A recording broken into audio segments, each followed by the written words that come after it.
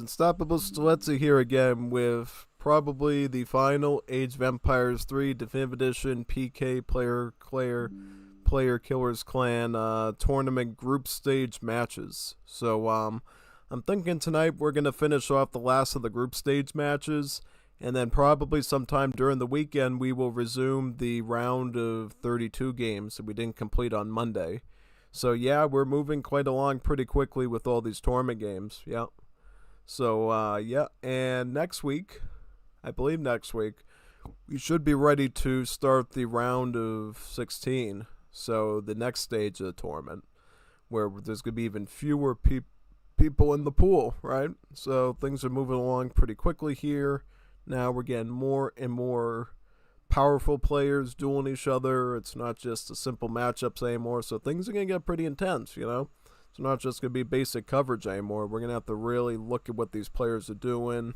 You're going to see some crazy strats probably as we get more and more powerful players going up against each other, which I like, you know? It's very good when we see that. More and more competition. That's very important. I see tons of great competition there, yeah. Oh wow, Sagawai posted in Discord that he posted the Deathly Hollows map from Wars of Liberty. Oh, that's a good map, man. That's a really good one, actually. Basically, it's a map based on that, that movie by Disney, the Deathly Hallows with the Headless Horseman and Ichabod. Yep, yep. Pretty much it's all about that, basically. So it's all about the Headless Horseman, and what was supposed to happen in that map, he was supposed to, like, spawn at the weakest scoring player and destroy their base, or at least disrupt their base pretty badly, and then encourage players to get as much score as possible through like treasures and trading stuff in the market, just so you wouldn't have them land in your base and stuff, and you had like a ton of OP stats. So yeah, pretty cool thing, right? Oh yeah, definitely. So yeah, there's that, and here we go. I am just sharing the stream on a couple of Discord servers right now, and we should be ready to finish this thing hopefully tonight so we can do some new stuff next week. They're going to be looking at Age of Mythology Retold stuff next week, Age of Pirates stuff next week, round of 16 in this tournament, probably a day dedicated to Wars of Liberty casting as well, since we got a lot of those still coming in. And yeah, maybe this week I'll even record a few games in the latest Middle East beta that was handed off to me this week, actually, that I haven't even gotten to try yet. There's some cool stuff to show there to you, so that'll be fun. Nothing too crazy, but just some things like animals that can actually attack you when you hunt them. The new artillery rework, we could look at that together so you understand it. So yeah, all sorts of cool stuff like that, basically. So that should be good. And what else? I'm trying to think of any other updates I have regarding the Stilezzi channel and stuff. Nothing so far. I mean, that's the big stuff. Basically, we're going to get done the group stage stuff tonight. Tomorrow we'll probably get done the group of 32 stuff. And then next week we'll do the group of 16. The group of 16, I would presume, will probably get done on the same night. I presume. I said that about the round of 32, and look what happened. We ended up having to do it another day. I mean, we might even have to do the group of 32 over both days on the weekend, depending on my availability and how many hours I'm designated to do it at night. So, yeah, be forewarned about that, I guess. Yeah, because you never know how long these games are. I'm making the assumption that they're going to be like 20 to 30-minute games. You know, they could be like an hour long, and then we could sit there for a real long time doing them. If they're that long for some reason, I would take a day like Monday to do it, but I really doubt they'll be super crazy lengthy long, but who knows at this point. Yeah, so other than that, tonight's gonna be a fun night. You're gonna get to see a lot of cool games by some cool Age of Empires 3 people, just like we did last night. Starting a bit earlier than I've been able to the rest of the days of the week, which is good. Starting before 6 o'clock, which makes me think, as long as these games aren't super duper lengthy, we should get them all done tonight, And if we sort of get around the time we did last night, I'm just going to get the rest of them done and just push through them till like 2 in the morning if I have to. So, yeah, basically. Absolutely. So yeah, big time.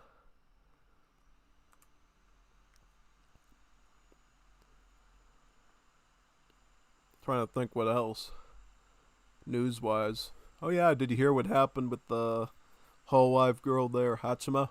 Saw that. If you follow along with Hololive stuff, that was pretty serious. I think didn't it happen this morning or yesterday or something. But she did an 8-hour stream and did a bunch of questionable stuff. That was unfortunate, you know. Hopefully she's doing alright. Oh, absolutely. You never like to see people that are famous like that you really respect going through stuff like that. It's always unfortunate when it happens. But hopefully she's doing good now and can try to figure out what she wants to do, you know.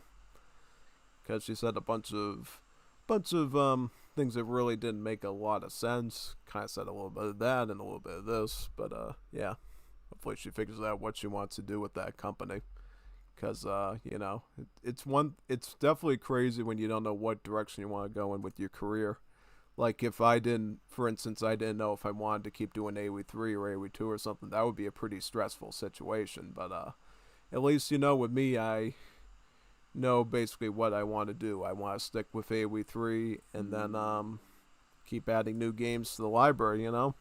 I'll actually be adding some new games to the library this month, which is pretty cool, so be on the lookout for that. And hopefully get to cover more tournaments like I'm doing right now tonight. Covering this PK Player Killers Clan tournament's been really fun. And I'll definitely cover the next one they do as well. And if you have any sort of Age of Empires 3 tournaments that you're running, that you'd like to have somebody do casting work for, I'm happy to come along and do it. You know, I would love to join on and do it for you, because you saw how much I like doing this one. It's been a lot of fun. I love seeing all sorts of new strategies. Because if I do get a chance to play again, which I most definitely will, once I'm through casting a lot of this stuff, you know I'm going to be trying out some of the stuff I've seen in that tournament and sticking it into my own perspective, you know? Just makes me a better player, I guess, to an extent. I mean, now I won't be good at everything, you know, my macros still be pretty average, but as far as my builds will definitely improve. I'll try out some new stuff, definitely. So yeah, it's quite good. Almost done, by the way, with the Discord stuff, so we shouldn't have to wait too long for that. Hopefully not. Hopefully we shouldn't wait too long for that. Yeah.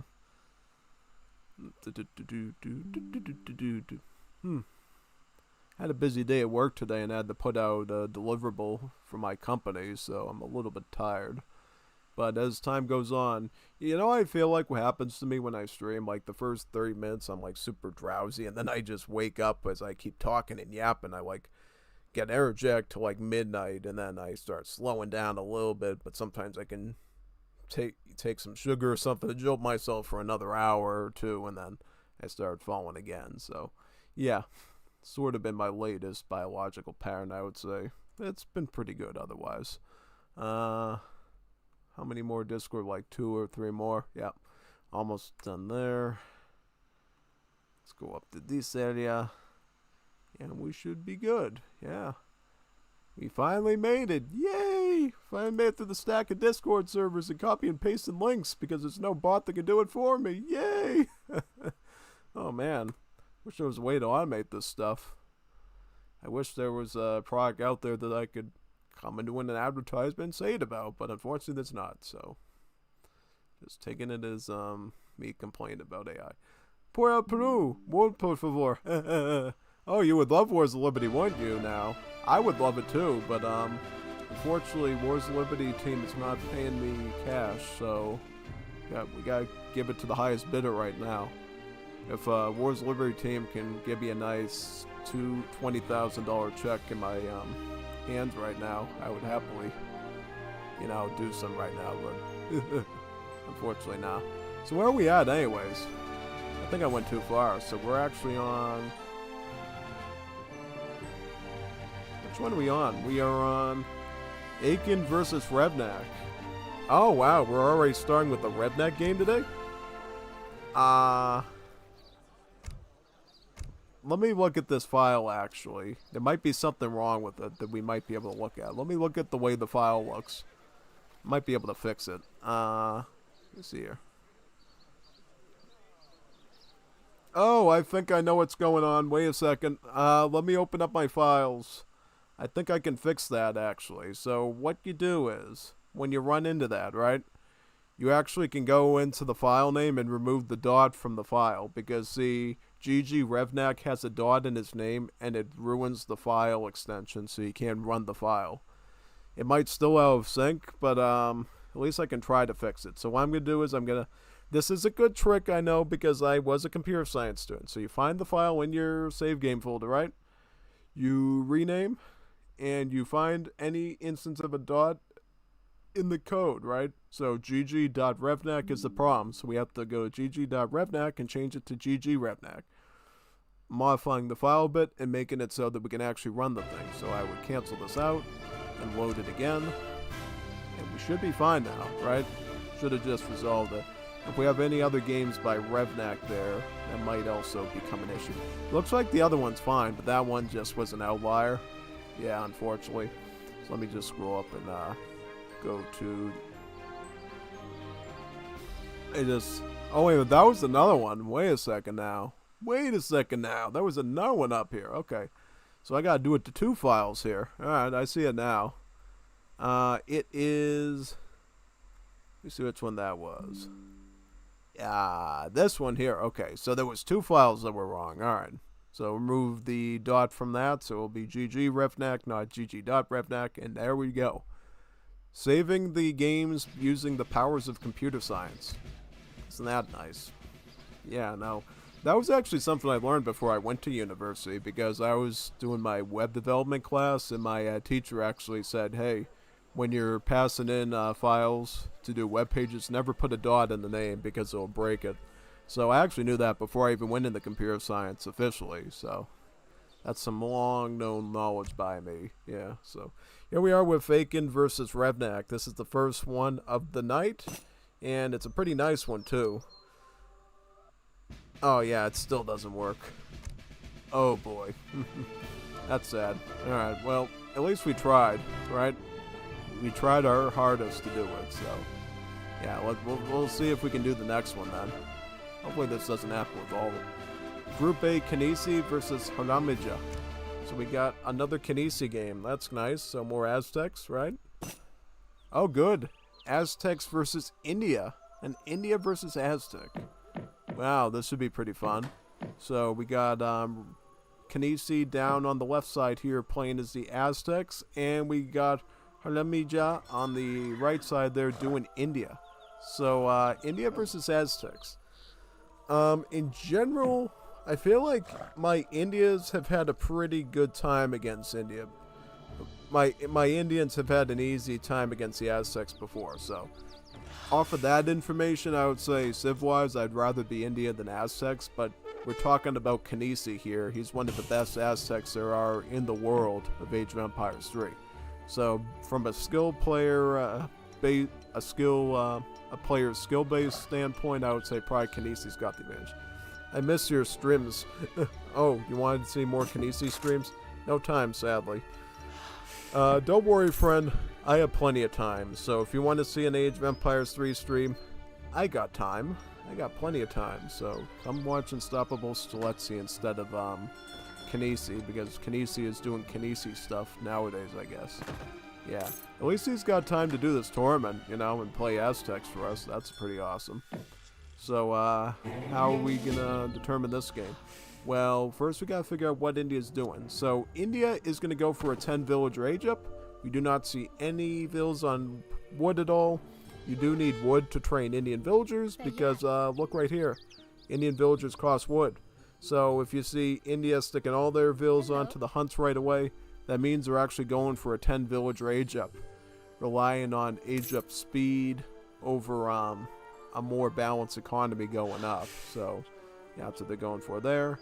Whereas Aztecs put down the market to get hunting dogs, and then they got their community plaza here to stick their warrior priests on. As you know, the warrior priests can be stuck onto the community plaza to generate XP. You can generate about 1 XP per second, which is a pretty good trickle, you know? Sets them up quite nicely, so we'll see how Kinesi's Aztecs end up doing against India here. I'm thinking it'll be pretty promising.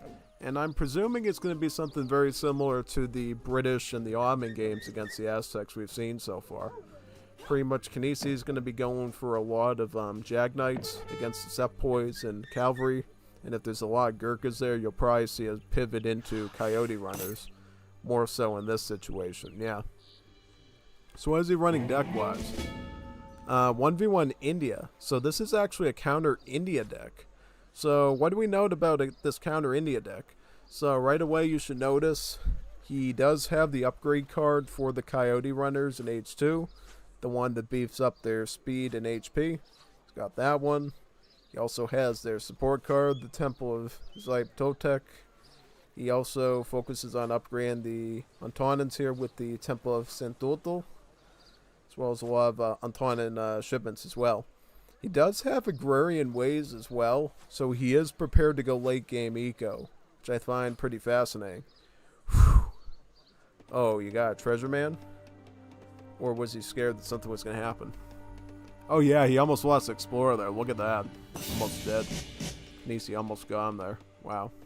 So it looks like India here went with the 10 villager Karnamata. Yeah, that's a build I'm pretty well aware of from Widgie's channel. It's kind of an alternative to going the Agra Fort route. You can go for a 10 villager Karnamata. And it's supposed to be the greedy option because the Karnamatas, you know, makes it so that your nearby villagers have an increased gather rate on their resources. So you see these little green and yellow rings around the villagers here. That means that the villager is actually gathering resources faster. Yep, and not only that, the age up will also give you a ton of resource crates of different kinds. So it'll give you a little bit of food, a little bit of wood, a little bit of coin. So if you want to go for a greedy age up, go for a 10 villager Karnamata instead of going aggro. Aggro fort. It's kind of funny how it works out like that, right? The city of Agra in India and the fort, the Agra fort, seems to sound a lot like aggro, like aggression. And then you end up using the Agra fort for aggression, like aggro. Yeah. Alright, but anyways, it looks like Kinesi will actually be getting the 320 XP treasure in the middle of the map. This is a huge advantage.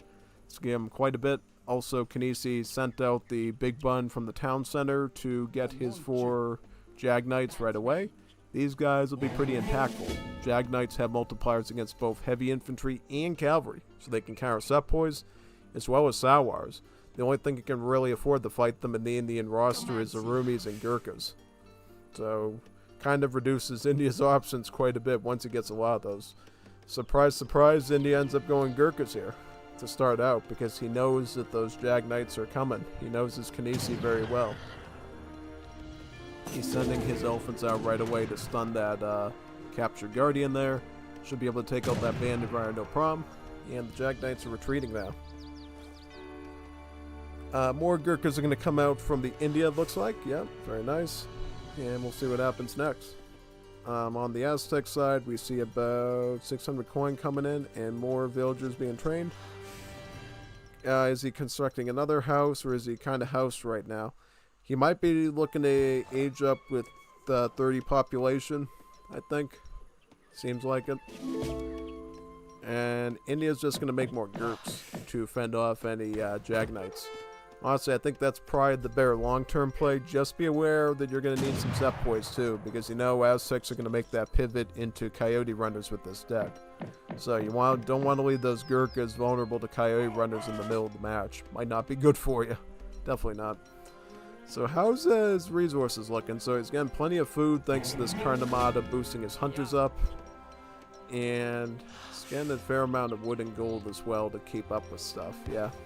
He is heeding my advice and getting a few Sepoys now, also shipping in the 4 Sawars. So again, a bit of hand cav in there.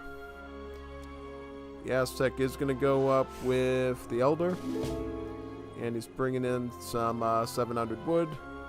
Elder's going to give him about 2 Noble Huts, which he'll be able to produce his Arrow Knights from, Jag Knights from, and Eagle Knights from, basically. Really all of his strong soldiers, pretty much. And right now he's garrisoning in the town center because he's got the Indians right on top of him. So you gotta be careful there. Yeah. How many warrior priests is he on to now?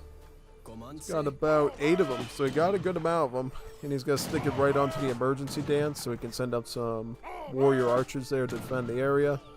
Very smart. And then we see the Jag Prowl Knights here in stealth, trying to move around that area. Yeah.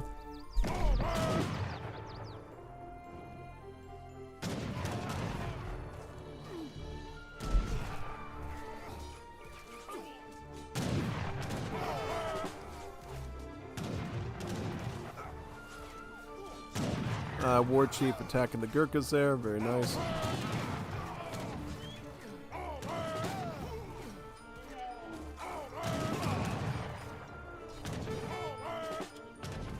More sepoys coming in from India. 700 wood. Yeah, so far it seems like India has some good pressure on the Aztec, but that's going to change very quickly once Kanisi reaches age 3. See, what's going to happen is Kanisi is going to send his second big bun from the town center for Jag Knights, and it's going to be a much bigger mass of them. And it'll likely be enough to like get his stuff out there. But also he's using his warrior priests too. Because believe it or not, these warrior priests are also a really good military unit. They have a hand attack of about 30. So they can act like cavalry against these skirms, which is quite nice. And also it gave Kanisi enough time to deploy his noble huts. He's got one over here, and he's got one over here. Right away, Kanisi's going to send his 10 Coyote Runners shipment to just run down those skirms. Perfect counter to that. And then he's probably going to follow up with Jag Knights. I'm in danger! Yay! Yes, you are in danger, kid. Say goodbye. Adios, amigos. Once Kanisi gets that fortress age, you're in trouble, man.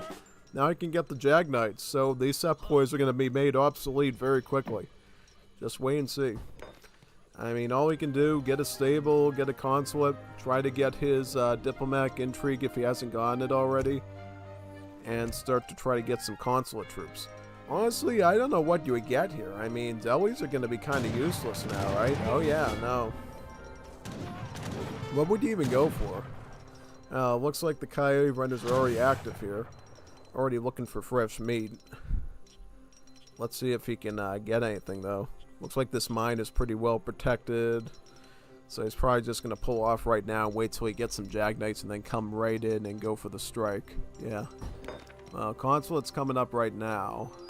He doesn't have diplomatic intrigue yet, so he really can't do anything too useful with the consulate right now, unless he just wants to go for like AZAPs. So maybe we'll see him do that perhaps. But who knows. Market going up. Very good. So here he goes with the Almond Alliance. 700 coin coming in. I don't know if that's going to help out a lot, but hey, it's not much you can do once Kanisi gets Fortress Age, and you're at this stage. Kanisi's going to be training tons of Jag Knights now. These are going to be his bread and butter unit, countering all the sepoys, countering all the cavalry, and then whatever that doesn't deal with, the Coyote Runners can deal with. So they can fight artillery, they can fight skirms.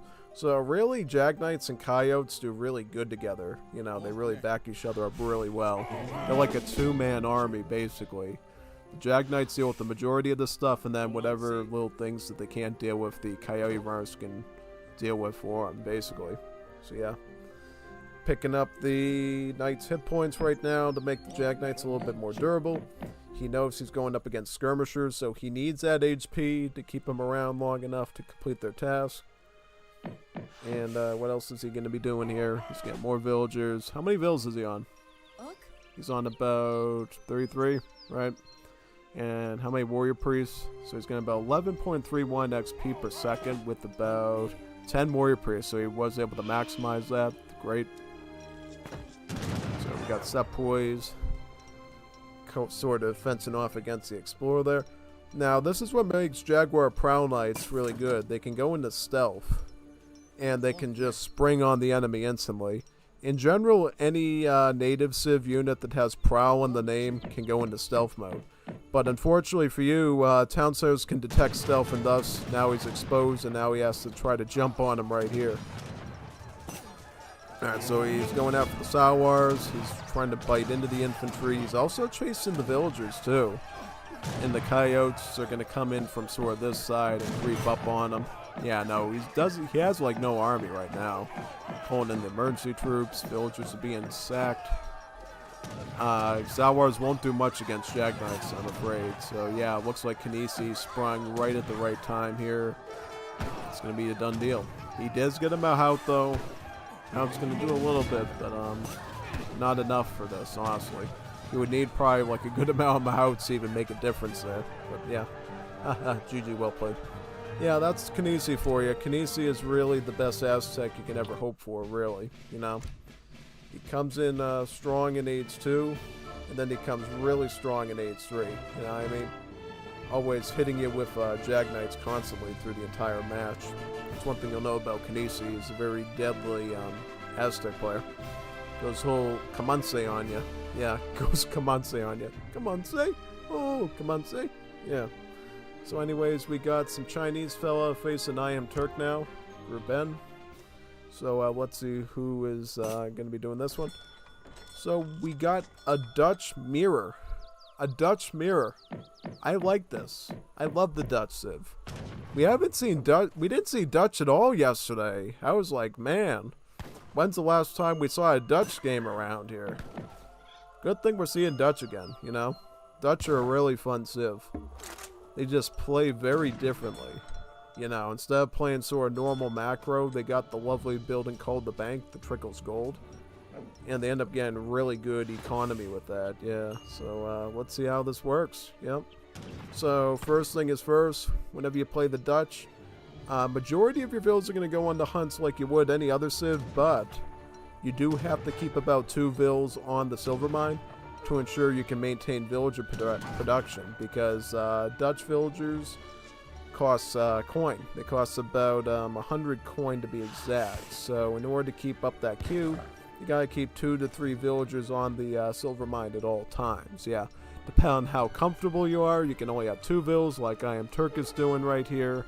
But if you are a little bit concerned about RNG with the treasures, you can put 3 vills on there. It's just going to affect the equation of your age up time as well as how many villagers you'll have when you age up, basically. And once you get enough coin to get enough vills to be reliable, you can actually just take them off of the mine and put them onto the hunt for the rest of the duration of age 1. And that should be able to help you out, yeah? Looks like Chinese fella's going to be going with 11 vills, and then he's going to ship in about 3 more villagers, and then he'll have 14 villager age up, which isn't bad. Whereas I Am Turk, doing the same thing, only he was able to accomplish it with only 2 vills on the mine there, and thus getting food even faster, which is really good. And let's check this deck out in general to see if there's anything cool or special about it. So, age 1 and 2 looks unremarkable. This is really what every Dutch 1v1 deck should have. Bosniaks is a very powerful mercenary option for every Dutch player. They should totally go for it. Advanced artillery is always a great option. Reuters, Hussars, Skirms. Really, the Reuters and the Skirms are your most important cards include, but Hussar can be great. And then the Bosniak is a must include as well. And what about the opposing Dutch? Bosniak, Reuter, Combat. So he has the Halberdier card too. The Halberdier one isn't bad either. So yeah, decks look pretty much very similar, but very good, very efficient. So right around this stage in the game, your biggest task is to get a number of your vills onto wood and a number of vills onto food. That is so you can build your first bank as the Dutch of the game. Banks cost about 350 food, 350 wood. So you need to do the brain power to decide how many vills do I need on food exactly and how many do I need on wood. It's really going to depend on how much food you were able to gather up in age 1 initially, and it's also going to depend on the RNG of the treasures on the map too. Because if you can find a bunch of wood treasures, you probably should be able to put them on food, but if you find a bunch of food treasures, put some on wood. You know what I mean? The faster you get that bank up, the better off you are, honestly. So, yeah, it's really about the race to get that bank, pretty much. It looks like this player should be able to get the bank right now. Right now. Yep, see, he is building it. And he's going to put vills on the coin right away. This is because he still wants to maintain a constant queue of villagers once he reaches age 2. And since he spent all that time chopping wood and hunting meat, his coin stockpile has sort of plummeted to beneath 100. So in order to maintain standard villager economy, not lose any villager seconds in his build order, he has to make sure that he has enough vills on the coin to make sure that he can queue up a vill as fast as possible. Also, it's going to take a while before your banks can fully sustain your coin economy. It usually takes, what I find, like 2 to 3 banks before the banks will be able to get all the coin you need. And that's if you're just going 1 barracks, I find. Now, if you need to go like 2 barracks of stuff, you might need about 4 banks, or you might need some more vills back on the mine again. You really need to do the math about what your plan is, and also if you're going to be going for a fast fortress as well, which is also another possibility, so that you can get your skirms up to the veteran upgrade and then ship in Reuters and stuff. So it looks like he already is building a second bank out using the quartermaster wood and then the 700 wood, right? And then after that, you would ship in your bank wagon, which is basically just a bank that builds itself pretty much, so you don't have to manage that one as much. Typically in this stage, we're going to see about 3 to 4 banks, depending on how skilled the Dutch player is. I Am Turk is going about 2 banks right now, and opening up with the stable, it looks like, right around this spot. He's picking up a house right here, so this should be quite good. He'll open up with Hussar and try to harass the opponent. He's also constructing a 3rd bank, so he's going to get about 4 banks here. Yeah, if you can macro really good with the Dutch, you can actually get about 4 banks out. You can build about 3 yourself, and then ship in the bank wagon for a 4th one. And that ensures your coin economy is like really good, and you really should have no problems with the Hussar production, because then you can put majority of your merchant vills onto the hunts to get the food cost of the Hussar done, and then the banks will just handle the coin.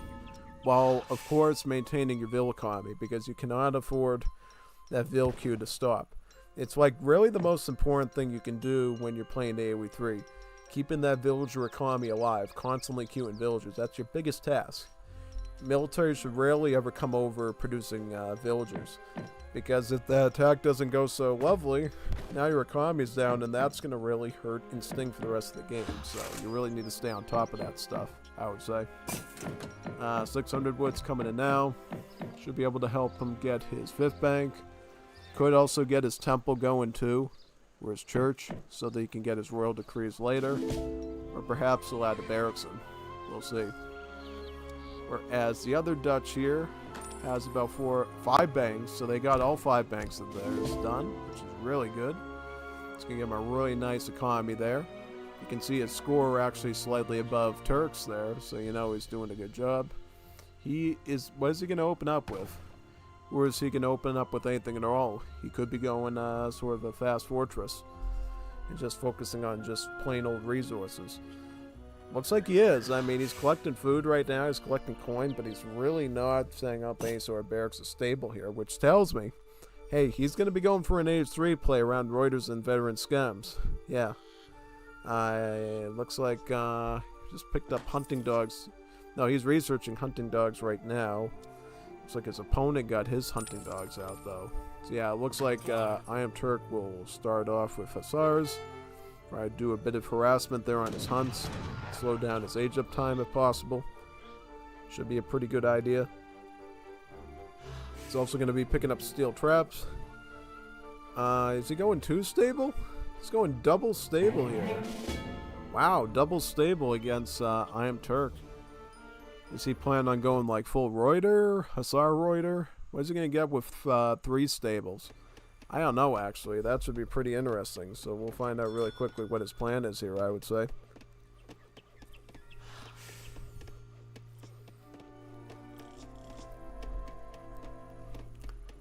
Looks like he's going to age up with the Exiled Prince. That's a good move. Hopes he ages up very quickly. From there, he could probably ship in Reuters or Hussars to deal with the Hussar pressure he's dealing with. Oh no, that's not him. He's actually still in Age 2. And he's going double stable Hussar. Huh. Okay. And he's also shipping in 3 Hussar as well. So he's going to queue up like... How many Hussars? He's probably going to get about... Oh wow, he's getting even more of them. That's nice. Oh, wow, look at that. 9 hussars and then 3 more shipping in. That's a lot of hand cav there, man. Wow, 14 hussars. Hussar! That's a lot of hussars there. However, the I Am Turk Dutch is now in Fortress Age, and now he can counteract that with Reuters. So you're going to see very quickly I Am Turk start to train out Reuters from the stable.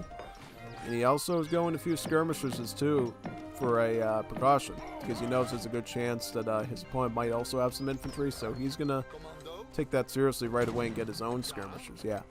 So right now, it looks like the town center is garrisoned, and the Reuters pop out with the Minutemen. So this is going to force the Chinese fellow to retreat his hussars there and give I Am Turk the breathing room he needs for his economy. And this is going to put his opponent in a disadvantage, because now I Am Turk can pursue him with these Reuters and whittle down his army, since they really don't have any way of dealing with these, unfortunately. Reuters were a little bit of a different dragoon than the average one, so they look pretty weak on paper, but you get them in much larger numbers in your cards, and that's because they're actually a 1-pop cav unit, yeah. So you can actually have double the Reuters than you can dragoons in a game, so yeah, it's quite good. You can stack them pretty quickly, yeah. Also, I Am Turk is going to make a few halberdiers too, as both another form of anti-cav and a siege unit as well. They will break through buildings pretty quickly, yeah. So that should be pretty good. So let's see what we got right here. We got, on the opposing side, we got 12 Reuters, so he did make it to age 3 with the Exiled Prince. He's got about 12 Reuters there, and he's trained even more Reuters out. He'd even ship them in, so he still has the nice 9 Reuter shipment he can go for there. So he's going to go Veteran Hussar and Reuter. That's an okay combination, you know, you just mass up the Reuters to fight the enemy Reuters, and then Hussars will just deal with the skirms. Requires a bit of micro, but he can make it work. Watch, mind the halbs though. The halberdiers are scaring me quite a bit here. The halberdiers are engaging with that hussar. Oh man, watch out for the halbies. The halbies are going to destroy you if you're not careful. Always be mindful of halberdiers. Halberdiers are quite a dangerous unit to deal with. Yeah, you're going to have to get out of dodge, I think, on that one. So just back up, back on up, back on up. Get out of there and go back to that area. Yeah. Very nice.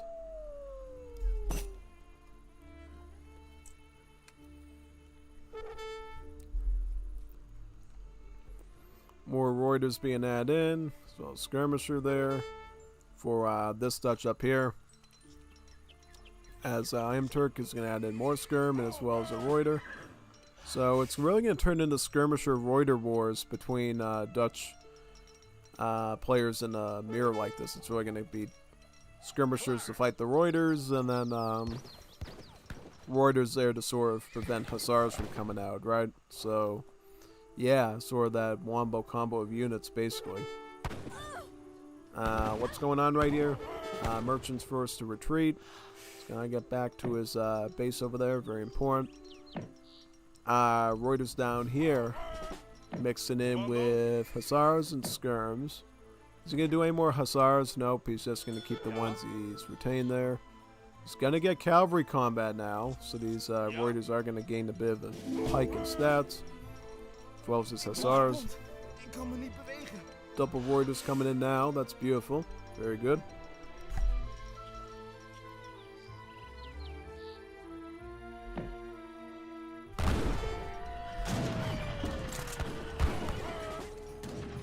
Okay, so where are we at here on the battlefield?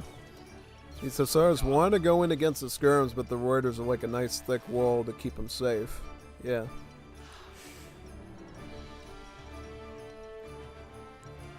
Follow this area here. It looks like he's going a bit north right now, and he's going to go in this direction. Yeah.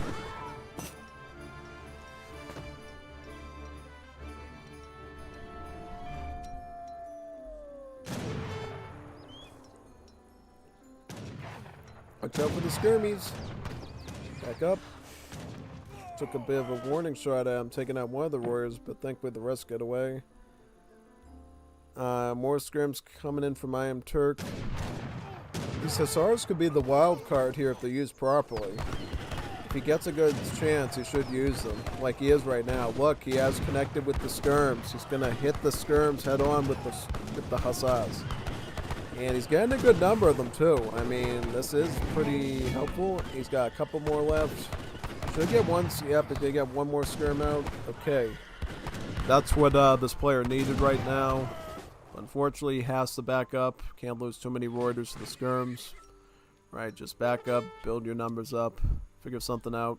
He is finally getting his 9 Reuters shipment in, so his numbers on the Reuters should grow quite a bit now. He is going to add in more hussars, though. He's going to add in more hussars. He wants that special factor to deal with the enemy skirms, I think, because it worked pretty good in the last skirmish that they had. Let's see here. We're going about 7 skirms. More skirms coming in. He's trained up a Reuter as well. Very nice. Also, let's check out resources too. So, I Am Turk has got a ton of food, so his macro is just looking really swell right now. Whereas, his opponent's looking a bit smaller, but just keep in mind he is producing hussars, which are pretty hefty in food costs, so yeah, I mean, he's also doing that there. How many more hussars is he going to add? So right now he's got about 7. He can add up to like 2 more in each of these batches if he wants. He's going to add in, yep, he's going to get about, now he's got about 11 hussars, or 16 actually, and then he's adding more skirmin. He's going to get infantry combat to boost up the skirms too. Quite nice. How many skirms is this guy on? He's on about 24. And how about I Am Turk? So I Am Turk is on about 34 of them. Not including these, about 39. Reuters are right on top of the skirms here, picking them off. I Am Turk is in a bad position with these ones, so he might end up losing them all. Yep, he is going to lose those ones in the front there. And then the hussars here come up onto the side, right, and start to dig into your skirm numbers there. Very nice. Very good. Let's see if we can fight through those Reuters. Very good. And then move on to the... Oh, wow, look at that. Good meat shield there with the hussars. Beautiful. And he's going to roll in deeper against the skirms. Very, very nice. Beautiful. Very good.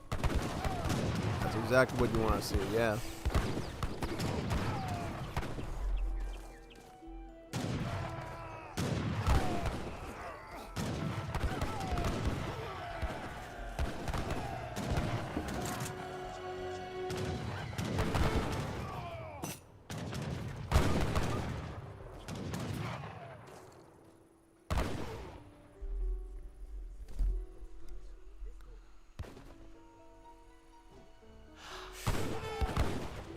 Oh man, wow. Bad timing for your hussars there. Look at that.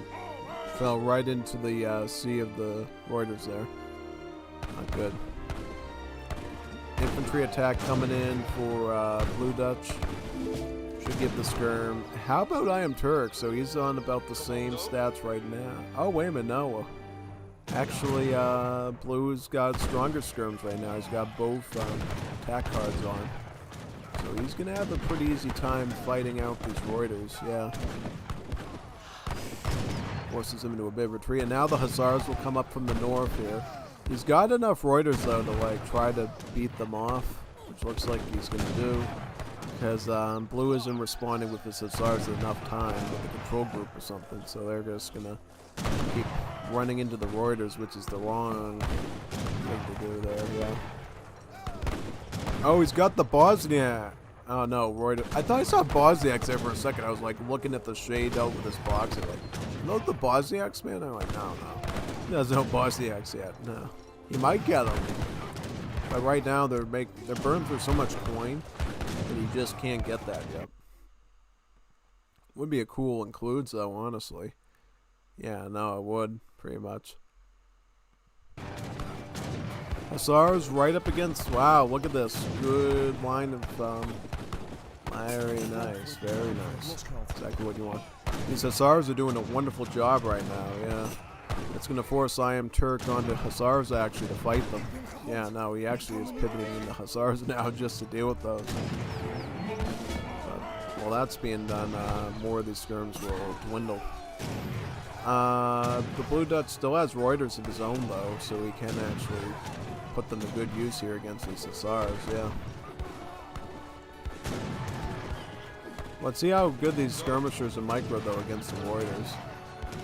Oh, it looks like I Am Turk is pushing back with these Hussars though. He's gaining ground. He's gaining ground on his opponent and forcing them back. Yeah, look at that there. Really gaining some advantage on him right now, which is quite good. Yeah.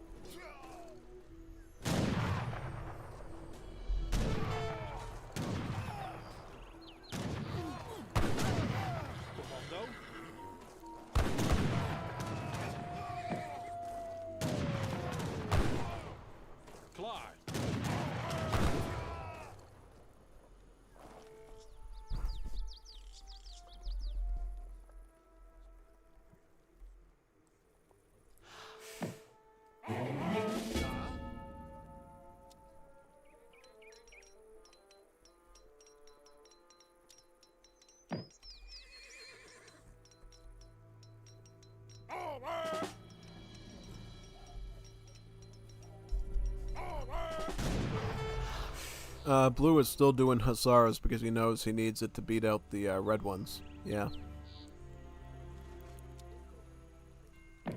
I Am Turk will add in his skirmisher attack now, so he'll be on par with the enemy skirmishers. So now these skirmishers will be even Steven with each other. Oh, wait a minute, no, it looks like he did not send the hit points in yet, but it looks like Blue did. So his skirms are still slightly going to be better here. Yeah. Let's see now. So it looks like Hussars do connect with the skirms there, but the Reuters kind of scare them off, yeah. What goes on from here now? Well, oh wow, it takes out a Vil. That's not good. It's very bad.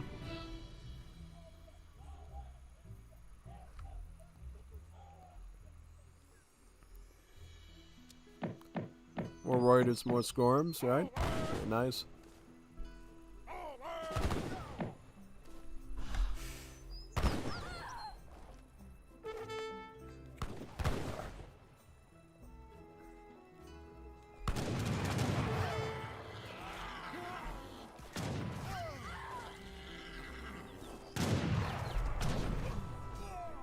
Alright, so skirms are in the middle here, Hussars down here, Reuters coming from this side. What's going on over here now? Alright, that's just Vils. Looks like I Am Turk is gaining the battlefield advantage right now with just sheer numbers, whilst Blue is retaining the Hussar advantage, yeah. With that many Hussars, he will connect to the skirms again. The question is, how effective will that be? Because now it's going to force I Am Turk to meld his skirms into his Reuters and try to just get them out. Wow, look at the Hussar advantage, though. They're really just grinding him there. Yeah, no, he's grinding his skirms quite well.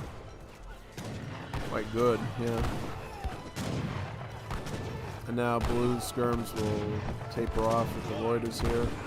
But unfortunately, Blue just doesn't have the army anymore, right? He's adding some Reuters in, he's getting some skirms back.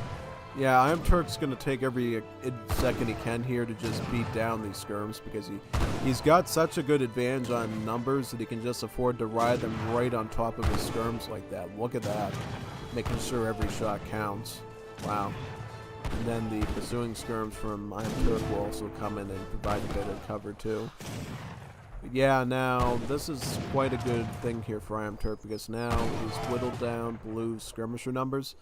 And at this point, even though he's going up against him with Reuters there, the Reuters should still beat out these skirms because there's so many Reuters shooting at him that they can like one-shot these skirms right up against him, yeah. Blue is going to try to fight back though with the massive skirms. He also just sent his 8 Halberdier card in, and he's got them in cover mode right now. But unfortunately, skirms will make quick work of them and take him out in about 2 volleys still. So that's not good. Looks like these Halbs are more or less being a distraction right now, more than an actual military threat. Yeah. Yeah, notice how the skirms are taking them out still in like 2 volleys. Yeah. Like good there.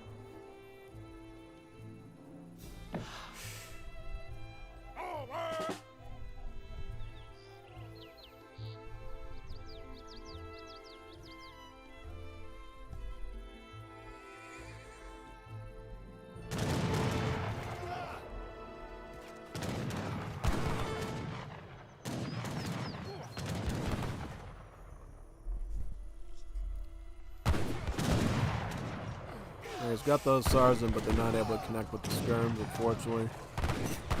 GG, yeah. Iron Turk is just gradually winning the battle there, too, yeah. Iron Turk at the end there was just able to maintain the numbers and just push that advantage across. That's why Iron Turk is the winner in this one. But I'll give props to Blue as well. He definitely was throwing in the Hussar element, which definitely gave Iron Turk some trouble. But he just wasn't able to maintain the army presence needed to just make it a win. There was a few moments when I was like, wow, Blue might actually just win this here, but then Iron Turk was able to pivot into Hussars and just regain the battlefield with some good micro of the Hussars. So yeah, Iron Turk was just the more seasoned Dutch there, personally, yeah. So now we're going to be looking at Sheikh fighting one of the Chinese players now, it looks like. So we'll see how that ends up going. Looks like he's going up against a Mexico, so we got a Mexico against Sheikh's Ottomans. Should be interesting. So, from what we can tell, Ottoman is really good against Mexico. Yeah. This is a really bad matchup for Mexico because you really can never go Baja California Revolt against an Ottoman because the Ottoman will prepare for that and go with the counter deck and just go Abyss guns and beat you out with that. And then gradually add in Janissary. So don't even try a Baja Revolt against Ottomans. It will go flat on your face bad. Now, what else can you do against Ottomans if you're Mexico? I don't know. I truthfully cannot tell you because everything I've seen says that the Ottomans just beat out Mexico like 88-10 or whatever. It's just really in their favor. Yep, so Ottomans got their mosque, got their train posts. Mosque is going to trickle XP, whilst the train post is going to deliver about 69 XP on each delivery. That's quite good. Basically means Ottomans will be able to get a ton of their card deliveries, including these Uruks here, which is quite nice.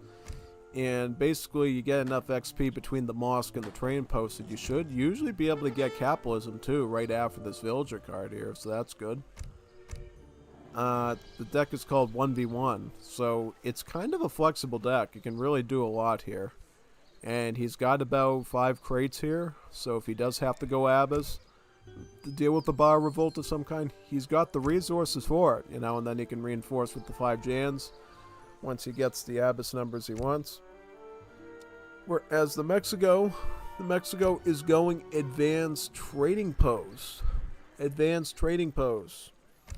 So we might be seeing the Bar Revolt here because, number one, we see a trading post go down for Mexico. That's usually a sign of a revolt. Whenever Mexico starts with a trading post, that's a revolt of some kind. It's either Central America or Baja. And now we're seeing advanced trading posts coming.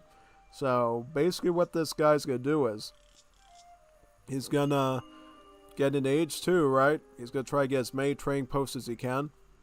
And then he's going to go into a Bar Revolt and get those 3 frontier wagons and then turn those into trading posts as well. And then at that point, he's going to control probably every trading post on the map, if he does it right, except for the one here that he can't get, because of the TC, Aura, radius sort of rule, pretty much. But all the other ones you should be able to get. And then with that, he's going to try to do a trade monopoly, and then it'll be up to Sheikh to take out enough of those trading posts. It's very annoying, but the Ottomans are more equipped than other civs to do it, because they got the Abyss gun, which beats all the California revolts 1-1. And then they also got the Janissaries, too, to act as sort of a support unit there and provide a bit more siege when they're pushing on those trading posts, which is quite nice. Yeah. And they also have a good amount of durable HP, too, to help the Abyss gunners out in those fights.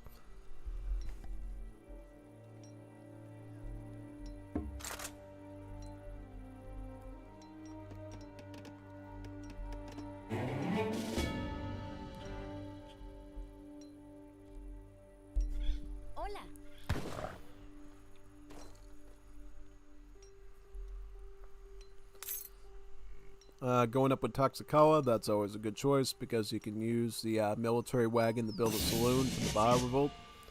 So yep, in general, when you look at Mexico and they go Toxicala age up, if they build a barracks, you know they're going Central America. If they're going with a saloon, then you know it's going to be a Baja Revolt. Yeah.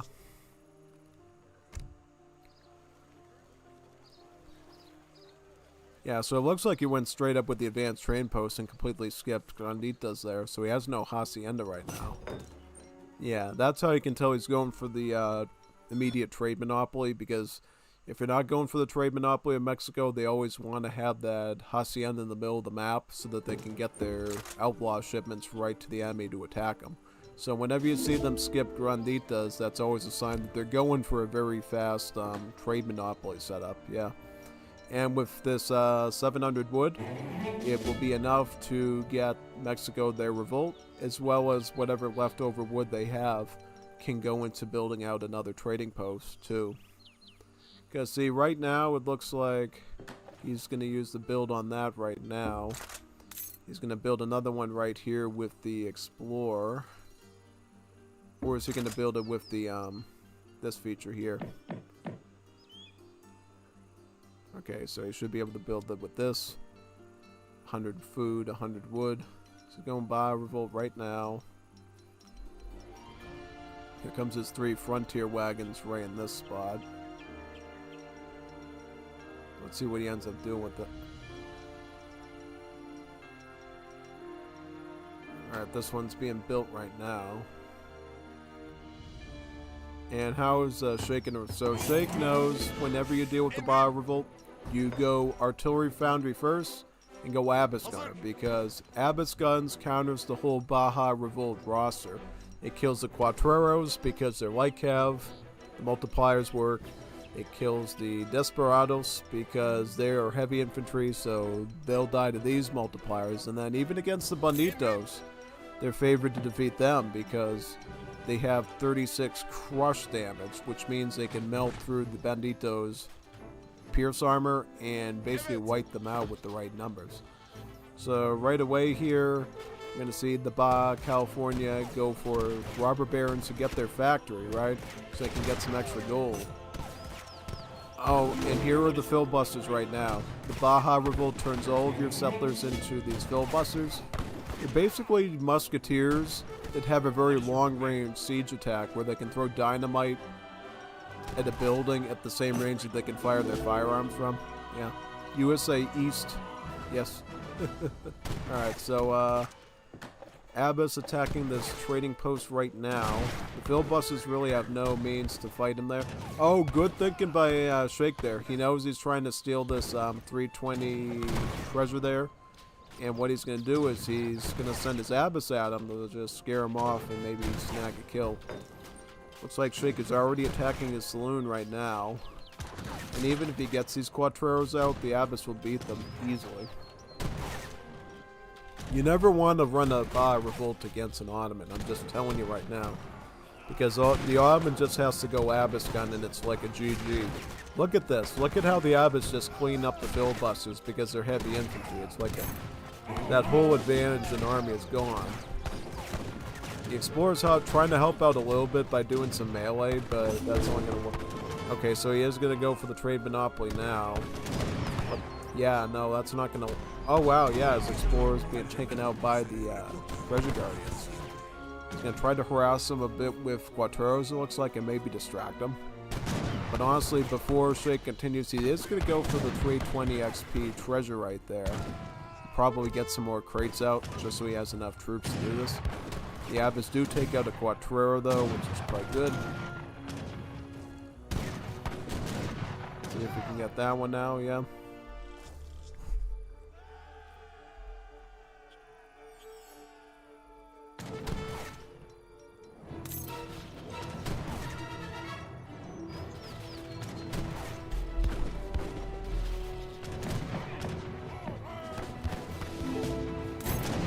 Jans and Abbas fight the Minutemen. Good.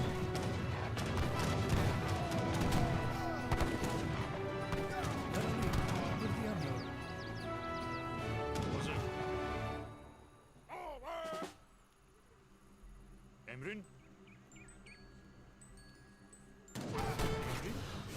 Tamam, olur. Coach guns get about 3 banditos and 3 quatreros. Very nice. And it also adds a charge attack onto these train posts. It's called shotgun messengers, and it does a bit of splash damage to nearby units, effectively stalling the survivability of these train posts by a little bit. Alright, so once that arrives, these units are going to get a nice blast from that.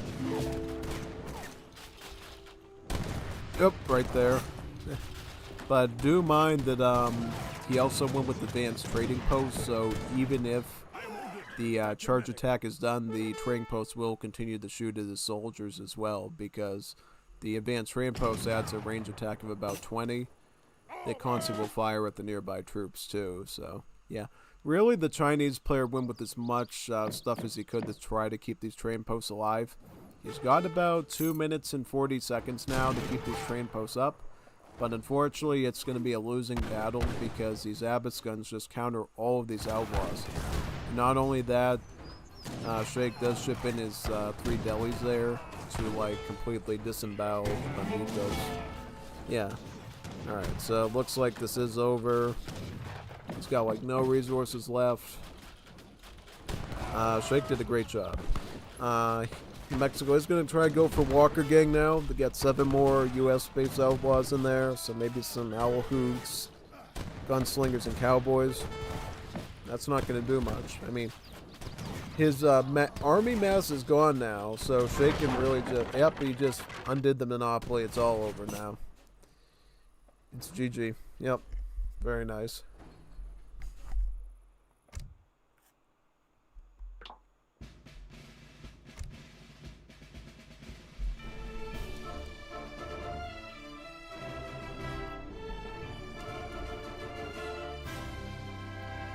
Which one are we on now? Carbone versus Chinese player. Yep, let's see what this one is.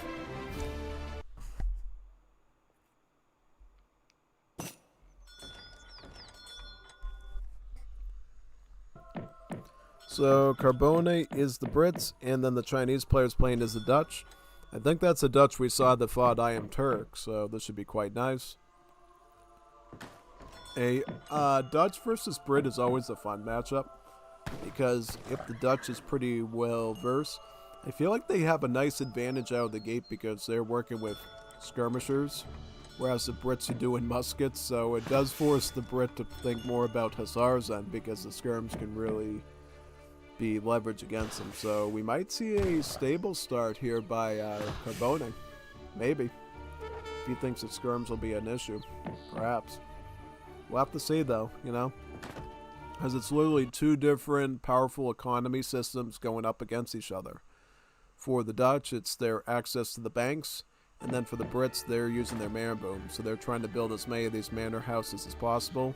And get free villagers from them. So it's it really is a good test of how having extra villagers really does against a building that's literally trickling you coin.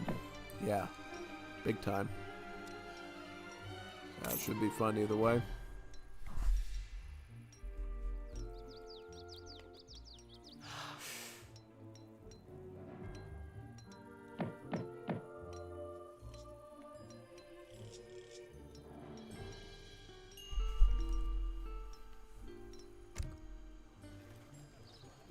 Alright, so what do the Dutch run? So the Dutch are running the same deck they did against Iron Turk, it looks like. So you got your Bosniak, Reuter, Hussar, Skirm, Halb.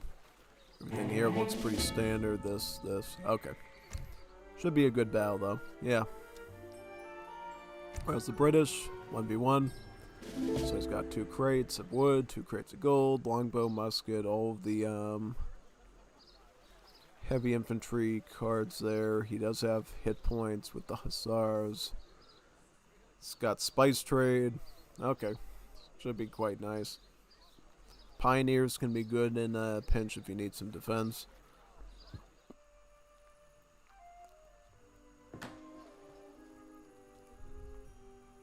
Alright, so at this stage, Dutch going up with a 15 village rage up there. They were able to pump out about 12 merchants, and then they shipped in 3.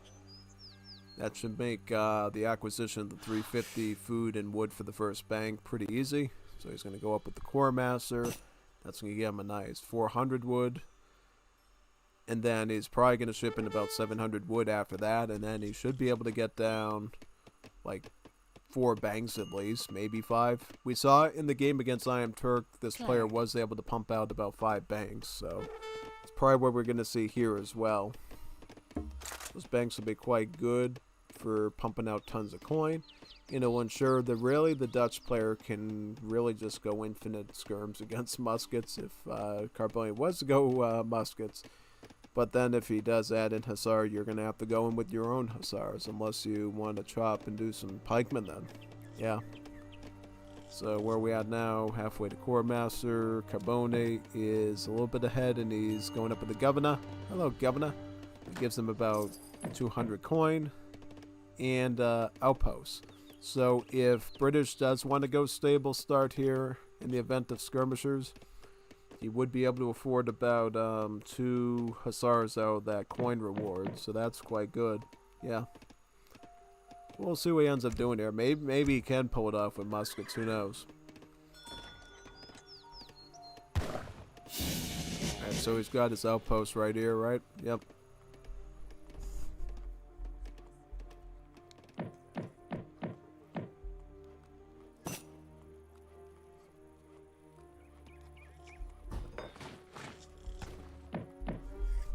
Brit does open barracks. Okay. Maybe he presumes he's going to go stable or something. Maybe. Maybe he thinks he can push the advantage early on because he has the quicker age up. So right now, Dutch is on 1 bank here. He's going to ship in about 700 wood, it looks like. Yeah. Oh, now I understand what's going to happen. I just figured it out. So this is something that I fell into very easily in my tournament games here. So if you can't get your military up quick enough as the Dutch and just focus too much on banks, a musketeer rush can actually defeat the Dutch while they're setting up their economy. So I think what Carboni is going for here is a timing attack with his muskets while the Dutch player is still concerned with getting their banks up. Yeah. I feel like when your opponent is going potentially muskets, you do need to adjust your bank macro so that you can, you have to adjust your bank macro so that you basically don't get brushed out of the gate too much by musket. But see, this is a problem too. He's going stable. He's assuming stable, but he knows his opponent's main unit is the musketeer. This is going to be quite dangerous because now, after he's done picking up this 320 XP treasure, which is a very big advantage, by the way, for the Brit player, he's going to be rushing you with muskets in your base, and those Hussars are going to be like paperweights. Well, they're not going to be paperweights, but it's not going to be favorable in that matchup. No, it's not going to be that good. Gringo got paid to do this thing. Oh, hey, thanks for letting everybody know. Yeah. It's pretty fun though, you know. It's quite enjoyable. It's quite enjoyable. I like this. You get to see some really strong people in this tournament. You know, Julian K. You got Revnak. You got all the big names here in this tournament. So, if you're gonna cover anyone in the tournament, you want to cover these people. He just really knows what they're doing. Yeah. Okay, so we do have 4 Hussars here. Let's see if he goes for a raid in this area right around here. Let's find out.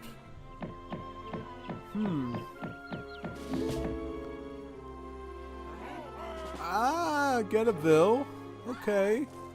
I mean, it doesn't hurt that much against the Brits. That's one thing I'll notice when you're fighting the British. They don't...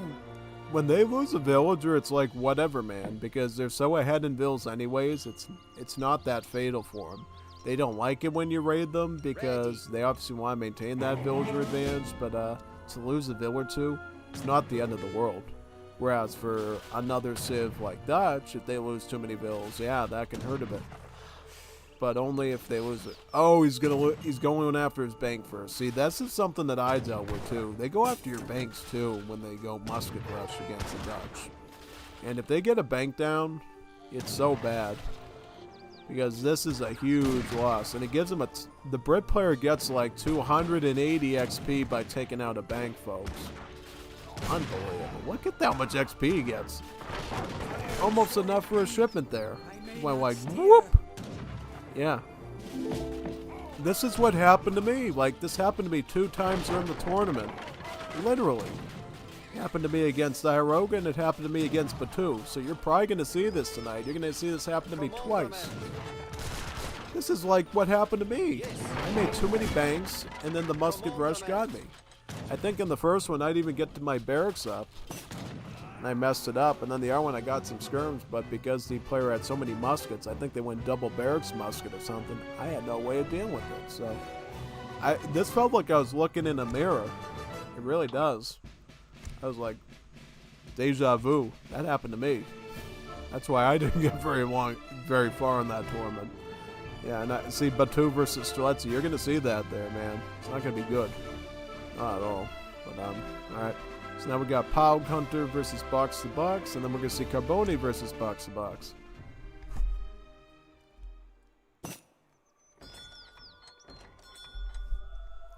GG. Shouldn't it be good luck? Why are you saying GG already? You think you're going to win? Think you're going to win? Nah, we'll see. Alright, so Box to Box is the French, and Pog Hunter is the British. So we got British versus the French. Always a tough one to call, you know? Brits certainly get the huge economic advantage with their manor house boom, but hey, the French got the CBD villages as well, so their villages have a better gather rate overall. And not only that, French can get some pretty powerful cards, especially if they get into Age 3. They can throw the British off a bit, I would find. Oh yeah, no, it's true. Definitely is factual. And I think one thing that the French can do against the Brits as well, French can definitely handle a musketeer rush initially themselves, so that they can pressure the Brits with their own muskets, and it's a little bit more even, you know what I mean? Until the Brits maintain that villager advantage enough that they can actually go to like double barracks or triple barracks, then it goes more on the Brit side. But at that point, if you know what you're doing as France, you should usually be able to get to Fortress Age and add skirmin and change up the dynamic a bit, yeah. Because I feel like the differences between going with Abyss and skirmishers against the Brits, if you can get a good mass of skirms, it's a lot scarier for the British to deal with, because instead of having a few high damage units with the Abyss gunners, you have like a big swarm of skirmishers there, so it forces the Brits to do a lot more fighting against it, and just, I don't know, it just feels like it's a bit of a scarier threat, personally, yeah. Alright, so French getting out their 3 CBD card. Brits getting 3 settlers. Yep. Same deck, right? No, it's somebody else. it's not Carboni, it's MH Greed. So he's going for, he's got both cavalry cards. He's got the HP and the attack. He's got a fort. He's got a fort in there. He's got 2 musket hussar. He's got 3 rocket. Okay, I don't think he'll go that far, but who knows? France. He's got his crossbow hussar, create CBD. He's got his wilderness warfare there in H3. He's got Kilise, 4 hussar. 4 hussars, skirms, dragoons, falcons. Why is he running this? I think you would rather want like 7 skirms, personally. That seems to be the popular choice. I feel like Hussar is a bit underwhelming there for Hussar compared to 7 skirm. Because Skirm is really... He made too much Joe Rogan. I made too much Joe Rogan, yeah, I bet. Oh, man. Alright, so France going up with the Core Master there. Around this stage is France. You got to get your vills on the wood. And you got to build yourself a Mikado. Go for hunting dogs, go for placer mines, and try to get steel traps right out of the gate once you hit age 2.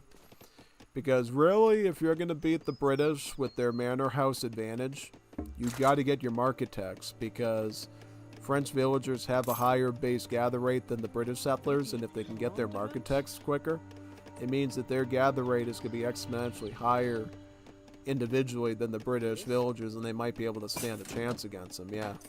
But that being said, Brits are going to get their own market tax. They're going to pick up hunting dogs, most likely, and they're also going to get gang saw. Because gang saw improves wood production, and wood production leads to more manor houses, folks, right? So you don't want to just be stuck here with only 4 manor houses. Eventually, you're going to want to get, like, usually around mid-age 2, people have like 11 to 14 of them, depending on how skilled the British player is. And that's literally equates to like 11 to 14 extra villagers on the map, bringing in resources. It's no joke. It's quite powerful. It's not easy, man. So, yeah, quite interesting. Yeah. Yeah, let's see what happens here with this outpost. Yeah. Okay, so this is another reason why the Brits go with the governor age up. They get this outpost wagon, they can stick it right in front of their barracks, and it ends up giving the British a nice strategic advantage on the battlefield, because when the French player tries to come in with their own muskets, they have to deal with that outpost firing at them and making their combat a little bit less efficient. So there's a method to that madness, basically. And also the fact that Brits don't get quartermaster themselves for obvious balance reasons, right? It'd be like giving the Brits another 2 to 3 extra free vills too, which would be crazy. Yeah. Steel traps coming in for the Brits right now, actually, so you can maintain musket production. French, what are French gonna get? So French again, houses, right? They're picking up their 700 wood right now. Okay. So is he gonna? Yeah, he's probably gonna have to go like double barracks, right? Got barracks there. And what is he gonna follow up with after that? I don't know exactly. We'll have to see what he gets after that there. Watch out here. The vills are being attacked. I am sorely grieved. I may not steer.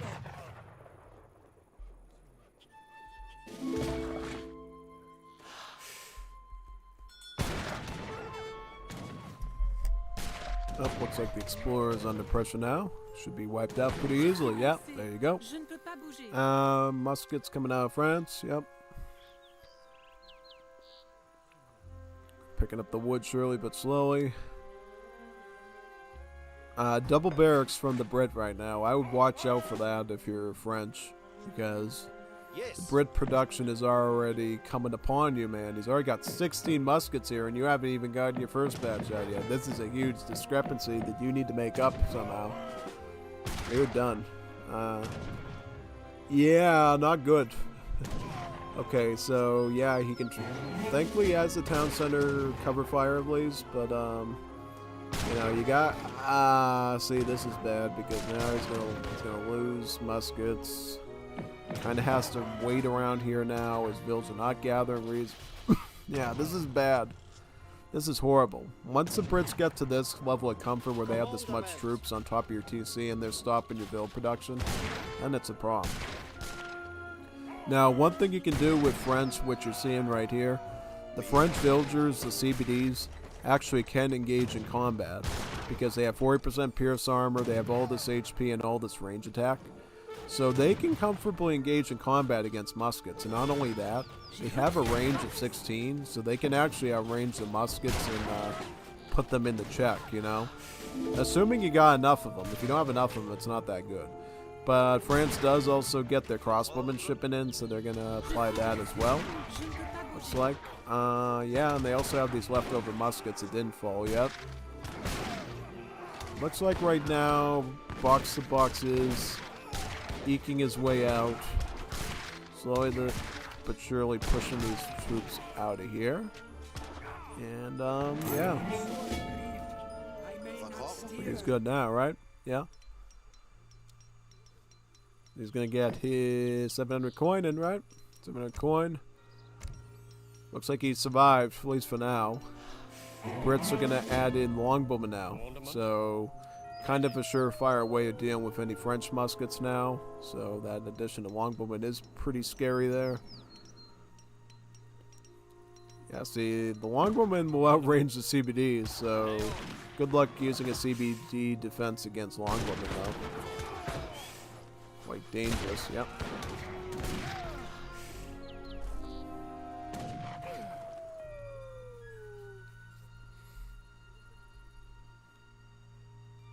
Oh man, more muskets coming in?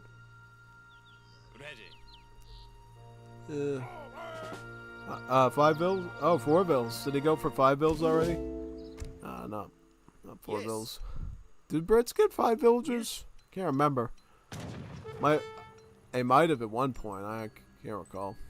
But either way, he is getting an extra villager card there, so Brit economy looking really nice right now, whereas the French are sort of just scrambling for all this space. Not really able to do much. The French will go full crossbow though, because he knows he's massing out the muskets. And that's really all he can do for this defense right here is go archer, archer, archer. Archer, archer, archer. Like that, yeah.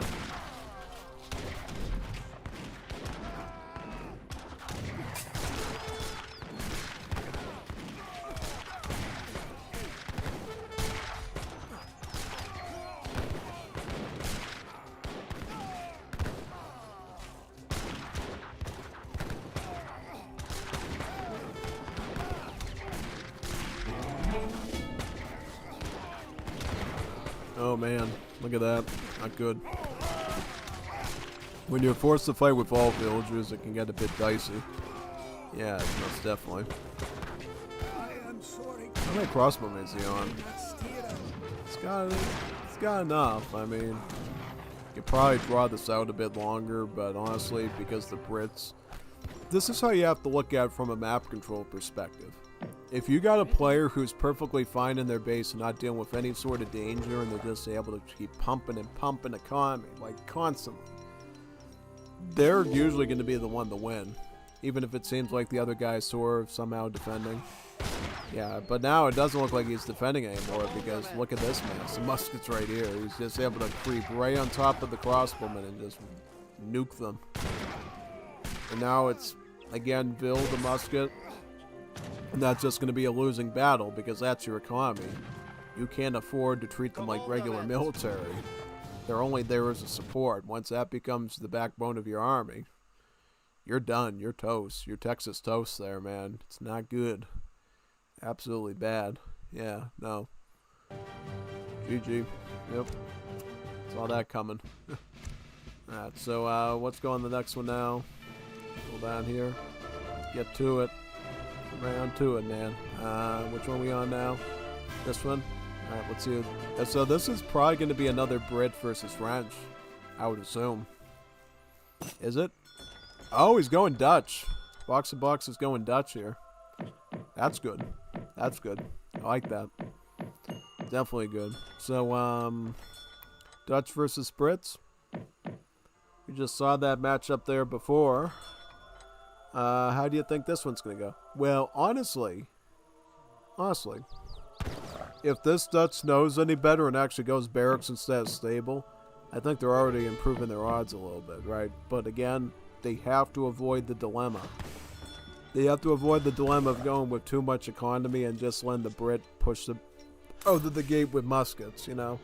Because I was under the smoke and mirrors before that the Dutch could always just beat the British because they were a skirmisher civ instead of a musket civ, and that's absolutely not true. You gotta like go through and finagle bank economy versus military, which is an extra complexity, you know? And as you're gonna see in the games that I did, it was something that I really ran into going against like high level players that just happen to use musket civs like Spain. But Against Brits, it's even worse because Brits' musket rush is going to be even more ferocious than any kind that the Spanish are going to do, you know? Because Brits get the advantage of the manor houses, bringing in extra vills, so whatever ferocity of musket rush you had to deal with Spain is going to be amplified with the Brits. So, yeah, unfortunately, any civ that gets easy access to musket rushing kind of just forces the Dutch player to make some decisions. Can they fit in a fast fortress and get veteran muskets and survive with that? Or do they have to fight it out in H2 with just plain old on upgrade skirms? Yeah. Which will be an interesting question here. Can Dutch here do it or what? And also, will Dutch know to go barracks? I think they should know to go barracks, you know what I mean? I feel like that other Dutch last time that fought the Brits going stable, that was like super duper bad, you know? He should have just started skirmisher. If he ran into hussar trouble, then he could have had pikemen in, you know? That's typically what you want to do there. Or then get the stable and get hussar, but don't start hussar with Dutch if you're fighting a Brit, because the Brit's gonna usually just go musket, you know, because that's what they like to do. They'll just stick it on top of your town center, rush your banks, make your life really hard. So yeah, basically that. Box of Bucks does get some coin, very nice. Coin treasures can be very good for the Dutch because it basically allows them to sometimes fit in another vill or two into their age 1 and thus get a little bit of extra economy for the age 1 to 2 transition, to the point that, again, that first bank is going to be a bit faster, there's a lot less stress. With maintaining the villager queue early on, it can be quite good, so yeah. We'll see though. So Carboni is probably going to get his market real soon. Oh no, he's going for manor houses right now. He's just going eco at this point, which I think is pretty smart. Yeah, because that's really, it's really a rat race for the Brits in age 1 into 2 to just go manor house, manor house, manor house, and start building, building, building, like Bob the Builder. Yes, we can. Bob the Builder. Yes, we can. Like that. Yeah. Yeah. Shep said, "Aguante el Peru e CTMRE." Oh. Interesting, Juanito. Interesting perspective. Alright, he's getting his market up now, though. Going up with the governor. Hello, governor. Whereas the opponent here, the Dutch, going up with that. Very nice.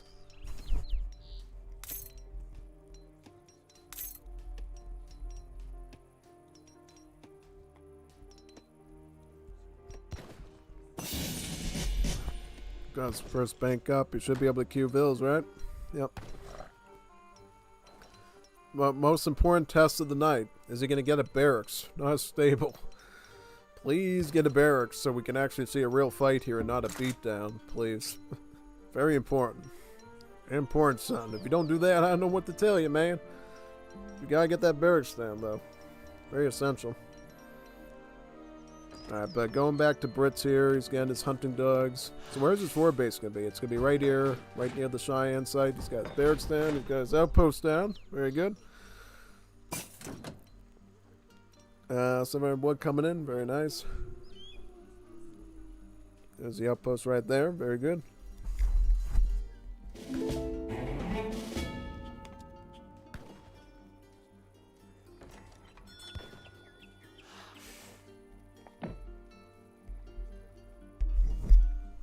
Here comes the coin now. Musket's coming out of there. Very nice. Very good. Skirm's coming out on this side from the Dutch. Market coming up too. So it's probably going to pick up hunting dogs, I would assume. Probably placer mines as well. Hello. A nifty little fact about these Dutch merchants, they actually gather coin mines and coin in general faster than normal bills, so they're kind of in the boat with the CBDs when it comes to coin rate. So getting a tech like placer mines for the Dutch can actually be a pretty good investment because it allows the bills to be a steady support of coin alongside the bank for you, especially if you want to add in more like mercenaries or outlaws. That's something you should always really consider there. So he is getting his second bank now. He's going to be shipping in bank number 3 with the bank wagon as part of the build order. Very good. Adding in a stable, that can be a good long-term solution Because, you know, eventually, if Musket is no longer working for the Brit, they're going to go for a stable and add Hussar in to press the skirms, which it looks like they did from the get-go. So, go in stable, good idea. Because now it's going to be a war of Musket and Hussar versus Skirmisher and Hussar. And when it comes to, like, the mathematics of it, should the box to box do better with the micro, then potentially Skirm Hussar is looking a bit more delectable. Yeah, a little bit more delectable. Because here's the thing. When it comes to, like, range support, Muskets are going to be better range support in a Hussar fight than Skirmishers are, because the Muskets are dealing 23 damage, whereas the Skirms in a Hussar fight are doing less than 15 because of the Malice here. They're only doing, like, what is it, like 11 something damage, and then the Pierce armor becomes into effect and only doing like 10 or 9 damage. So, yeah, okay, so the Dutch does get his shipment of pikemen out to prepare for the Hussars, which I think is a pretty good idea, and these pikemen could be quite useful here. He also has some Minutemen that he sent out as well, so this Dutch a little bit more prepared than the other one we saw for the Brits. He's also training in about 3 Hussars now. Right. Did he ship it? It says that he shipped in 3 Hussars too. Or did no, he didn't. Yeah, it said he had no pop. Alright. I was like, wait a second, did he just ship those in or what?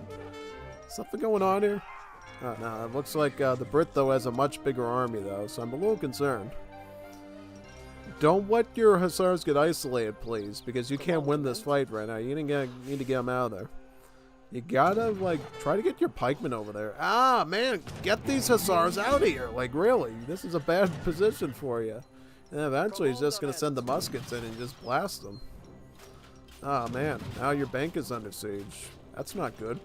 Don't lose a bank. Once you lose a bank as Dutch, it's over, buddy. It's over, buddy, once you lose a bank. Do not lose a bank, buddy. Please. Por favor, senor. Do not lose a banco. No banco. No banco loss. Don't lose a banco. Do not lose a banco, man. Not good. Zara's down. Let's see what's going on here. Looks like Skirmishers, Minutemen, Hussars, Pikemen trying to come around here. I think overall the British just going to win here because he just took out his bank. Once you lose a bank as Dutch, it's over. It's over because as we speak, Brits are going to be grabbing this wood shipment here, and they're going to add even more manor houses. They're also just picking up their gang saw now, too. So that wood chopping rate is going to go up even more, and thus more manor houses. So where is he at even now on the manor houses? He's on about 9 of them. Pretty standard for this time of the match, but just wait and see. That's probably going to go up to like 14 now. He's going to have 14 manor houses. Thus 14 extra villas there. That's a lot. Really is. He's also going to add in a 6 longbowman shipment in too. He looks like he was training a few longbows anyways, but now he's going to have he's going to train more longbowmen. He's going to train them for fighting the pikemen and the skirms. Because longbowmen outrange skirmishers, so longbowmen are one of the few Age 2 skirmisher infantries that actually can outdo the skirmishers if they're not careful. Yeah, no. Longbowmen are a real threat, especially if they're being backed up by all these other troops like cavalry and stuff. No, adding in archers is definitely what the doctor ordered, I would say, yeah. Should go quite good. Quite good for you over there, man, yeah. So here comes these longbows right now. Coming in right around the corner here. Beautiful. Start picking off the bills. Very nice. Very, very good. Oh, wow. Look at that. Crazy. Oh, there you go. Another bank going to... you lose this bank, you're done. You're absolutely Texas toast. Done. Losing one bank is bad enough as the Dutch. Losing 2 is fatal. You lose another bank, you're done, man. Say... adios, amigos. Yeah. I was trying to say the other one, but I couldn't roll it off my tongue. Yeah. Yeah, no, that's done. That's a done deal. Big time. Absolutely. Unequivocally, man, yeah. Crazy, crazy. Crazy sauce.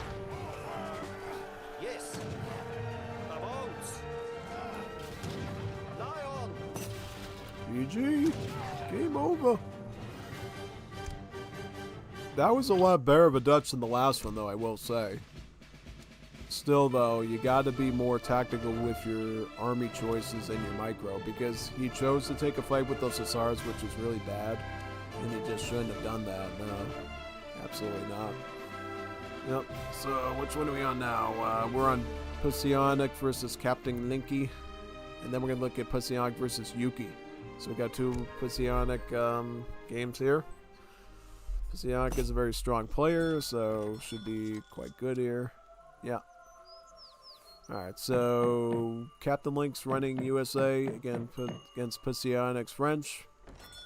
We gotta watch out for that Captain Link. Captain Link is a really good USA. He really is strong with the Scottish immigrant builds.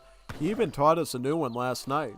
He proved that you don't even have to go with Pennsylvania to do a Scottish immigrant rush. You can actually pull it off with Delaware as well with some intriguing results. So, yeah, we'll see if he goes for a Pennsylvania sort of Scottish immigrant revolt or if he's going to go for a Delaware one. You know, I'm really willing to see that. Link Skywalker, that's an awesome name, Link Skywalker. I like that.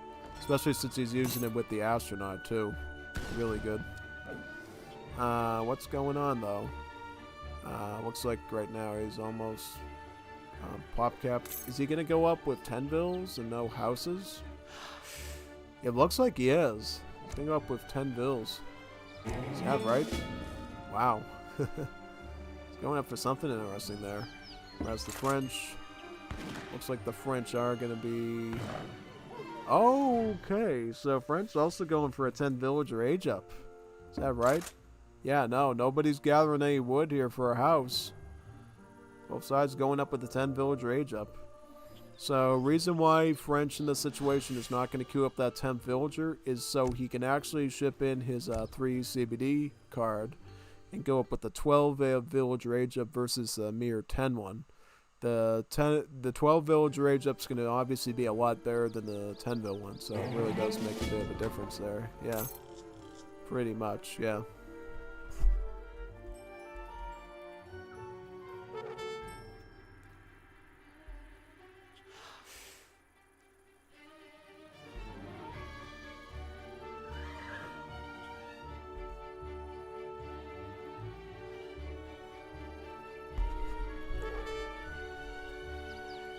What treasure is that? That's a 75 coin one.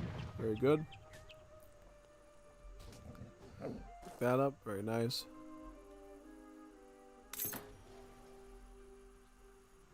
He's going to age up with Core Master. Yeah. How about USA? They're going up with Delaware. So, what's the deck? Oh, 6-minute Fast Fortress. So this is a whole different build right here. 6-minute Fast Fortress.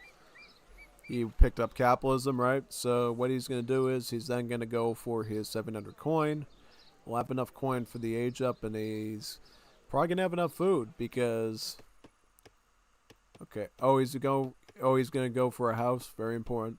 Yep. So he's probably going to age up with, I don't know, like maybe 13, 14 vills. Fast Fortress there. Yeah. Should be quite good. Let's see what treasures he can get. So he's going to get a nice coin one here. 30 coin. Any other ones? A 30 XP should be pretty helpful. How about French? He's going to get wood. Okay. It's going to help him to get a house for sure. Because when you go the 10 villager age up, you do want to make sure you have enough pop to resume villagers in age 2. So your economy doesn't stagnate too much. But he's also doing a good job by getting his hunting dogs and his placer mines out, so he does get those early marketed tech advantages for his CBDs, so they can gather at a really good rate with their higher base gather rate multiplied by those market techs. Alright, so what is he going to start with here? 700 wood, I would assume? 700 wood? Woody? You can go up with Woody? Oh, CBDs first, yep. That seems to be the... Okay, so that's why he built the house there, so... Alright, yeah, so he should be able to pick either a barracks or a stable here for a start. Probably go barracks, I would assume, right? Oh, stable. He's going to go stable. So he's going to go for a rush.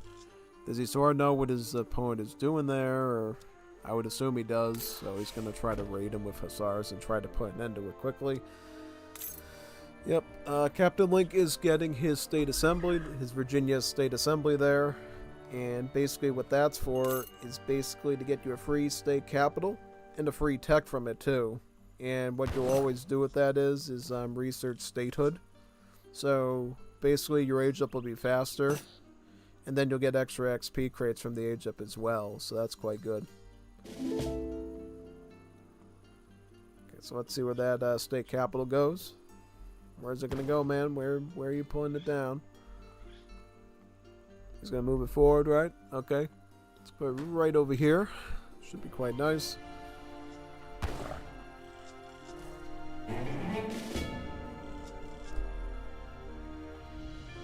Statehood, perfect. Look at how it affects. Yep, it just go whoop like that. He's gonna go up with Tennessee. Very nice.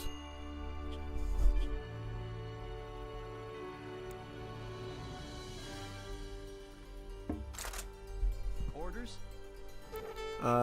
Villagers getting raided there. Very good. What is your command? Got some sharpshooters there. Perfect.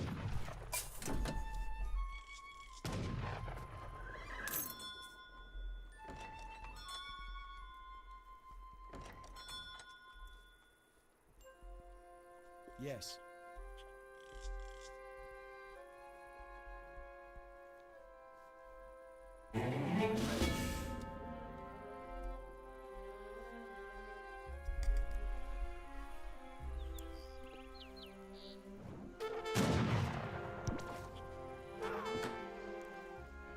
So Minuteman sharpshooters. He's gonna send in Russian American company, get 2 blockhouses. It's gonna make his base a little bit more defendable against these Hussars. And it also boosts his hunting rate by about 20%. So it's like getting frontier defenses and spice trade at the same time, which is really cool. Yeah. So let's see where these blockhouses go. Go right up around the spot, right? Or where's he going to put those blockhouses in exactly? One here and then one there. Yep. Cool thing about blockhouses too, they do give you about 5 pop space as well. So actually they give you 10. That's really good. Okay, he doesn't even need any houses to make military now, which is cool. But he is getting about 1,000 wood anyways, so now he can put that to good use. Where's his expiring flag going though? I noticed he was putting expired. Oh, he's going to stick it right near his blockhouses there so he can defend the position there. That should be quite nice. Fortunately, though, no muskets here or regulars, so yeah, so those are definitely going to be a bit of a problem, I would say. Definitely.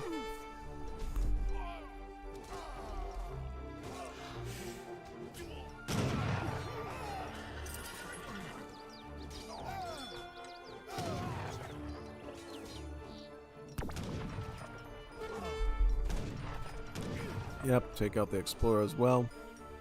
Okay, so he's gonna go double blockhouse regulars, and then he's gonna ship in the Armand's Legion. So Armand's Legion gives you 10 dragoons and enables them to be trained from forts. So yep, dragoons definitely a very strong cavalry to get here for sure. It's also a big beefy shipment of them. These are okay. So there's the dragoons right there. Should be able to basically wipe out these Hussars if he can't get out fast enough. What is he going to pick up next? Maybe he'll go 54th Massachusetts Volunteers, perhaps. That could be good. We'll allow him to get his regulars up to veteran, as well as his state militias, as well as shipping a few of them too. That could be quite good. Yep, dragoons there. Very nice.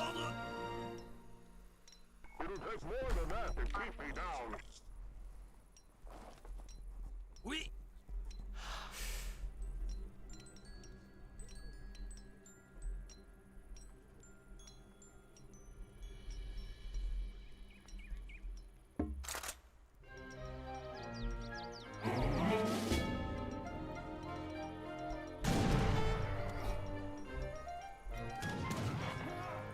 Ooh, dragoons and melee to snare him. Wow, that's kind of interesting. That's an interesting take. Absolutely. Wow, look at that. Again, I'm good there. Yep. Just gonna have to kite him though. Here comes the infantry here. Try to chase him off a bit. Now Captain Link's gonna get his advanced frontier defenses. Gives you about 3 towers and allows you to get the veteran upgrade on them. Well, not the veteran upgrade. It allows you to get the first upgrade on your towers for free there. So now these blockhouses are now frontier blockhouses, and now he's going to be able to put up 3 frontier outposts throughout the map, which should be quite helpful for defense and map control. Picking up placer mines, getting a bit more coin. Whereas French is going to start their death ball of skirmisher dragoon now. He's got a much more good head start, I would say, on his military numbers, so it's going to be a bit tough here for USA initially. So he's going to have to sort of, you know, be careful here, I would say, you know, and plan very tactically. Yeah, absolutely. Looks like Pussyonok's coming in with a pretty nifty batch of skirms here, so we'll have to be careful of that. What else will he send? Will he send Falconets in, or will he send Cuirassiers in? He even has a Jaeger shipment too in this deck, so he's gonna have to be careful. Deck's literally called anything. Anything includes Jaegers, I guess.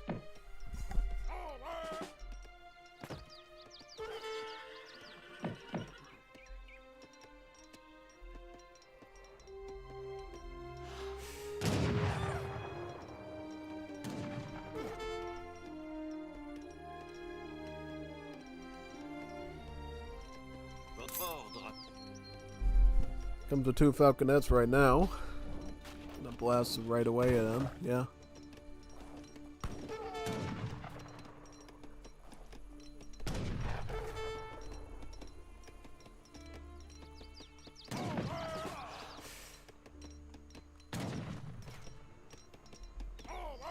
Oui.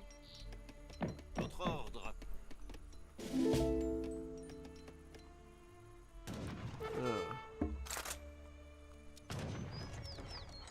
Rolling artillery gives you some Gatling guns there. That's one way to deal with skirmishers, I guess, but you do need to mind the dragoons, though. Also, in this sort of situation, you're better off having 2 Falconets and 3 Gatling guns, because the thing that makes the Falconet a much more formidable artillery piece than the Gatling gun in this situation, if you pull your army back at all, the Gatling gun might not finish its full attack sequence and thus not do its full damage, whereas the Falconet does like boom, one shot, does all the damage all at once, and thus is more impactful. And that's why in this situation, Falconets can really mess up Gatling guns, because they do their shot, take one out, and then they retreat, and then the Gatling guns can't finish off the Falconets here. But we'll see. Like, all right, look at that. So, yeah, see, this is the problem. Falconets just beat Gatling guns straight up in a duel, you know? Gatling guns are really just good against infantry and stuff of that nature, but if you get like a good placement of your Falconets, the Gatling guns are really just not that good. Also, you kind of need the coffee mill card, I think, to make Gatling guns super duper good there anyways. Yeah, it looks like right now, Minutemen distracting the Falconet. Thankfully, he's got these these blockhouses here. That's good. Still has the inspiring flag up too to boost his troop stats, which is also kind of nice. Yeah. But looks like that one goes down, and now these lose the other blockhouses. Things are not looking good here, man. Not in the slightest. It's not good. Not good at all. Looks like you get GG'd here. Yeah. You have to pull back a bit. Yeah, pretty much, I'd say. Yep.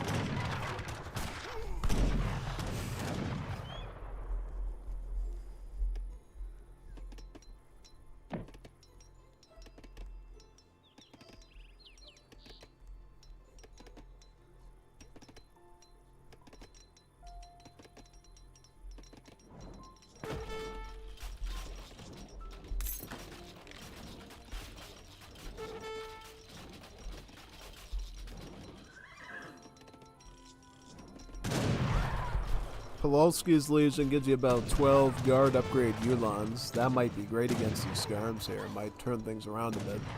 Here comes Ulans. They have to do a pretty good job. Oh no, the Killisers. Killisers I think will ruin it. Because they have a splash attack and they're very tanky. They can sort of be a really good chum blocker to these Ulans, unfortunately. Yep. He's currently trying to get some outpost wagons from his state capital there, but it's just not working out too good.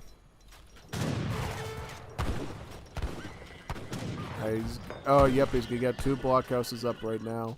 That's sort of the reason why we see the Russian-American company being used.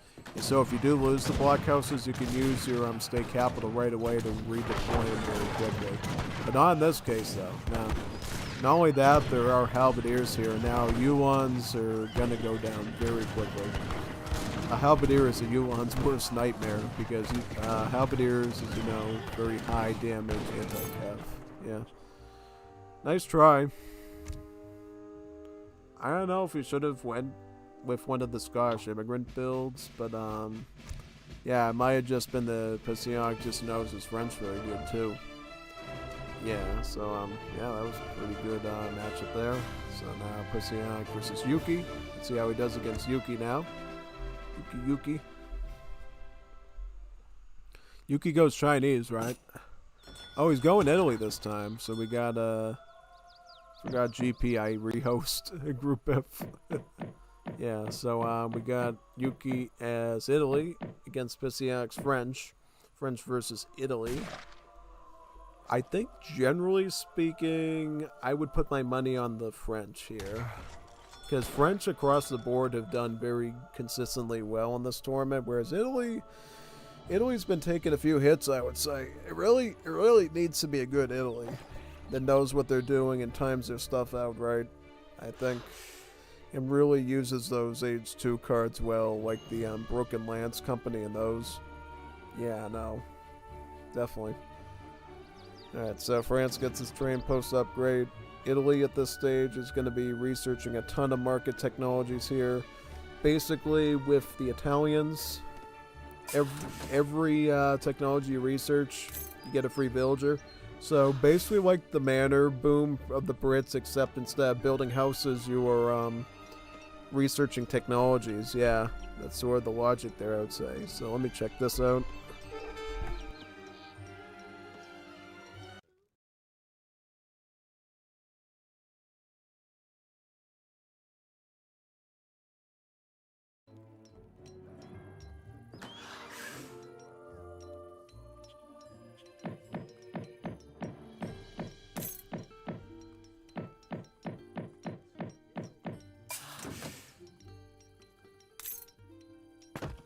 Thankfully nothing too serious, but alright, here we are again. As I was saying, basically Italy has their own variant of the manor boom, except they're not building houses, they're literally just researching techs.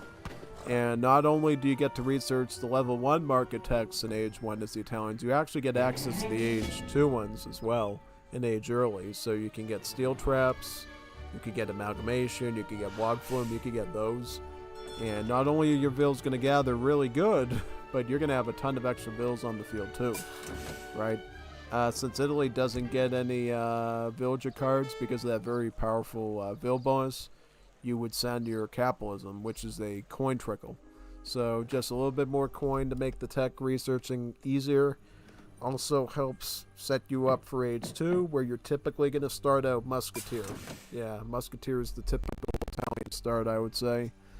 At least nowadays. I remember back in the old days... Well, wait a minute, no. Back in the old days, it was Musketeer. It was Musketeer backed up with Pavasier shipments. Yeah, that's what the old recipe was for Italians, was Musketeers with Pavasier support, yeah. So anyways, again, placer mines now. Already has it's going to have about 17 bills on the field, right? Very good. And what's the deck look like in general? So, interestingly enough, this guy doesn't have any sort of crates or Lombard stuff in Age 2. He just has the Fuzi, infantry hit points, And then he has these. He has the Broken Lance Company and the Croatian Company. That's telling me that he's probably going to fight this out in Age 2 and try to leverage this and leverage that. This is the most important one because this gives you 3 Papal Lancers, so basically 3 Elmetes, basically, and then a Stradian. And then this one gives you about 7 Schiavonis and about 6 Krabats. So about 7 anti-skirms and about 6 outlaw dragoons. So that's quite good. Italian is starting to build up a Lombard now with his architect. Architects build your buildings for free, but do so at a slow rate.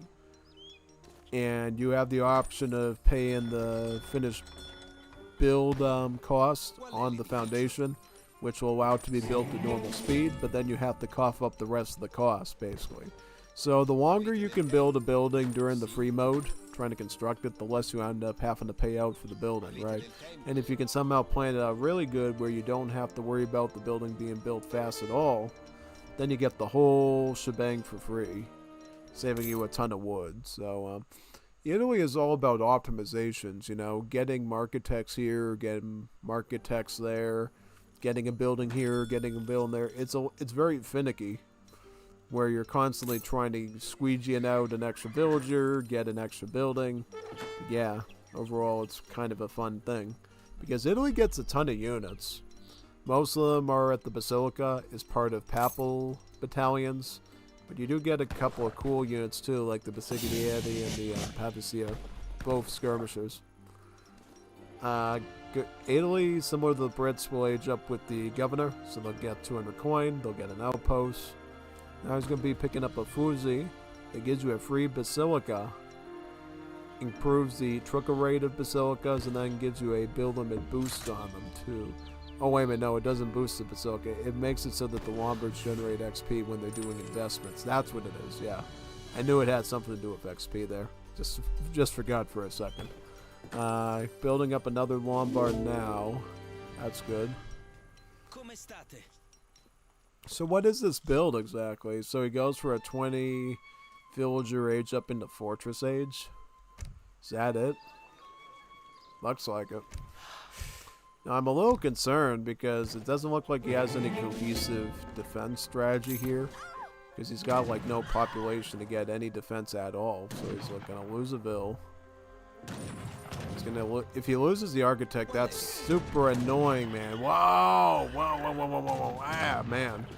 Those architects do not come cheap. They cost like 140 gold or something. They're like costly.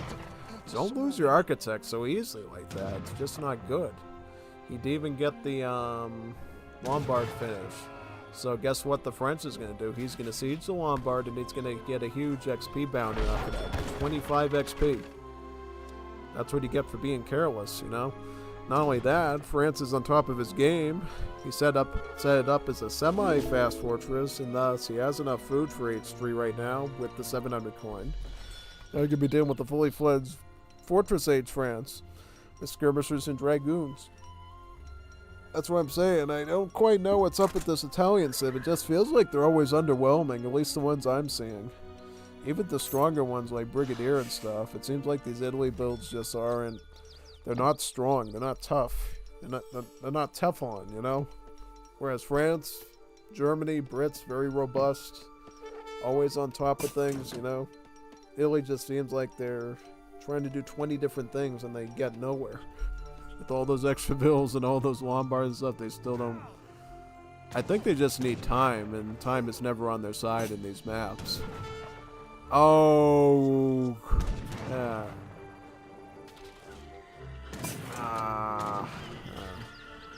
Oh, thankfully the explorer's there to try to nudge him off. That's good. I was gonna say, if you lose an extra town center, I don't know what you're gonna do. It's not good. All right, that's great at least. He ended up sending advanced politicians, right? Because he had to send it. Yeah, advanced politician speeds up your current age up, and gives you extra rewards for all politicians going forward. So he ended up getting a few extra XP crates there too, which is good again. So he's gonna send frontier defenses. It's gonna give him about 4 outposts. So he's just going mega turtle right now. And then from there, where's he going to send? Is he going to go Falconets? Or is he going to go with Papal Arsenal?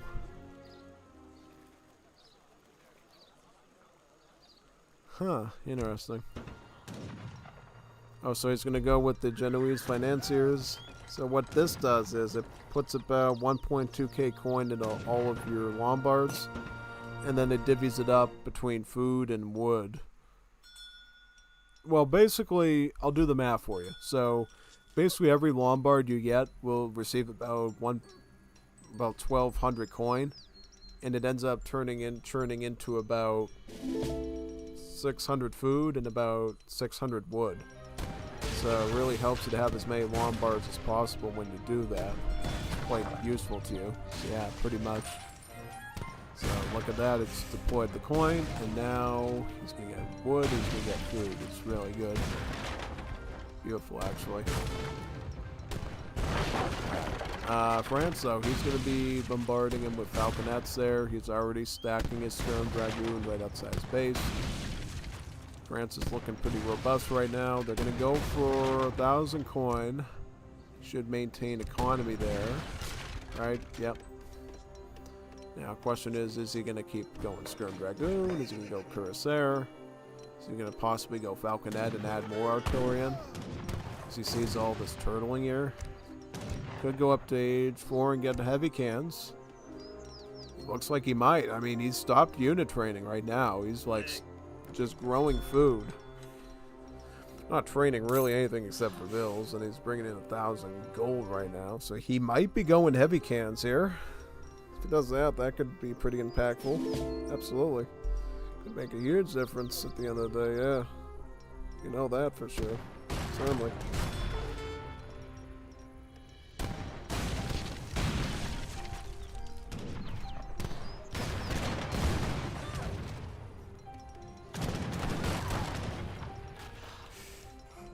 Italy got their 2 Falconet, and they're going to intercept them. Look at that, right there.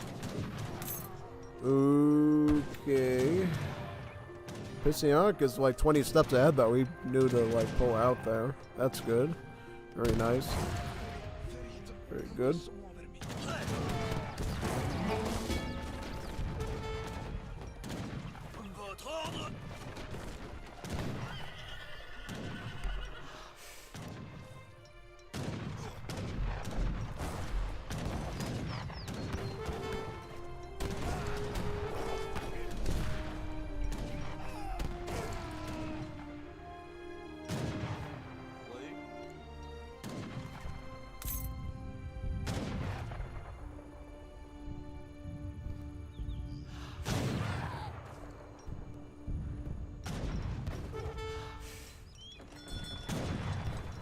The Tycoon, 1,000 gold. Should be golden. Yeah, golden. Golden gold. He might go Jaeger Heavy Cannon. Jaeger Heavy Cannon could be good. Yeah. No. Once you're in age 4, things are looking really up for you, because then you got 2 factories. Once you can afford them. Alright, so now he's going to get his Lucan financiers. This puts about 1,200 wood into the Lombards. Then you're going to get a ton of gold and food off of that. You can get about 600 wood. No, not 600 wood. 600 food and about 600 coin off of that. At the same time that this stuff is operating too. Yeah. He deposited some wood in as well, you can tell. So he's trickling all sorts of stuff at the same time there. Big time. Then he's got a Fuzi active, so he's getting XP all the while that's all going on, yeah. Now he's got more wood, which is great. Yep. Beautiful. You know, the resources he's just plucking here now. He's going up Industrial Age too with the Papal Guard. What Papal Guard will give you if you have advanced politicians up at that point is a bunch of Papal Guards. Yeah, Papal Guard politician giving you actual Papal Guards, like actual special halberd units with a special hook attack where it reaches out and can stun. Yeah, it's pretty cool. Then he'll probably add in these bombards. He can add Besigs. You can add the 4 cannons. You can even go for the royal muskets here. Should be quite good, yeah. Really depends on how much time he has, though. Well, thankfully he went with Bishop, so he has 2 town centers to fall back on. So that's at least good. And he has all those periphery towers as well, so it's going to take the France a little bit to, like, cut through all that stuff just to even hit the heart of his base. Yeah, big time. That's good.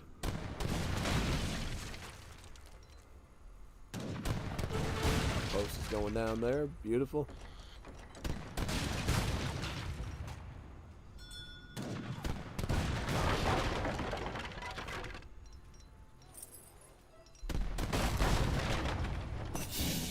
Here comes the Papal Guards. Beautiful. There they are.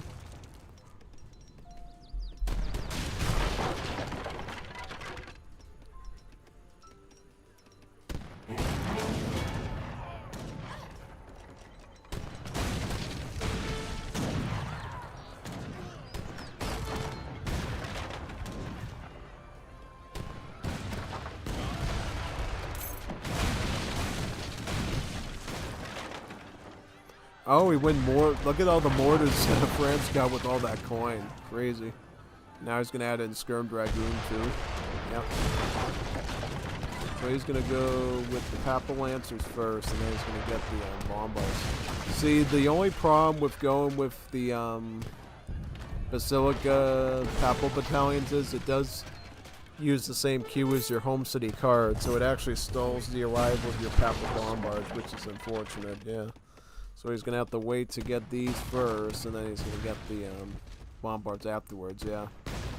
Okay, so he's got the Lancers here. And then here comes the Bombards, yeah.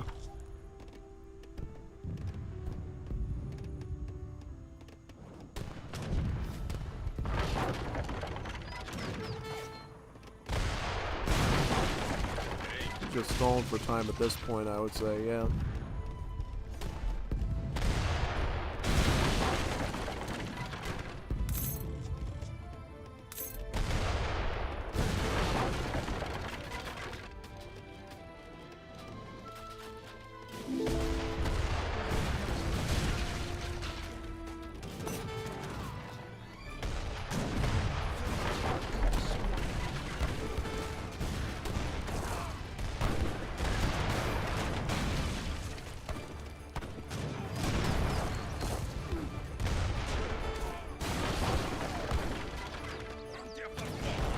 Bombards here, very good.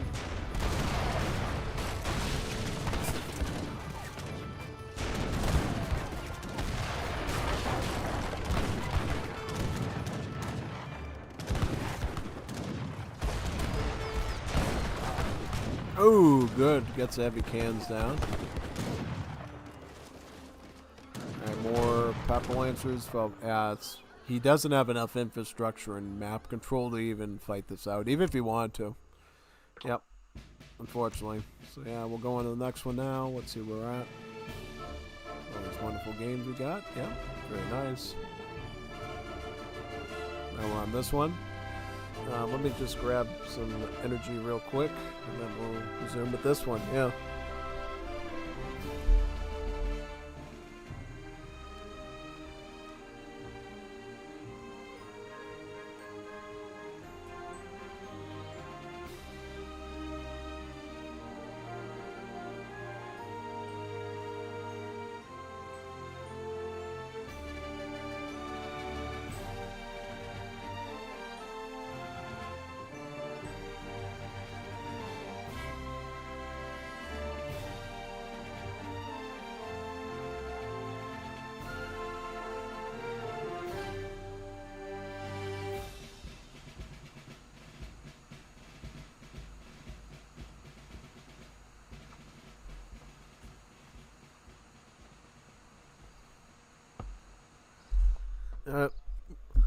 So it's going to be a Chinese versus Chinese in a Chinese restaurant. So, yeah, whenever you notice one of these recordings doesn't have any, like, names on here, it's because it's in some sort of Asian alphabet that's different than the Latin one.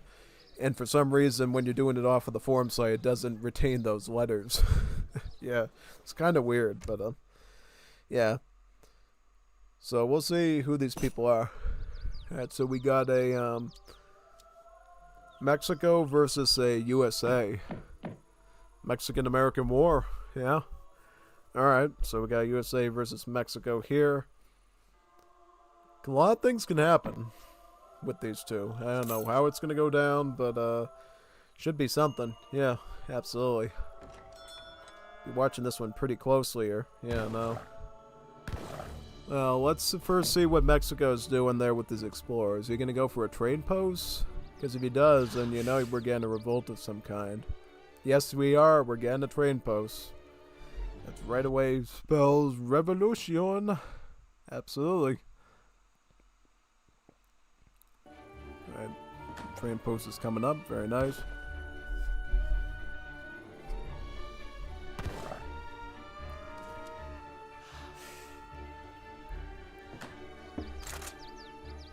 Hello. Huh. So what is this? So he's got Irish, Dutch, and German immigrants. Interesting. Yeah, definitely. I haven't seen this setup before. I wonder if it's that Iowa-based one. I'm trying to think. There was some old United States build that was built around homestead wagons and stuff. I don't know if this is it or something related. Okay, so he's gonna go with the German immigrants first. So what the German immigrants do is they give you a mill wagon, right, that you can build a mill with, correct? And then with the mill, once you build the mill, you get a free settler wagon. And every mill you build going forward gives you a settler wagon as well. So it's a pretty cool card actually, because yeah. And then you can train the settler wagons from the mill itself too. So it's like a little mini half version of Germantown Farmers basically, yeah. So there's the free one you get there. And you can stick it right onto a hunt or on trees or mines. Again, settler wagons, very good villager. They're got the gather rate of 2 vills in one because they have a pop space of they take up about 2 population. So they're really just like, consider them almost 2 villagers attached to each other in terms of their effectiveness. 2 population, double the gather rate. Yeah. So, very good for USA to get this, because then they can get the 4 other settler wagons and grow their economy pretty quickly, because you can be training the settlers out here, and then getting 4 more settler wagons out of this thing into a much better economic situation. So, what are they going to go for? Delaware? Yep, I kind of suspected that. I think Delaware does have a card that does give you extra mills, right? Yeah, I think that's what he's going for here. He's going for mill synergy to get extra settler wagons for free. That's what he's doing. Alright. It might be that build I saw Widgie cover. I never really... Oh. Yeah, no. I never seen him... Well, I think I saw him go over it, but I never tried it myself. Thus, I never really figured out what it was supposed to do and how you're actually supposed to win with it, but I kind of remember around the edges what it's about. Yeah. So now he's going to go for Dutch immigrants to get the bank. Help them get some coin there. Whereas Mexico, going to go for a saloon, because they're probably going to go buy a revolt. They set up their hacienda right here. Saloon going right here. So we are going to get a buy revolt. Okay. So let's see whatever this German farmer immigrant stuff does against the buy revolt, right? The wood is arriving now. Once the wood arrives, he can go right for the buy revolt right then and there. That's for USA. Okay, so he's going to get barracks. He's got his bank. He's going to go for advanced homesteading. Ships 2 homestead wagons. Mills and estates have more line of sight and support 5 population. Oh, yeah, so he is running that build. He's running the homestead wagon build with USA, where you get like a ton of mills and a ton of... Yeah, he is running that. Alright. Now, I don't know how good it's going to be against the Buy Revolt, though, because the Buy Revolt is very immediate and very dangerous and stuff. So, yep, it's going up with it right now. He's picking up Stagecoach for the trade route because he's going to be looking to get 2 of these sockets right here. And he's going to be pulling a ton of resources and deliveries from it. So, yep, that's one thing you're going to notice here. He's got how many filibusters? 10 filibusters. That should be a pretty decent push. Reason why you stick your Hacienda right in the middle of the map like this when you're doing a revolt is because the Hacienda can actually receive shipments.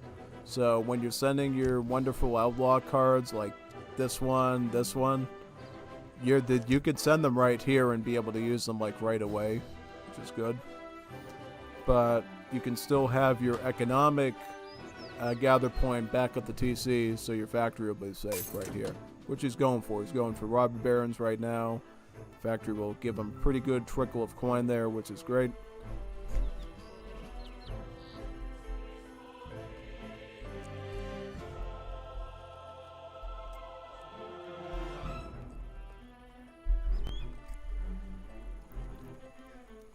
See.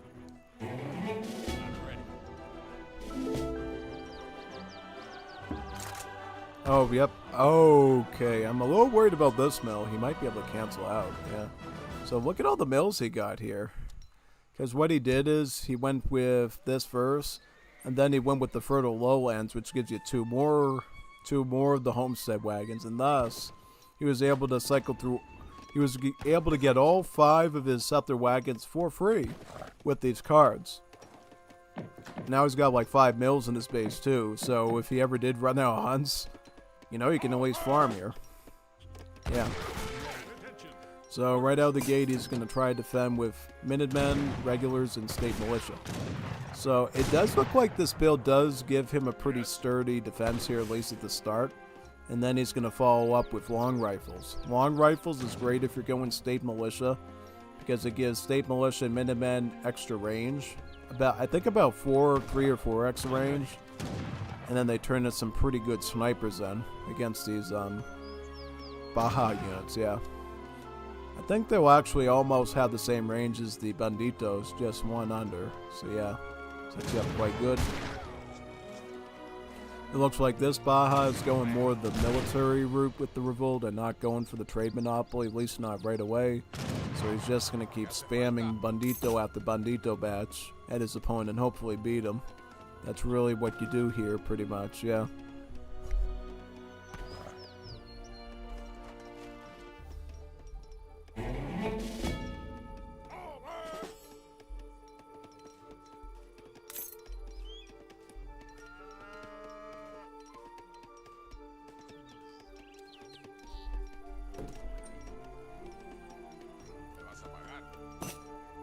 About 9 Banditos, and here comes the filibusters, yeah.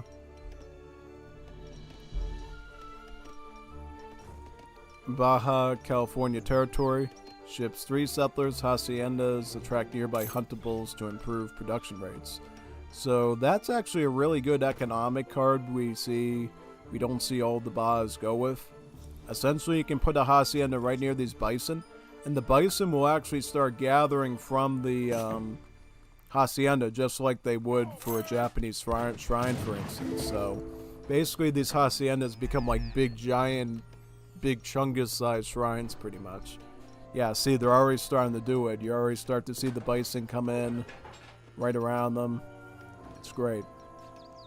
And what somebody taught me was you could actually synergize that with the Rancheros card in Age 1 and then be able to get Cuatreros out of these buildings very quickly by just using all the hunts on the map. Yeah, pretty scary trick actually, yeah.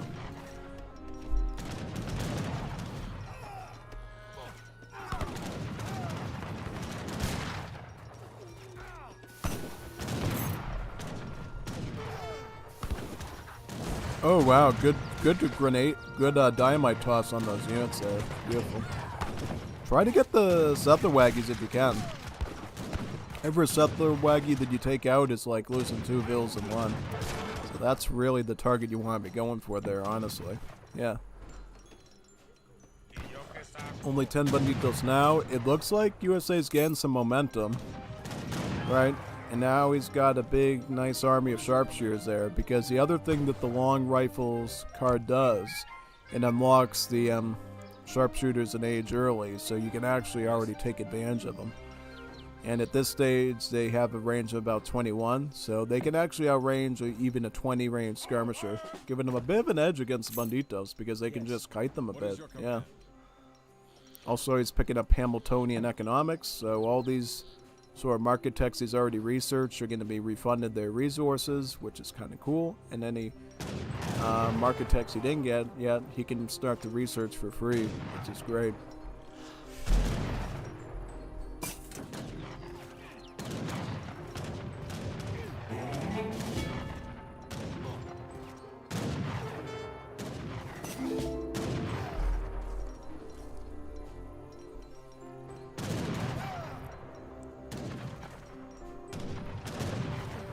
Starting to kite the banditos there, very nice.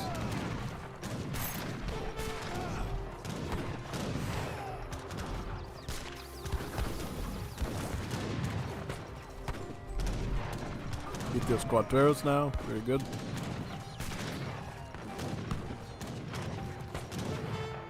Oh wow, beautiful. That's what I said about Bar Revolts the other day if you were listening. Bar Revolts start out very strong and then they just fizzle out if you don't do anything with them. If you like stagnate like this, they just die over time. Yeah. You gotta be able to put fuel in the fire, so to speak. Right? Whether it's Soldier of Fortune or if it's this card here, you just gotta put fuel in the fire with the Bar Revolt, because once you slow down and once your opponent can defend with a big army, you know it's already over. Yeah. It's a bit different than most strategies in Age of Empires 3 because a Bar Revolt can tell you right away if you're going to be able to win with it or not based on how the performance is, right? Yeah, kind of interesting actually, how that ends up working out. Yeah. So now we're going to do Wuxi Eye versus Captain Link. So let's see who wins this one. Alright, so we're going to get a India... Oh, it was synced. Figures.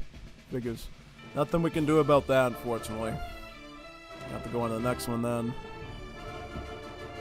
Only Boz versus a Chinese person. Only Boz versus a Chinese person. Yeah. Okay, so Only Boz is going Ottomans, and the Chinese fellow is playing as United States. So we got United States versus an Ottoman here. Should be pretty cool. Let's see who does this one.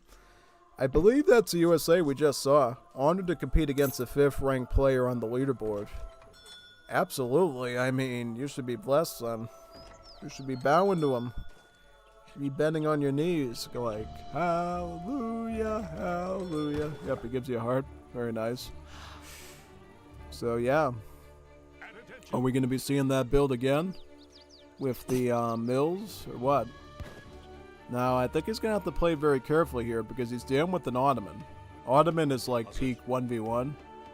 He's already got his mosque up, trickling XP, and he's going to have his trading post delivering XP. So, this fella needs to really, you know, pay attention here, I think, honestly. So, yeah, pretty much so.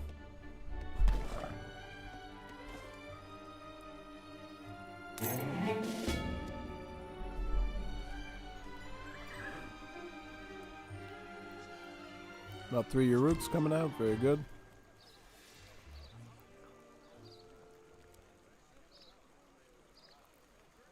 "1v1 USA." So this is actually a counter USA deck. Very nice. So this guy's already prepared for it. That's how you know he's the 5th ranked player in the world. He has literally a deck for everything. He has an anti-USA deck, an anti-India deck, an anti-Japan deck. He's got a deck for everything. He's got a billion different recipes here for success, yeah. So that's good. Should be quite helpful, yeah. Let's see what happens here, right? So he's gonna get that wood treasure there, right? Should be quite good. Pick that up. Beautiful. Very nice. Comes some wood. How about USA? I want to check back on the USA and see what they're playing.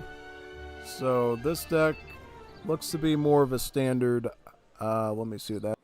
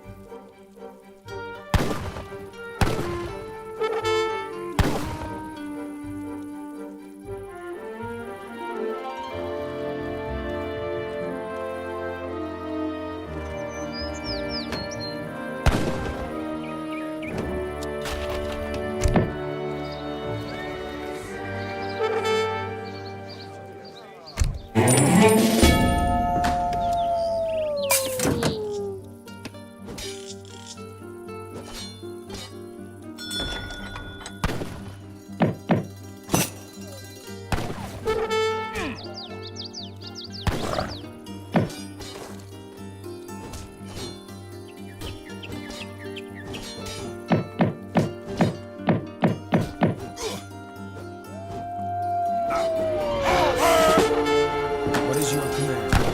I'm ready. What is your command? Yes? Yes.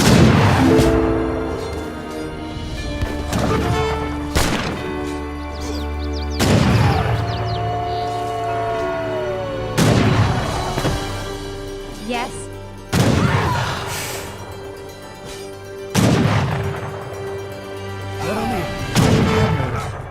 At attention!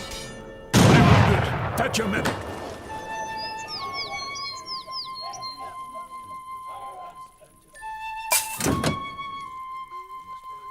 What is your command?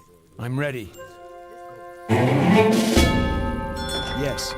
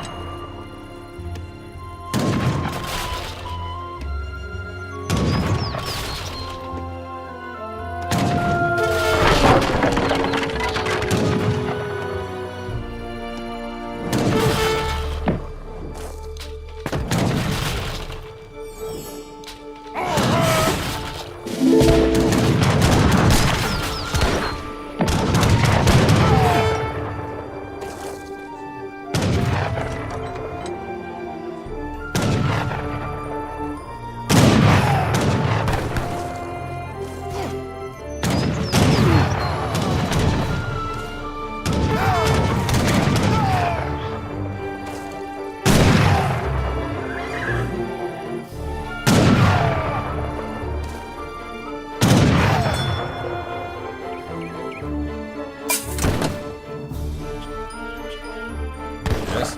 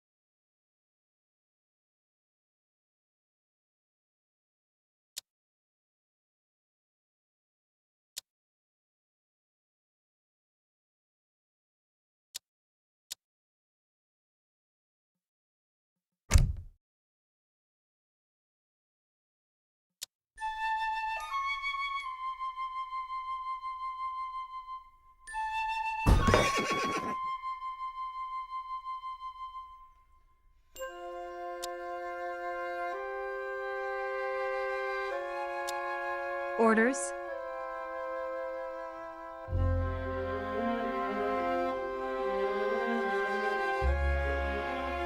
What is your command?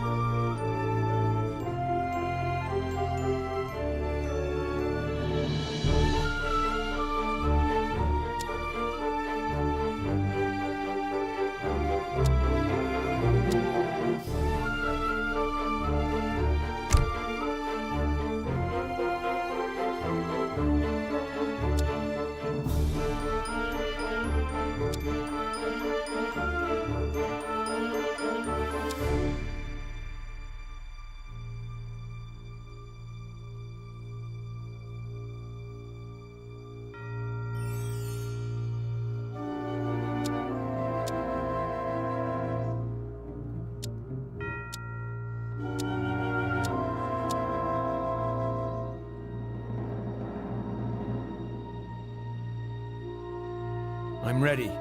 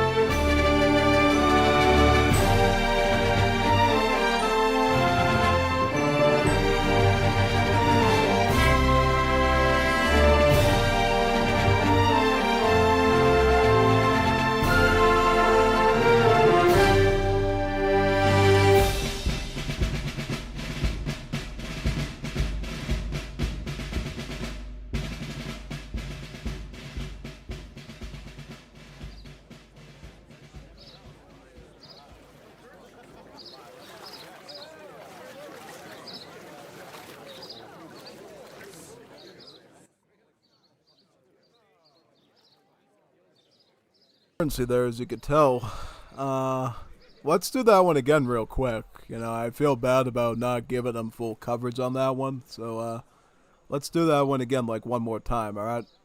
Just so, the people that are sticking on the PK channel can, have, like, a full review of this one. Alright, let's just do it.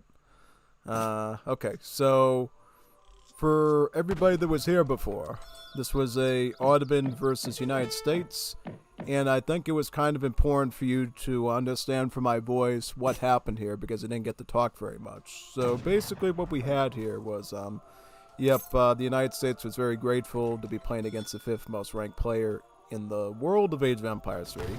That's a pretty good honor to have, frankly, so he was very happy about that, and then he just gave him a little heart there, like, yeah, yay. That's always wholesome, but, yeah, pretty much what we're going to see here is a Ottoman double barracks Janissary versus a United States standard build. Nothing crazy like a Scottish immigrant or anything wacko like that. Basically, United States in this one did something pretty basic, and I just want to showcase you in this match how powerful the double barracks Janissary build really is, so you sort of can gauge that personally. So yep, basically in this situation it's gonna show you why double barracks Janissary builds just work really well as an Age 2 rush, and it's why it's the preferred rush for the Ottoman player. Now, in the old days of Legacy, what you would often see is you would see barracks with an artillery foundry, and they would go Janissary Abyss Gunner. And sort of like a wombo combo of that. You would go like one barracks with the Janissary for the anti-cav, obviously, and then you would have the Abyss as sort of like the infantry shredder. But in Definitive Edition, it's confirmed that the best way to do Ottomans is to go double barracks Janissary. And that's for a specific reason, as we're going to see here. Because basically, you can sort of, in so many ways, go around the need for the Abyss gun by just going with double Janissary, where you're stacking these very high hit point muskets in a huge mass so that they just cover each other really well and just overwhelm the opponent. So yeah, that's what we're going to see here. Now, the United States in this situation is running a pretty bland USA deck, capitalism, Dutch immigrants, Hamiltonian crates. Nothing too crazy here, you know. They're not creating any sort of crazy build, I would say. Sure, there is potential for a fast fortress there, but, you know, it was pretty obvious when we saw this one that the USA was not doing a very powerful build. Whereas Ottomans going for Uruk, capitalism, and then they're going to go for 5 Uruk here. And, in fact, as I pointed out before, this only Bows here is such a talented player, his being 5th ranked in the world, that he actually built a deck specifically to fight the United States. And this is something we actually see with a lot of these high-level players. Like your Julian K's, your Revnax, these high-level Age of Empires 3 people. They actually build decks to counter every civ with the civ that they are. That's some dedication right there. Like, they actually go through the studying from their personal experience, as well as the type of resources that are out there on sites like Free Food Party, to actually research, alright, these are the cards I need for this matchup, and this is how I do it. So that's pretty insane that these players are so well versed and experienced in the game that they actually know what cards and builds they need for every civ and every potential matchup. It's pretty good, you know. I mean, obviously, alone, that doesn't teach you much, because people can throw you for a loop and teach you something totally new. But it's pretty interesting how far good they got it, basically. How good they are with basically capping every one of these situations with really good counters, you know what I mean? So, like, if you know you're going against a Baja Revolt, you know, I'm going to go Abyss with Ottomans and set your deck up that way. If you know you're going up against the United States like this, you would want to go double barracks Janissary and just pound on top of them. Because here's the thing. If this USA was going with Scottish immigrants, double barracks Janissary is still a good move, because how do you deal with those Highlanders that come out of that card? Mass units. Because you're doing tons of pierce damage and you just grind down those Highlanders as they're pushing on you. So really, in this case, going the double barracks Janissary route which he's doing right in this spot, is the recipe of success, because it essentially gives you the army you need to deal with anything USA could potentially pull on you, which is really scary because USA has some pretty strong builds, but I feel like when you're doing something as robust as a double barracks Janissary, it can be really hard. And what we're seeing now that the United States did, they do something called the 3C build. I think it's called the 3C build. Basically, 3 coin trickles in one. You go capitalism is your first trickle. You get the trickle of the bank second. And then you go Pennsylvania to go with the Philadelphia Convention. And then from the meeting house that it provides you, you can research the Pennsylvania Pound, which is a trade-off world decree type tech that reduces your mining rate, but it gives you a coin trickle. So basically what USA was hoping to do was have a steady supply of tons of coin through these 3 coin trickles and just going regular, and eventually building up into something stronger. And perhaps even adding in some outlaws later with like a saloon or something. So yeah, unfortunately for him, Ahmed is on top of his game, has really good timing here with both of the Janissary batches, and he's just going to climb right on top of his town center, because this is the point in an Age of Empires 3 match where you really are toast. You are literally forced to keep your villas in the town center, because if you take them out, they're going to get shot by the muskets. So your economy is dead, and you don't have enough defense to force that army out. They can just stay there as long as they need to, because their economy is so robust at home that they can resupply more troops there and more troops. This is what we saw in the Julian K versus Moon game, which was something we covered very early on in the tournament. Basically, Moon had a good British build, and he acquired a ton of vills through the Marabou, but Julian K was able to keep enough Russian troops on top of him that those vills were cannon fodder by even leaving the base or the town center, and thus all that economy was just wasting away in his town center. And that's what you're seeing here. All these vills that he has have to be in the town center, and this is the scary thing too. It's like, look, even though he was able to get his villagers away here and get them to a hunt, it's all that extra time it takes for him to run across there to find a hunt and get more food that he's losing villager seconds, and thus he's crippled. And also he has no wood, so he's completely housed. He can't even use the food or gold he even has, and it's just a very detrimental situation to find yourself in. So yeah, this is a good demonstration of a double barracks Janissary build for you. Just figured I'd point that out to you really here. Most definitely.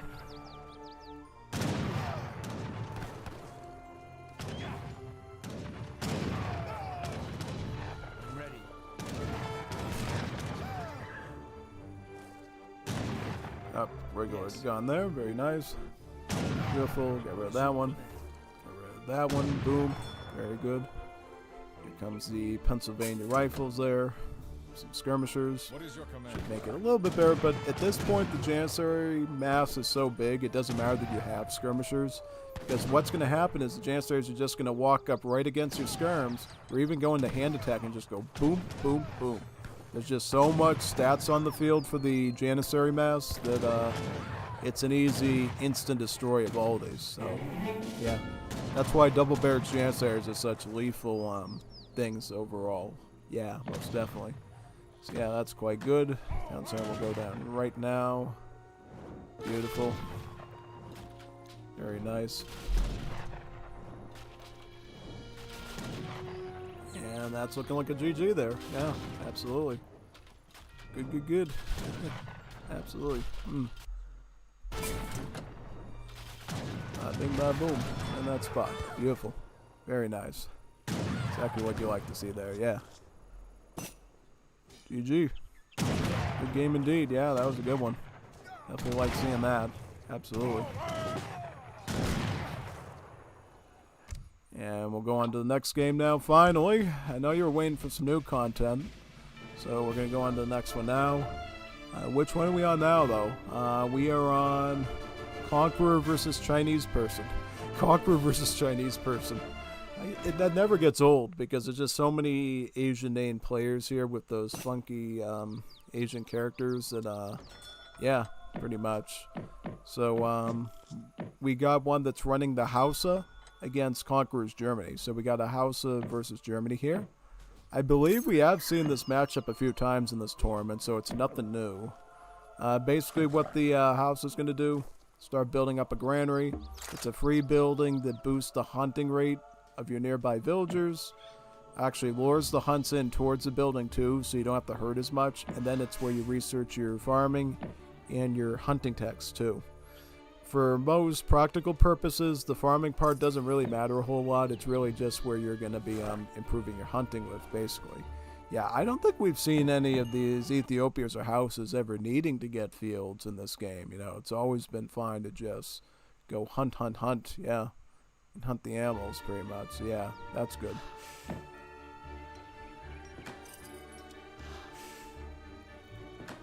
And more villages coming in. Very good.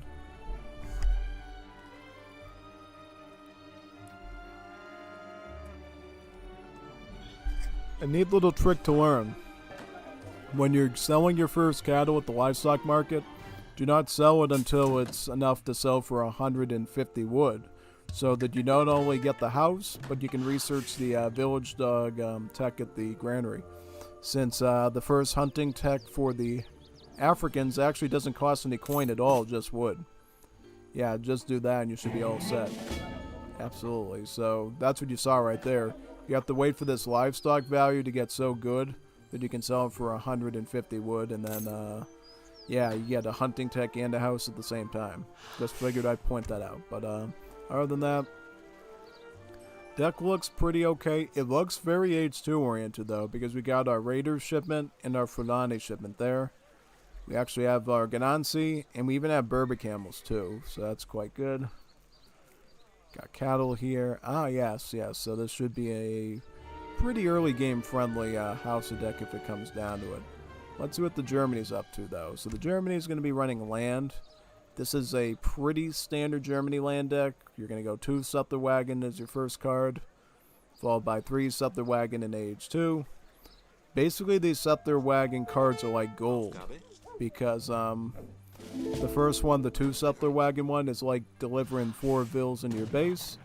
And then the second one here is like delivering 6 villages into your base, because each one of those Suttler Wagons has a gather rate of 2 vills. So it's like an astronomically better card to get. So that's quite good.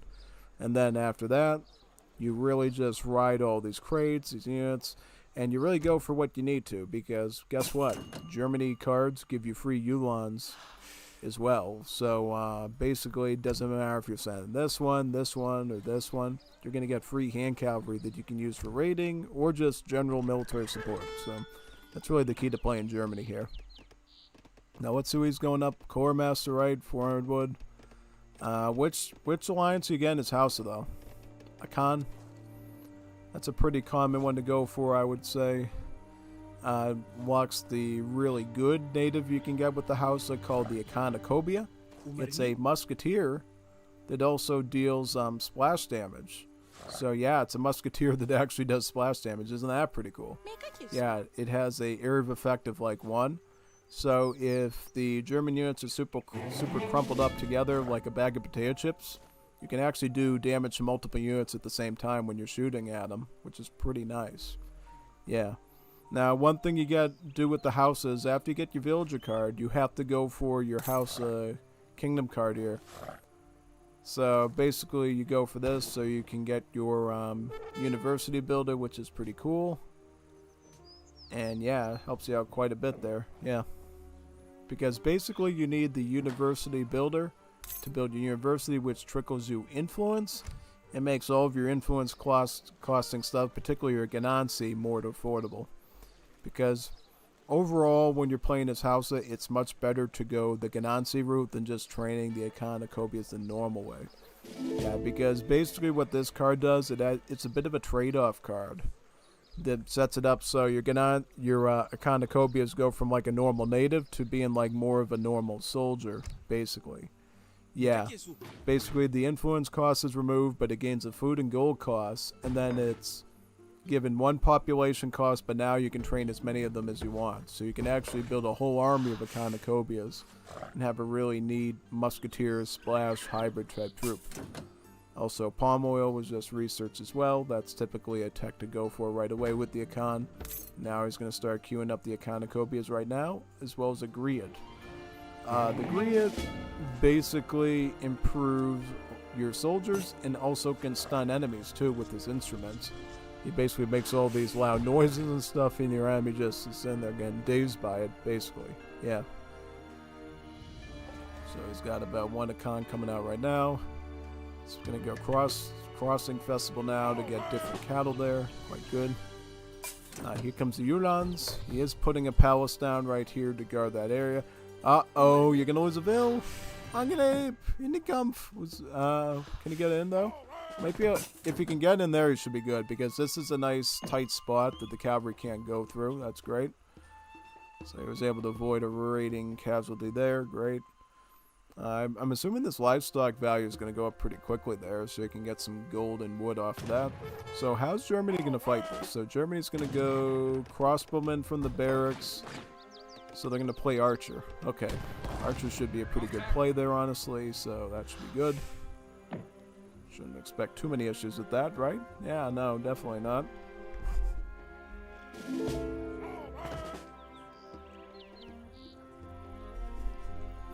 Also going to add pikemen, so he's going to go pike and shot. That's typically what you can go for with Germany, because Germany is one of the only civs in the game that does not have musketeers in the roster. So if they don't want to go hand cab, they have to unfortunately go pike and shot, or make their doppelcylinders. And since doppelcylinders are so expensive, pike and shot is probably the way to go, you know? Just saying. Alright, so Germany does get the 320 XP treasure. This is going to be a huge boost. This is very wonderful when you get this, because it's basically like giving you another free card when it comes out. Look at that. Wow, very nice. 700 coin coming in, really good.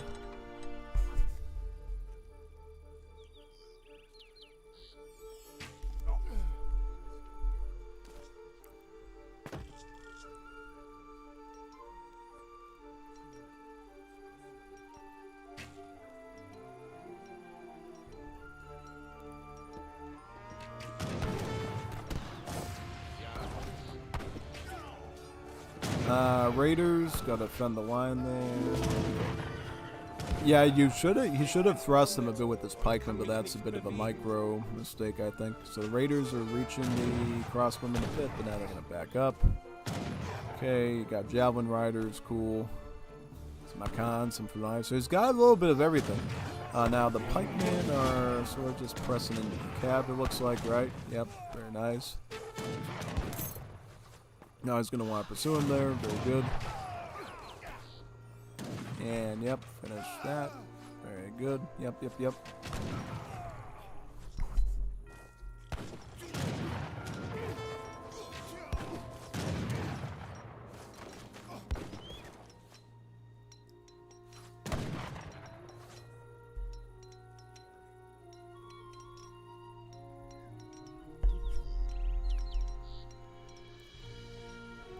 Palace there, perfecto. Exile Prince coming in for Germany, so they can start up right away with their skirmishers shipment, most likely, followed by war wagons. It's typically Germany's power play, go skirm war wagon with some Ulans for a very deadly combo. And if they get enough coin, then they'll just boost it up with either the Jaeger or the Black Riders, which are beefed up because German mercenary cars include extra mercenaries in the shipment to make up for Ulans.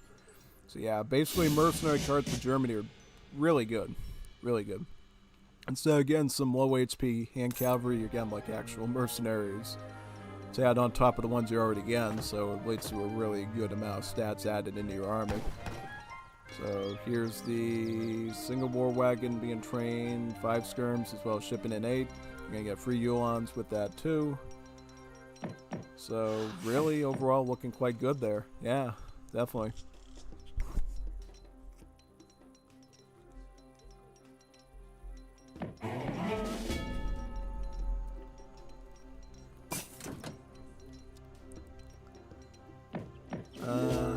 Okay, so 3 war wagons, that's nice. Berbers. Oh, that's another good one to go for. Berbers will give you access to the Berber camels, basically melee dragoons, as well as the Berber nomad villager, a villager that has better gather rates on natural resources but horrible ones on farming. And guess what? In 1v1s in a tournament like this, you're rarely ever going to go farming, so Berber nomads are just really good. We'll just say that for this situation. So what now?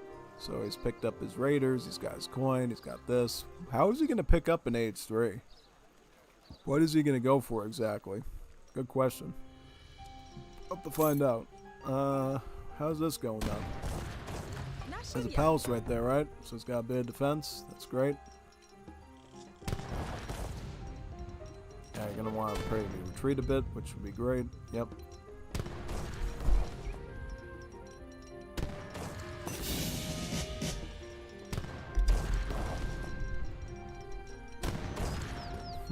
Alright.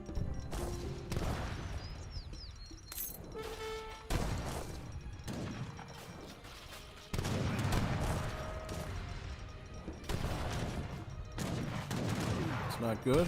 No? Definitely not.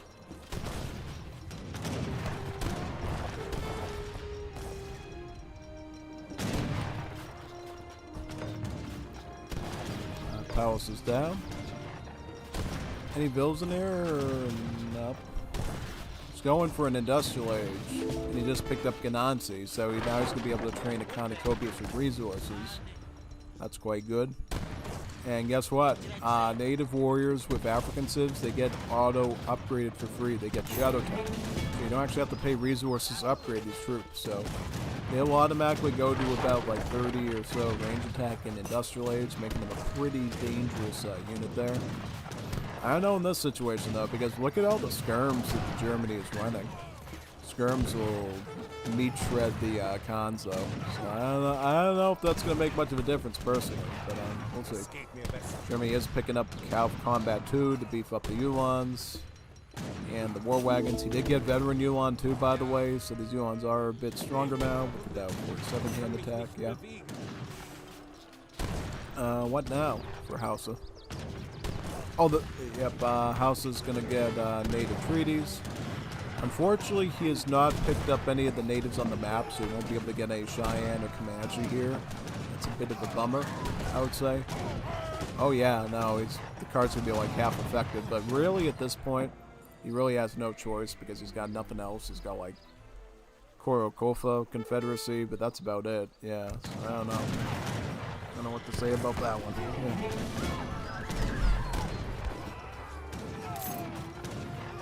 Yeah. So he went with the Yoruba for the industrial age rights because now he has the Yoruba Oyo Legionnaires as well as the Iso Riders. Yeah. The Iso Riders are basically like mounted Minutemen because they lose hit points. But the cool thing about these guys is they actually increase their rate of attack improves the less HP they got. So look at the hand attack rate of fire improving, going down astronomically there. Yeah. And it also has like a ton of armor, 50% hand and 50% pierce too, so it can tank armor-wise quite well. Right now, notice how hand attack is really looking swell there. Yep, definitely.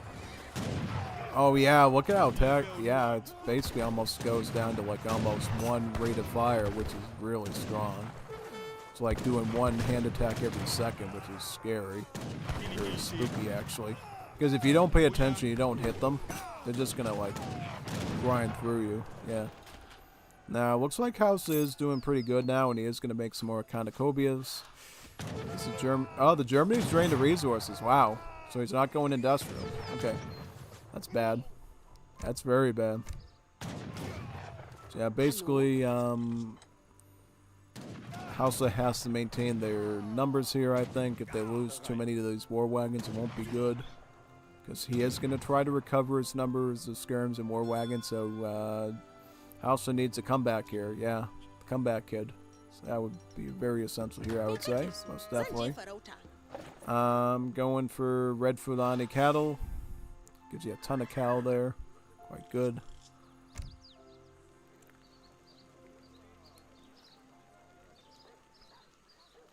this card can actually be sent twice, so he could send it again, actually, which would be good. Yep.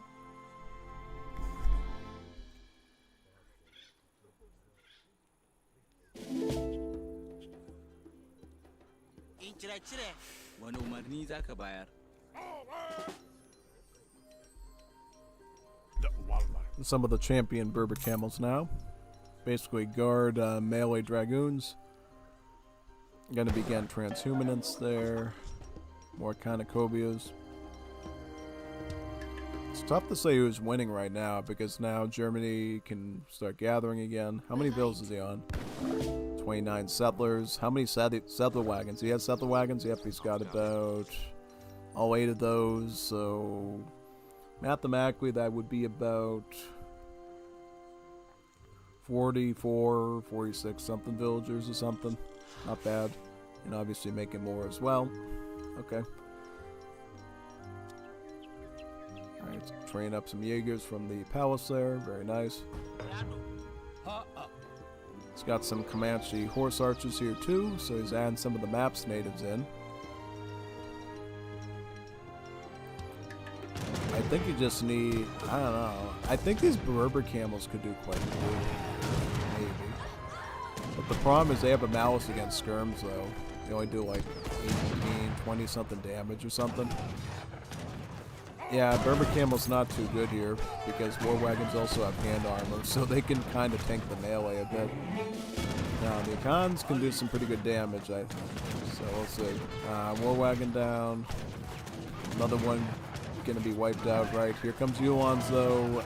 Jaegers, these should shred everything here. Jaegers are kind of your power unit right now. Berber camels pushing ahead. He's also got some Musa riders too.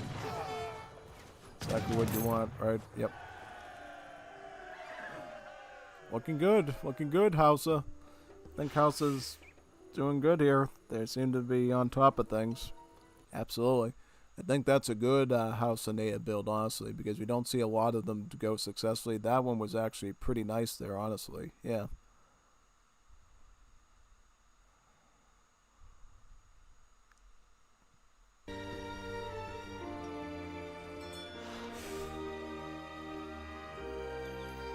Royal fortifications, it gives you about 2 palace, 3 camps, and improves the build limits of the palaces, which is pretty neat. Yeah, I think Hausa won this because now they got the map control and they got the fortifying aspect in their base now with 2 more palaces coming in. Yeah, basically. Yep. Also, they're going to be training. Oh, that's Germany. Germany's shipping in about 9 Black Riders. And they... Yeah, no, Black Riders. Did they send their Jaegers? No, they didn't send their Jaegers yet, so I think that's a bit of an issue. I would have probably went with the Jaegers first. Because Jaegers counters most of this stuff. Yeah, no. I would have saved the Black Riders till after, if it was me. That's just a small mistake on the Germany's part, I would say, in this situation. Because you need good skirmishers here to fight the Akans, fight the Yorubas, fight the Fulanis, even the other Jaegers, the camels. Black Riders really only counters the few Iso riders he's got, so yeah, unless he was going for mobility there, I don't quite understand that logic too much, personally. Not at all. Not at all, yeah.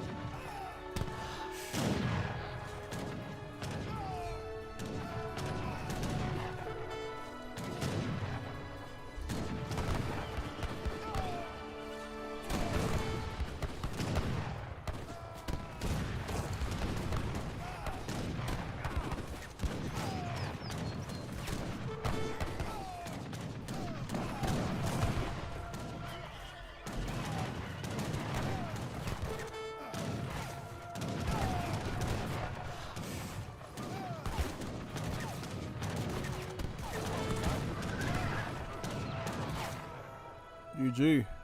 Very nice.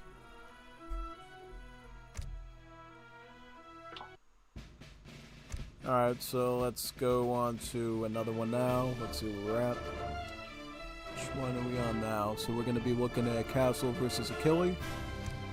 Should be pretty nice. Let's see who's in this one. Castle is running... that wasn't even the right map anyways, so, hey, that was like a sign from the heavens that that one was never meant to be, unfortunately. Yeah, so which one are we on now? Only Bows versus Xbox. Alright, let's do this one now. Okay, so we got Xbox as the Chinese, and Only Bows is the Ottomans. Alright, that's pretty good. So, Ottoman versus China. I always give my hat to the Ottomans in this matchup from personal experience. Because every time I've ever gone with my Chinese builds against the Ottomans in ranked, it's never gone well. It sometimes goes well, but it only goes well when the Ottoman stays in Age 2 and tries to duke it out in Age 2. If they ever go for a good fast fortress or fast industrial, the Falconet Safai Mamluk thing just goes way over my head. Yeah. That's what I'll tell you about that, basically. Whenever you're going up in this matchup, you got to be very fearful that they're going to go for something like Mamluk, Safahis, Falconets. Yeah. But we'll see, though. I mean, China is getting... Oh, interesting. So this China does not go for a trading post right away. That's kind of fascinating. No. He is lacking a bit of wood to get one. He's got about only 152 wood, so he would have to get it later probably, unless he gets some treasures for it. He's got a 30 food one here. He's got a 60 XP one here. He's got a cow one there, so yeah, he doesn't have any wood treasures nearby. So he's gonna go for a market. Village market? That's a rare one for China. And he's gonna go for hunting eagles, I'm assuming, right? Yeah, okay. It's just different, you know? It's not bad. Typically, though, you would want to go for a trading post instead because it just helps you with your shipment arrival times, is China. Which, against an Ottoman player, you really need. Because Ottomans are going to throw some very elite stuff at you, particularly the Safahis and the Mamluks. So you really need all the stats that you can get to sort of fight that off, typically. Just saying. Just saying. So, yeah. We'll see how it goes, though. I mean, he is going T-Export, which is the preferred card to go with China, because it's really the most powerful thing they can send. Gives you a consulate for free, so it's a 200 wood value on its own. Then you get the 100 export with it, so you can choose an alliance with it right away. And then you get a export trickle from that card for the rest of the game. So it really suits you throughout the match. Plus, it gives you really strong early game advantage with this consulate, because you can do one of two things. You can either go Russians and get a blockhouse, or you can go with French and pick up the food crates. Yeah, so is he going to go for Russians, or he's going to go the Russian route? So he's playing the old school route. This is the one that was the first thing that we saw, and then the people eventually went over to the French. Yeah, so when you do it with the Russians... Your goal is to just collect a ton of export and eventually build a blockhouse with the blockhouse tech at the consulate. And the blockhouse is nice because it can act as your first sort of war academy as the Chinese Civ, because it can train all of your banner armies. It also protects the area with the range attack and, of course, provides you a bit of pop space as well. So, yeah, overall it's just like a war academy, but better pretty much. The only thing it doesn't do is upgrade units. So if you want to upgrade your soldiers later, you actually do have to build like a real war academy. But for the early game, you can just deal with the blockhouse on its own for training stuff. And he does age up with the Summer Palace, which is expected behavior, because really, it's an almost one-to-one mapping between Russians to Summer Palace and French consulate to Porcelain Tower. Almost a one-to-one. Sometimes, though, we do see French go for Summer Palaces, but it's kind of a rarity that we've only seen, I think, about probably like 5 or 6 times. Every other time it's been Porcelain Tower when they went French. So, yep, Summer Palace is definitely the preferred play here if you're going Russian. Summer Palace overall is a wonderful wonder to get, because gives you free armies of units, you know, over time. And you can choose which one, too. You can go the standard army here. You can go with the Old Han. You can really go for any one that you need based on your current situation, which is cool. So, what's the deck here? It's called Chinese. Chukanu, Quang, Step. So he does have some H2 stuff here. H3. He's got his arcs, meteor, hand mortar. I think his H3 looks a little underwhelming, honestly. Going for the Saiga herd here. Yeah, I'm a little concerned about this. It looks a little underwhelming. Because unless you have a ton of coin to get the Iron Troops and the Manchu, you're going to be struggling to collect cards there to fend off. You really need everything you can get against Ottomans. It's called Build Normal. What about the Ottomans is ever normal? I don't know. So basically, what can we... So he's got the capitalism. He's gone for the Rooks. He sent the coin. So I'm guessing he's going to go for Sublime Port here, I'm guessing. Yeah, so basically with Sublime Port, what you're going to see is you're going to see the Ottoman player get as much food as they can. Right? Usually like a 2,000 something food. And then they said Sublime Port. And then it trades all that food for a greater amount of wood. And then it grows to like 300 something wood, which is pretty astronomical. Yeah, typically. He's also going to age up with the Scout, which is something we see a lot of these Ottoman fast fortresses do, because it gives you 4 delis. Delis, very quick cavalry with a good rate of attack. So, can be a very deadly raiding unit here. Also, something Ottomans get to do quite often is train a Mukhibir from the mosque, because the mosque is always active for Ottomans to trickle XP, as well as research the essential technologies that the Ottomans need to research when build their villager build limits, right?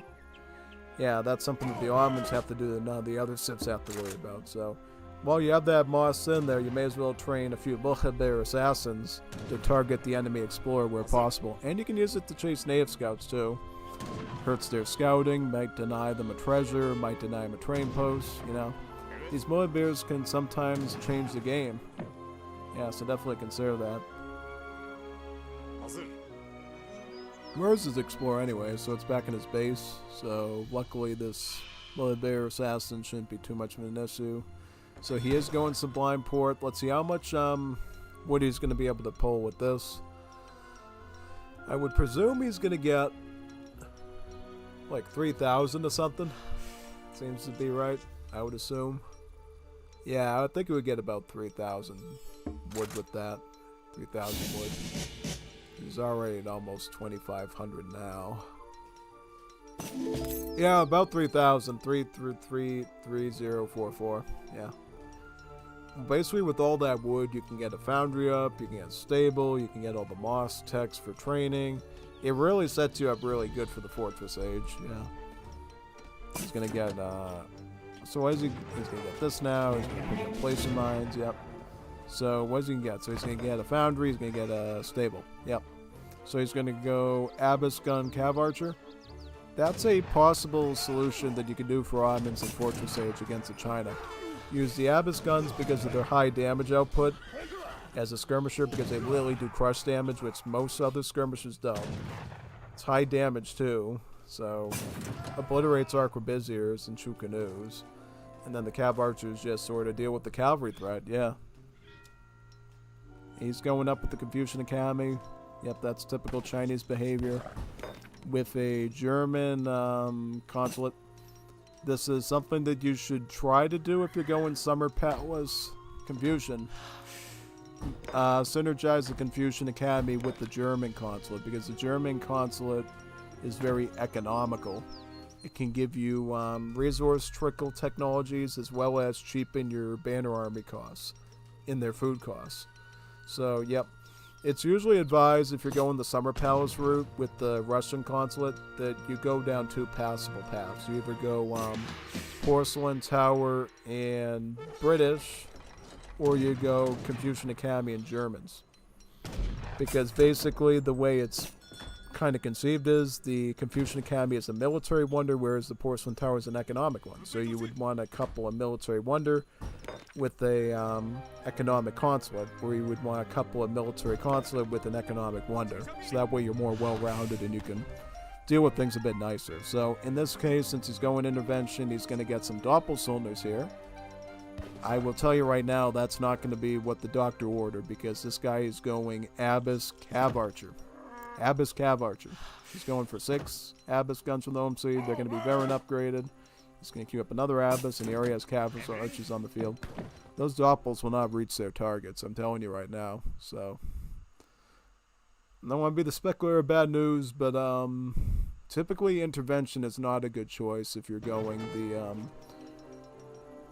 the Germany allies route. I would say you would only want to use intervention if you're going British, because 9 redcoats can be very useful, whereas 5 dops not so much, unless they're just spamming hand cap for some reason and nothing else. Yeah, no, it's never going to be good. Okay, another multiplier there. It's going to pick up the copy there. Is he getting multiple town centers or something? Why is he picking that up so early? I don't know. I mean, he only has like 30 vills. Like, why is he going for that so soon? I have no idea. Did they add like an extra effect to it or something? I have no idea. Alright. Pop boosts on the villages. Gonna add an Imperial Army. This gives you Iron Flails and Arcs. Arquebusiers. Do you have a Flying Crow yet? Nope, he's still halfway into the queue there. Best thing you could get is probably the Arquebusiers, I would say, in this situation. Does he even know what he's going for at all, though? Let me find out. He doesn't even know what comp he's going for. See, that's why you gotta scout this stuff. If you saw a foundry in a stable, he'd go like, ah, yes, I need like a massive skirms and maybe some hand cav or artillery or something, right? But now, he doesn't have that, and now he's gonna get creamed, right? Not only that, Oddman is gonna pick up 210 XP treasure there, so we're probably looking at another shipment coming in, right? Maybe the Falconets. I would say probably the Falconets here. He is picking up Cav combat, though, for the Cav Archers. He could also go Safahi and synergize that with the Cav combat. That's another option here, so we'll see if he ends up doing that pretty much. Could be pretty powerful indeed. Yeah. Very nice.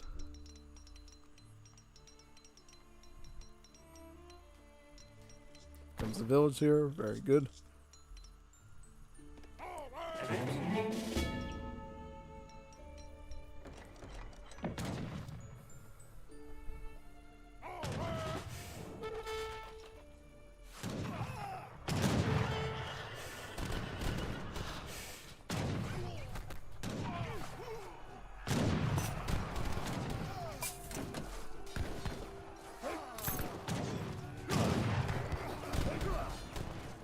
All that hand units, right? Very nice.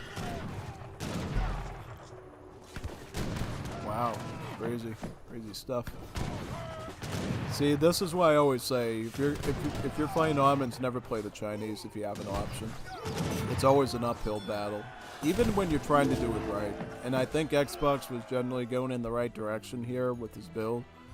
I have been in this situation probably 1,000 times against Ottomans as China. It's never good.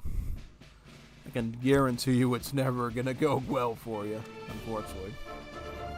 Unless you're like, let's say you're like mini mold level good, you might be able to do it. But other than that, not a situation you would ever want to do. Alright, so here we are with, I Am Person versus Merrill. Let's see who does good in this one. Okay, so we got Merrill as the Indians, and we got I Am Person as the Aztecs. So we have an Aztec versus an India. This is how we began the day, remember, with Kanisi, right? We saw Kanisi fighting in India. So, yeah, this should be pretty cool. What was that yesterday? I'm already losing track of my memories now. Memories, yeah. But either way, this should be pretty fun. Aztecs are going to build a community plaza to house their warrior priests, who will be able to stay on that community plaza and generate about 1 XP per second. And eventually you're going to want to build a market so you can get hunting dogs as well to optimize your build. So you have to get your warrior priests on. Very nice. And that's how you'll start as Aztecs. For the Indians, he will be going the standard build order. So he won't be going for the crazy 10 villager build order. 10 villager build order. He is going to be going for like 14, 15 vills. And usually the way you can tell that is you put about 6 of your vills on the wood so you can maintain a villager queue to afford 100 wood each time you train one of the vills, and then just gradually add them on the hunts. Yeah. I think in general it's the safer option, because basically when you're going for a 10 village rage up, you have to be spontaneous there. Day 42000 of Almonds be in balance. Absolutely. You said it better than I could have. You know, Almonds have always been a balanced civ in Age of Empires 3. The most balanced civ, in fact. So, yeah, thanks for reminding us of how balanced the Almonds truly are in this game. Most balanced concept ever, in fact. Oh, wow, person got a 210 XP treasure. That's really good for Aztecs. India's going to get a 80 food one, though. That's good. Because here's the thing. When you're setting up the build order as India, your gather rate for food starts very, very small since you're adding like 1 vill at a time. And then eventually you jump right onto the hunts once you reach about a certain number of villagers, yeah. Because here's the thing. Once you get the wood trickle cards like this one, the distributivism one, you can start to put less villagers on wood, typically, and put them more on the hunts as time goes on, which is really good. But yeah, oh wow, look at this. 4 pet jaguars. What's going on here with this guy? What is he doing? Oh, I thought he was going to do something crazy over there. Like, we never see 4 jaguars coming out from an Aztec before. I think on this map that would be really bad. You know, you remember when me and Phoenix were talking during the Azam series about 2 weeks ago? We kind of let everyone know that this map is not good for treasures, so you should never go for like a pet card like that on this map, because it's not going to pay itself back very good. Just saying. So good thing he thought twice about that. Going up with the Elder. Huh, interesting. Usually the recipe calls for messenger, but that's fine. I mean, if you can plan a fast fortress that way, that should be pretty good. It says it's called Russian Aztecs. Okay, so I think we actually saw him use this at the beginning of the tournament. And basically, it's a hard rush Aztec deck, so he really isn't even thinking about H3 at all for a while. He's really just going to go for his Montanan shipments, Coyote Spearmen, and then adding in these Mayan Hulkan Javelineers. So yeah, it's a very hard aggro Aztec deck. Which is one way you can play as the Aztecs. It's actually the older way to play Aztecs from like the old school game. But as time has gone on, we have sort of figured out that sort of semi-fast fortress and fast fortress plays with the Aztecs tend to lead to better results. Now, if you can rush really good with Aztecs in this situation, you can still go for a hard rush. And I think it's still the preferred strategy in team games that I've seen a lot of for Royal Clan and House of the Train Post, but and even some for the ESOC stuff too. So yeah, I can say that hard aggro Aztecs is still open for business. It's just not as hard hitting as going in with Jag Knights and Arrow Knights, I think, personally. That's all I'm saying. And I think a lot of people agree with that too. So out of the gate, the Aztec is going to go for their big bun that delivers you about 4 Jag Knights from the town center for some food. Jag Knights is one of the scariest units that the Aztecs get. It has multipliers against both heavy infantry and cavalry. So it acts a little bit like a skirm and a bit like a musket. Kind of a crazy idea. And then he's going to ship in the Hulkan allies there from the Mayans, Hulkan Javelineers. They're basically musketeers, but they throw spears instead of using a musket. So they're a Javelineer, yeah. They already had a name for them, yeah. Basically, they have like twice as, their rate of fire is twice as good as a musket, but their range attack is a little bit less. So, yeah, they pump out range damage very quickly, basically. Yeah, look, watch out here. Maybe want to retreat. It's usually preferred to keep your war chief alive when you're fighting as Aztecs because whatever you kill with these soldiers will actually generate more XP because of an aura that the war chief grants them. Yep, 24 XP from a Gurkha, that's really good. 24 from a Sepoy, 90 from the Explorer. That's why I'm telling you, man. Keep your war chief alive as Aztecs because it just rewards you so well. Yeah.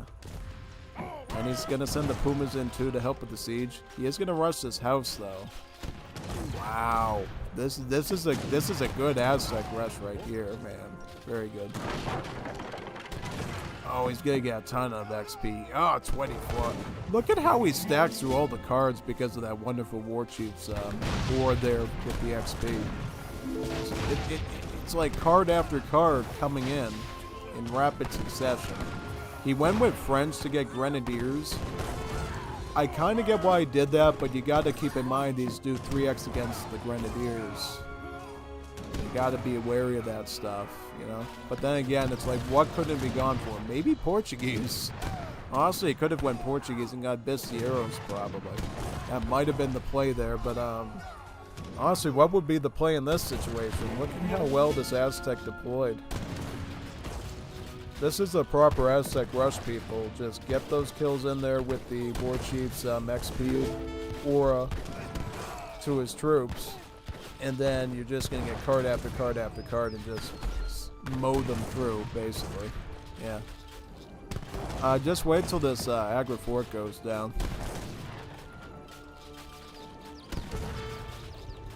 $640 XP. Wow. That's a big reward there. Oh, man. How much you get off a town center? Probably like, I don't know, like 200 something. Yeah, but the Agra Fort was great. He's going to branch off these coyotes right now and finish them off. Yep, GG. That was a good rush there. I like that one. That was quite impressive, honestly. Yeah. Now, port game. Let's go to this one. So I'm going to go to my game now. I wish I didn't have to look at this again, but I guess we're going to have to. Yeah. Okay. So we got Batu versus Dutch. Yeah. I'm already not enthusiastic about watching this again. It was so bad. I think this was the first 1v1 in Age of Empires 3D I played in like over like 2 or 3 months or something. Maybe even 4 or 5 months. Very long time.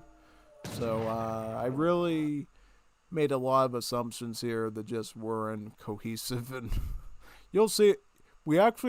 I was telling you, you can't tease us with the 4-jag and just cancel it, person. It's illegal. Oh man, yeah, tell me about it. Like, you know, he should have just committed to the Jaguars and been creative there and gave the guy a chance, you know? That's really mean. Yeah, you should have just went with the pet Jaguars and still pulled the win just to prove how Giga Chad he was. That would have been the play, but unfortunately now. Yeah, alright. So basically, Batu playing Spanish here. He's very good with them. Put a training post up. And yep, that's basically what you do because Spain gets a ton of XP with their Zid bonus and they just grind the cards very quickly. Yeah. Very quickly. They go from 3 settler to capitalism very quickly and generate a ton of resources. It's very good, actually. Yeah. 3 settlers, and then he's going to pick up capitalism, and then he's just going to go all the way through all this stuff. Yeah. Definitely. I think you actually saw Batu of Spain before when he was fighting Moon in the round of 64. Yeah, no, basically in that series, Batu was able to basically deal with Moon's his Virginia Company Manderboom, which was generating him a ton of bills by simply stacking a ton of muskets between 2 barracks and then just hit him hard with the H3. Yeah, pretty much, yep. So what I'm going to do here is I'm going to play standard Dutch, right? I'm going to try to go for 3, maybe 4 banks. That's what was my idea here.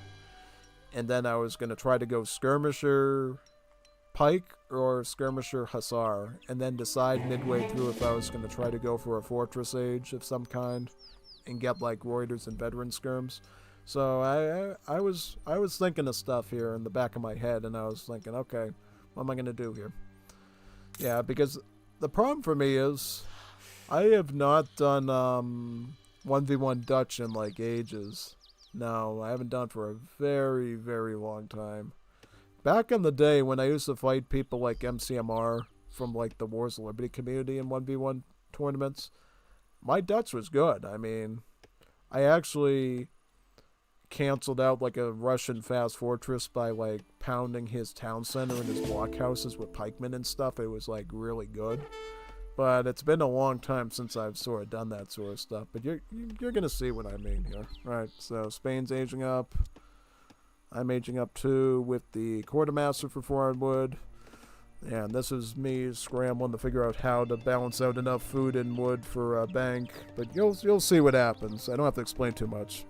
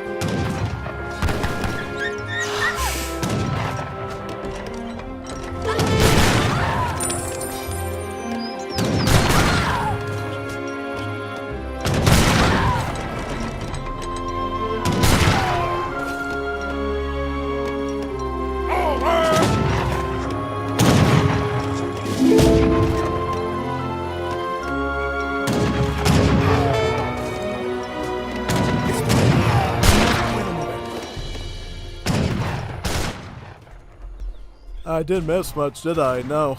So basically what happened here was Batu got the best of me with his musketeer rush, and by the time I got skirmishers, I couldn't really do much because Batu knew all he had to do was stack a ton of muskets and start one-shotting the skirms to the point that the multipliers no longer mattered. And then to make it worse, he just ships the rods in to sort of just run in there and chase everything down and snare it. Yeah, no. And look at this, I even had 3 banks. Didn't even make a difference. Good old Spanish rush for you too. Because normally, if you want to be pretty tricky, you normally just want to go for a fast fortress in Spain. But in this situation, he was like, you know what? Going against the Dutch, best thing to do is just go hard rush on them and not have to deal with their garbage later, so just rush them out of the gate. Yeah. And just run the pikemen in against the town center. Very tactical Spain situation there, yeah. Right on top of the TC. Very good. Yeah. Glad that game's finally over. It's giving me bad nightmares. Not really nightmares, but you know, you see the stuff I usually do, right? This is like nothing compared to what I usually play in games, for sure. Well, if he was in Wars of Liberty, things would definitely be a lot different, I would say, but it is what it is, I guess. That's all I'm gonna say. Yep, GC's down. I tried to grab my wood, and then it was like...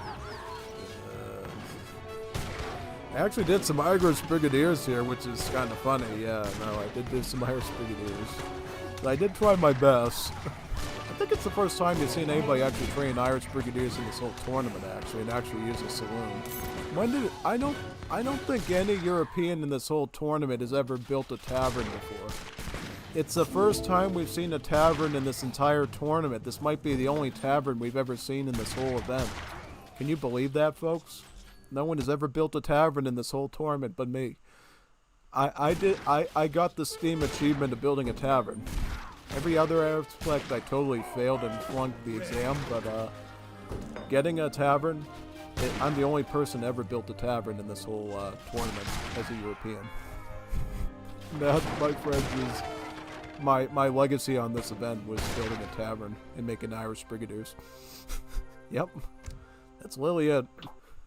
Not even talking about strategy. I mean, that game was just so bad that I wouldn't learn anything from that game if it was me. If anything, you oh great, we got another one of these now where I have to edit the file name. Great. Oh man, let me go back in and fix that again. Really, dude? All right, I'll edit it right now. This way, I think I have to close it first, and then I do it. Okay. Let me just edit it now. So close this, add the Discord open.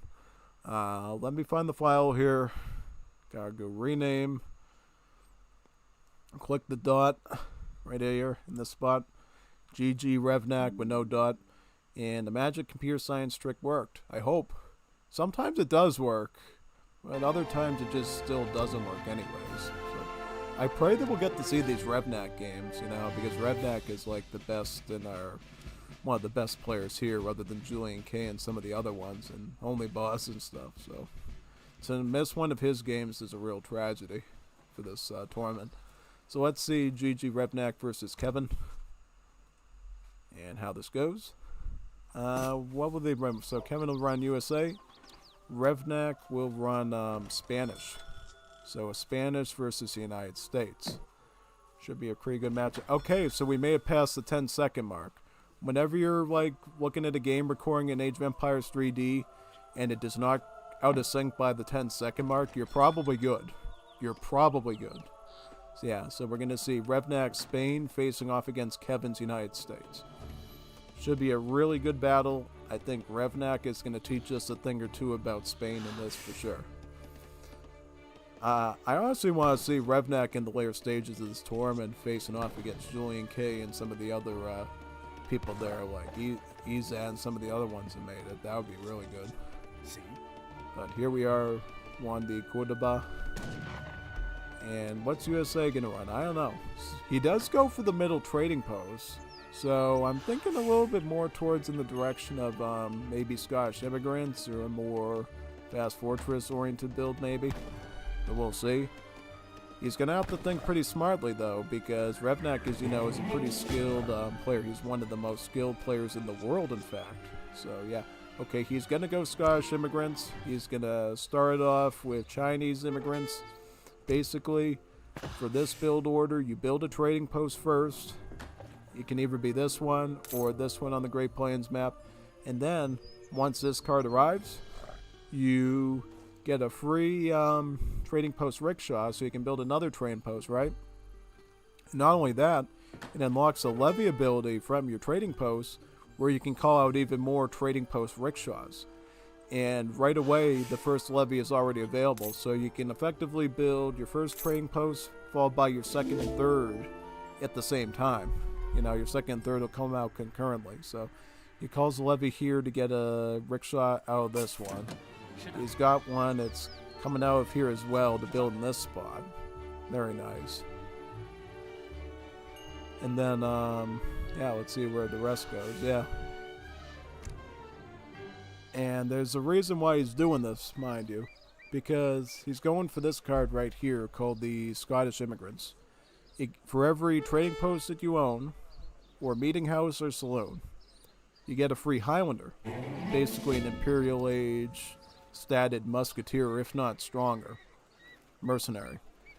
Yeah, so basically how it works is you would go for your Chinese immigrants first, combined with that trading post you start with at the start of the game as your first 3 conditions for this card. And then you would go for this card here, Advanced Saloon. Oh, he's going for capitalism first? So is he going for a greedy setup of it? He is. Because normally, if you want to do it quick and speedy, you do this one first, and then you would go for Advanced Saloon to get your build limit of the saloons up to 3, so that once you get into Age 2, you would run a card called Arkansas Post to build 2 more saloons for you, and then build a meeting house, right? But it looks like he's not doing that here. He's actually going for a different deck called Spain. So he actually built a deck to counter Spain, interestingly enough. And I guess what he thinks is instead of going for the saloon, he's going to go for capitalism first. He actually didn't even include Arkansas Post at all, which is weird. He's got the crates, he's got this, he's got Hamiltonian and Virginia General Assembly, even as the Seminole Scouts, but he didn't include the Arkansas Post, which is an oddity. I wonder what he's running. So he's going to run Pennsylvania still. So at least getting that part. Yeah, the reason you run Pennsylvania is because they get your meeting house build limit up to 2. So that you can actually get 2 meeting houses, which is a great alternative to train posts because the meeting houses will trickle XP for you, being a church building, so that's quite good. And then filling that requirement up with the saloons is also good because saloons, as you know, trickle gold. So best scenario is get about 3 saloons, 2 meeting houses, and then get as many trading posts as you can. Ideally the ones on the trade route first because it benefits you later. But again, some on native routes, on the native settlements can be good as well. So let's see how many you can get. Like if you can get up to 5 trading posts with the said buildings that I said, you can get a maximum of 10 Highlanders. And then you should be able to rush at Rebneck right away.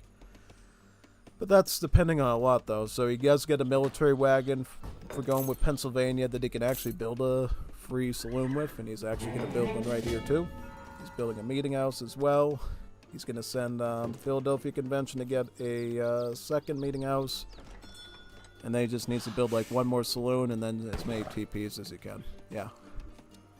As for Redneck, he is going for, he went for 3 vills, capitalism, 5 vills, 700 wood, and then 5 vills. So the reason for that is with the wood, he is basically able to go.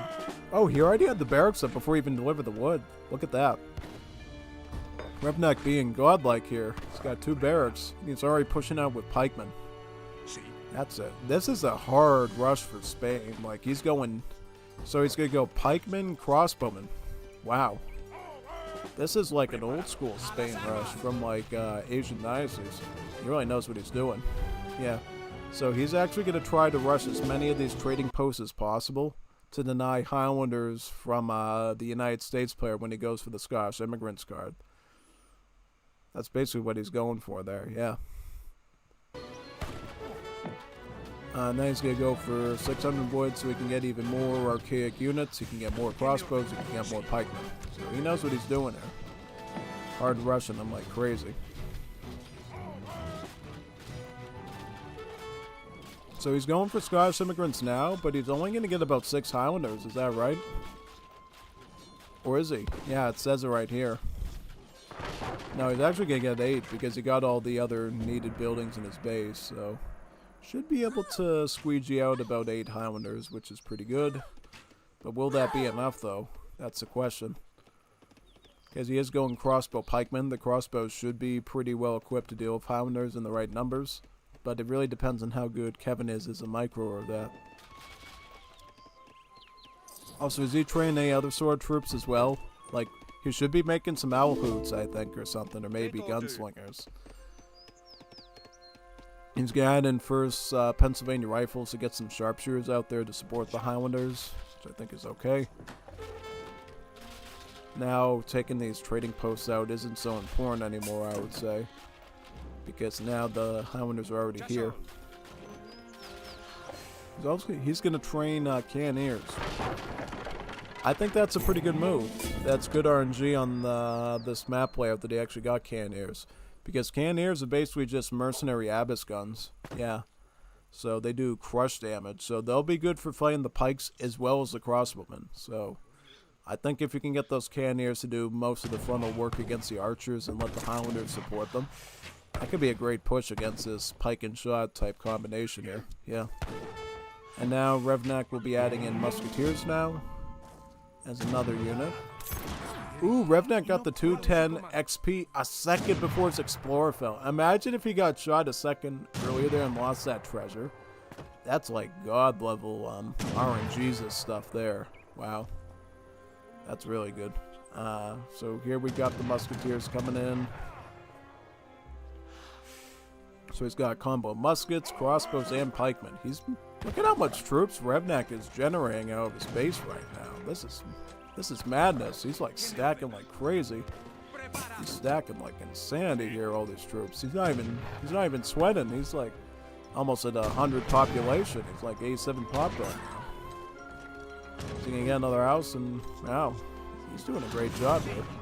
Because it doesn't matter that Kevin has all these good troops here. He doesn't have the numbers to keep up with this, you know, plus the town center is hitting him too, so he can't even get that close without getting hurt. Oh man, he's losing cannoneers to this town center. Oh man, he's getting too close to the TC. You gotta back up from that. You're losing stuff. You can't do that stuff. Ugh. Unbelievable. What I'm gonna say about that. Oh yeah, man. Oof. Crazy. Let's get back here. So here we are. See? What's this? 600 coin. Very good. Beautiful. That should be a good generation of resources right there. Very nice. Oh no, he's gonna go for House Trotz de Maria. Oh good. You should be able to get a very cheap Fortress Age now with that. Yeah. Basically for every card you send in the given age, it cheapens the age up and it makes it come in faster. So, yeah, you should get a pretty quick age up there, I would say. Yeah. Preparado.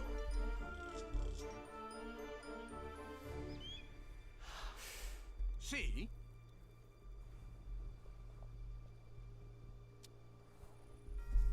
Oh, and USA is going up Fortress Age of Statehood. And what state did he get? He went with Kentucky. Yep, that's typically what we do when we go Scottish immigrants, is we follow up with the Fortress Age into Kentucky, so that you can run this powerful Kentucky Hunters card. The more cards you send in the game, the stronger it becomes, because it will ship an additional sharpshooter for every card you've sent in the game. And plus it gives you 4 owl hoots too, so kind of a good combo there overall. Oh wow, Kevin got the 320 XP treasure. That's really going to help him out now, isn't it? He's going to pick up his Russian-American company right now. And he's going to be able to add 2 blockhouses onto the map, as well as buff up his hunting rate by 20%. It's like getting frontier defenses and spice trade all in one card, pretty much, for practical purposes. Yeah, it's quite good. Yes? Here comes both of the blockhouse wagons here. Let's see where he puts them. Here, one there. But you gotta watch out because Revnak is now in age 3. He can get his lancers, falconets. He can get all this scary stuff there. Gotta be very careful. He's also getting veteran on both his pikes and his crossbowmen right now. So you know he's gonna do pretty good with that. He really has no reason to upgrade the muskets because he only got about 10 of them. But the archers and the pikers, absolutely, because he's got huge stacks of those. He's gonna train one falconet. Probably anticipating Gatling guns. Is that going to happen though? No, he hasn't even sent rolling artillery yet, so Culverin won't see too much action yet, unfortunately. Cerveza. It's kind of funny they called the dog Cerveza. Doesn't that literally mean beer in Spanish? Yeah, I remember my Spanish lessons. Cerveza. It's literally a beer. So sieging the market down. Crossbowmen engaging with the sharpshooters. Crossbowmen I got the push in, they're gonna retreat. Okay. Still nobody's really fully committed to a skirmish yet. Hussars, veteran Hussars here. Very nice. So he just upgraded that manually, it looks like. He didn't use a special card for him called Georgian Hussars. What is your command? Train more SR, shipping in about 8 regulars, very nice.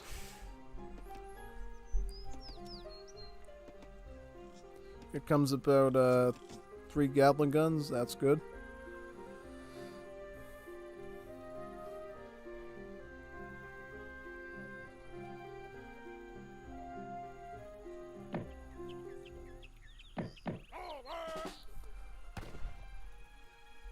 Steel traps.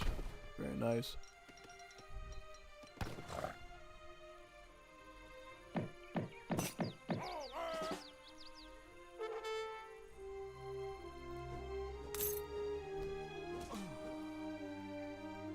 I'm ready.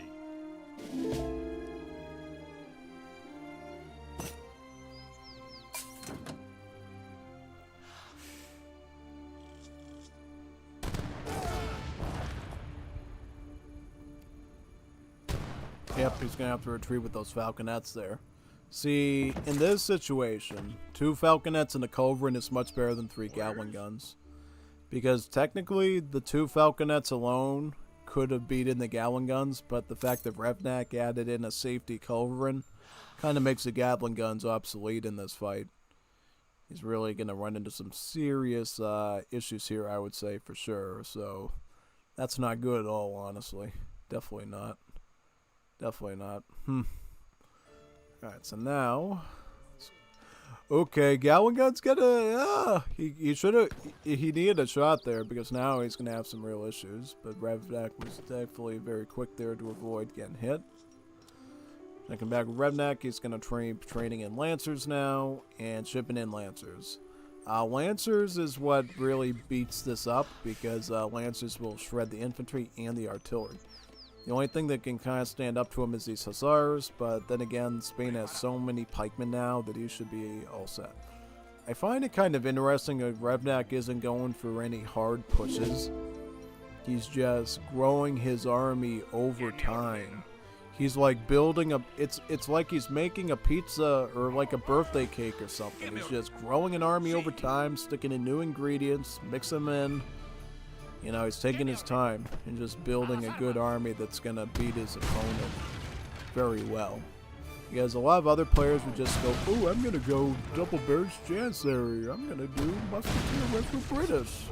Now, Revnak is building like a whole like pastry here of different things. He's adding falconets, he's adding culverin, he's got muskets, veteran crossbows, veteran pikes, lancers. He's adding in everything in a good distribution that will be very much impossible to beat. Yeah, knows exactly what he's doing. You know, it's very tactical indeed. Yeah, big time. He's pretty strategic, I would say. Yeah.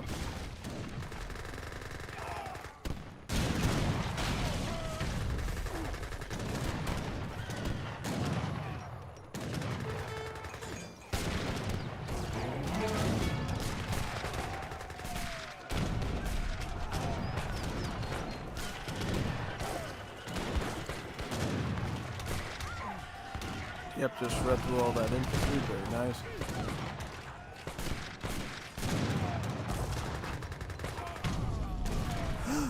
Good shot on the Gowan gun, that was called. Beautiful. Alright, so he did send Kentucky rifles in because I see the owl hoots there now and the huge batch of skirms. But unfortunately, the Falconets are just going to eat into that with the Lancers. He's not in good shape right now because now he's just going to be pushed back. Right? Yeah. And if you're Spain, just add in more Lancers. He's also picking up Cavalry Caress, which is going to add more HP onto these Lancers too to boot. So, yeah, you better get something like Carbine Cavalry now, because what you're doing right now just isn't working. He thinks he can just beat these with Hussars. That's not true, because Revnak is holding a stack of crossbowmen and muskets right behind him. So if he tries to go into a cavalry-on-cavalry fight right now, the range support of Revnak will be astronomically more supporting, since heavy infantry is going to deal more pierce damage into a cavalry than a skirmisher is. Alright, so Falconets trying to come up here. Now he's sieging away at his state capital now. He's creeping in. Spain is going to stick in some skirms now and add cav combat too for the Lancers. He just knows exactly what units to mix into the pot, basically. So adding in everything in a pretty good distribution there, which is pretty cool, you know. Very much so. ¿Cuál es su comando?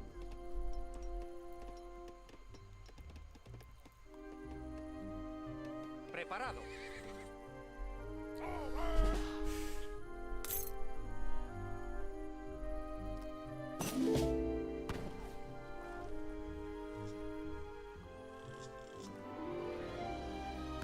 ¿Qué me ordena? Preparado. ¿Qué me ordena?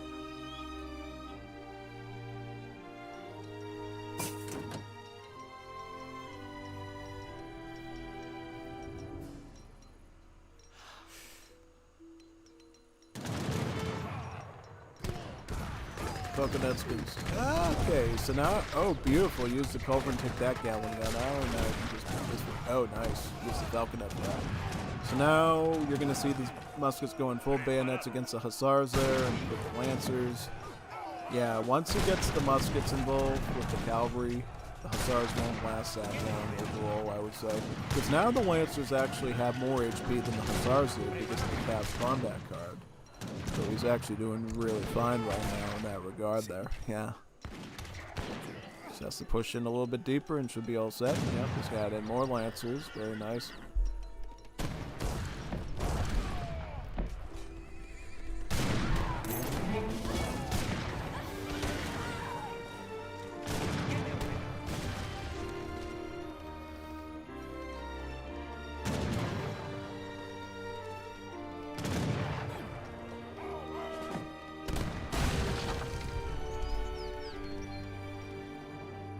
Skirms and crossbows and muskets. Skirms and lances.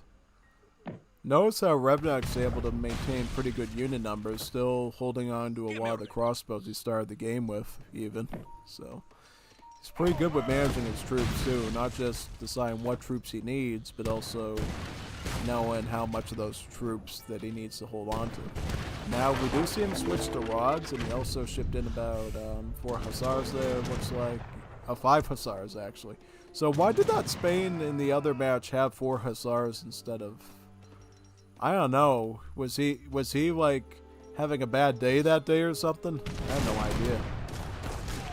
That's why I was wondering. I thought for some reason they removed 5 Hussars from Spain. I was like, why does he have a 4 Hussar card in there? And I'm like, yeah, so he really did mess that up. Oh boy, yeah. So, he got rid of 1 Falconet of Revnak's, but he still has 1 more, and he has the culverins. Look at how confident Revnak is at this stage to be able to capture this hunt too. It's like really bold of him to do up there. Yeah, no. Very spicy, bold move, I would say. Absolutely. Unequivocally. Now the house is in the siege here. Very nice. Yep, artillery. Let's see if we can get his culver in the position to hit this one now. That'd be great. Ah, wow. Got that one. Very good. Nice.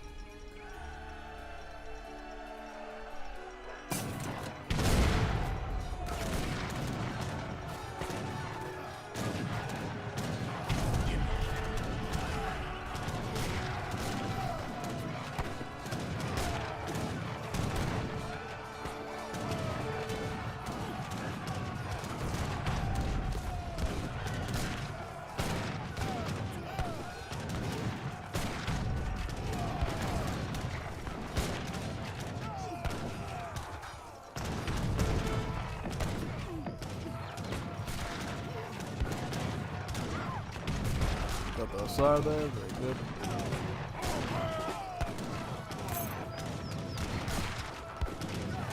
Culverin. Alright, so it looks like Kevin has been able to whittle down Revnak's troops a bit there. Yeah, now he's just holding off with the crossbowmen a bit, but now Kevin's coming in with sharpshooters and veteran regulars. How much? He's also going to be shipping in the carbine cav and train some more regulars. What else has he got in his deck?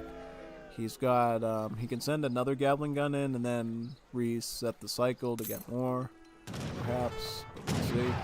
Got some skirms here. Alright, Revnak's got to prepare now, so what's he going to do? He's got the 5 Hussar shipment there and some Lancers. He's got some rods here. He's also going to train more skirms. He's got another batch of Lancers now. He could ship in 7 rods, too. That's another option, I would say, yeah. Yeah, rods need to retreat. Hussars and Lancers need to... Okay, no, never mind. He's got the carbine cab there. So yeah, he's... carbine cab are going to do their best to, like, shred this cavalry while the Lancers and the rods mix in. The rods mixing in is pretty crucial because the rods could use their anti-cab multipliers to punish the carbine cab there, which is really nice. Should be quite good.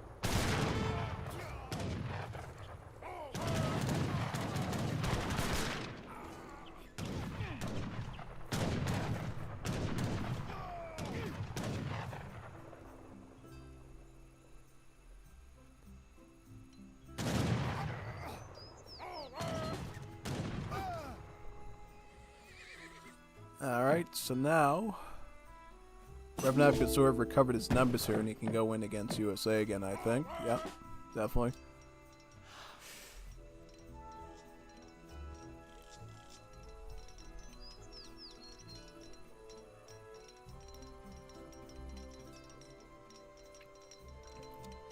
¿Qué me ordena?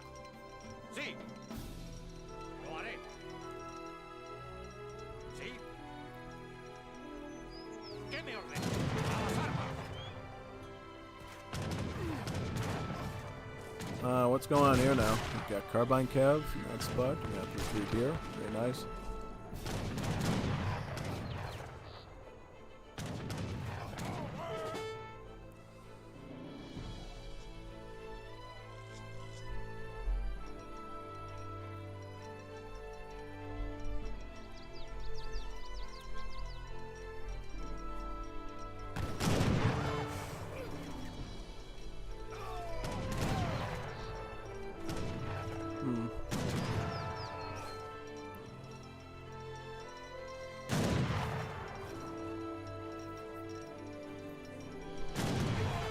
Sí.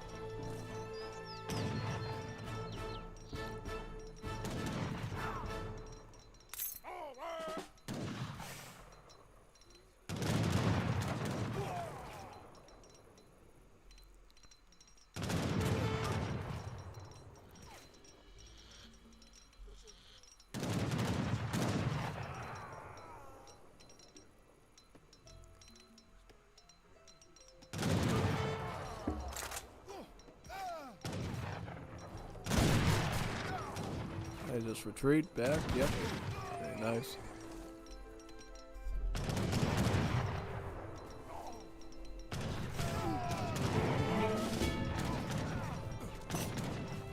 Oh, he sent the Reconquista. He's got Conquistadors now. Very good. That should help out a bit because Conquistadors, at least in Definitive Edition, they actually are similar to the Akans, but instead of being a musket, they're a dragoon. So the way the conks work is, they have a splash attack of 1. So they can actually potentially damage multiple units at the same time if they're, like, you know, again, crumpled up like a bag of potato chips really close to each other. So, again, the conks at this stage could be pretty crucial. And since they're a native warrior too, they don't even count against your pop, which is quite nice as well. So, skirms and sharpshooters facing off a bit here. He's got some cowboy. Oh no, those are carbine guys. I thought they were cowboys for a second. I was like, whoa, you would make a cowboy full. Okay, sharpshooters, regulars. This has been a pretty delicate dance between the two players with the micro, I found. No, they've been going back and forth here. This is really a good matchup, you know.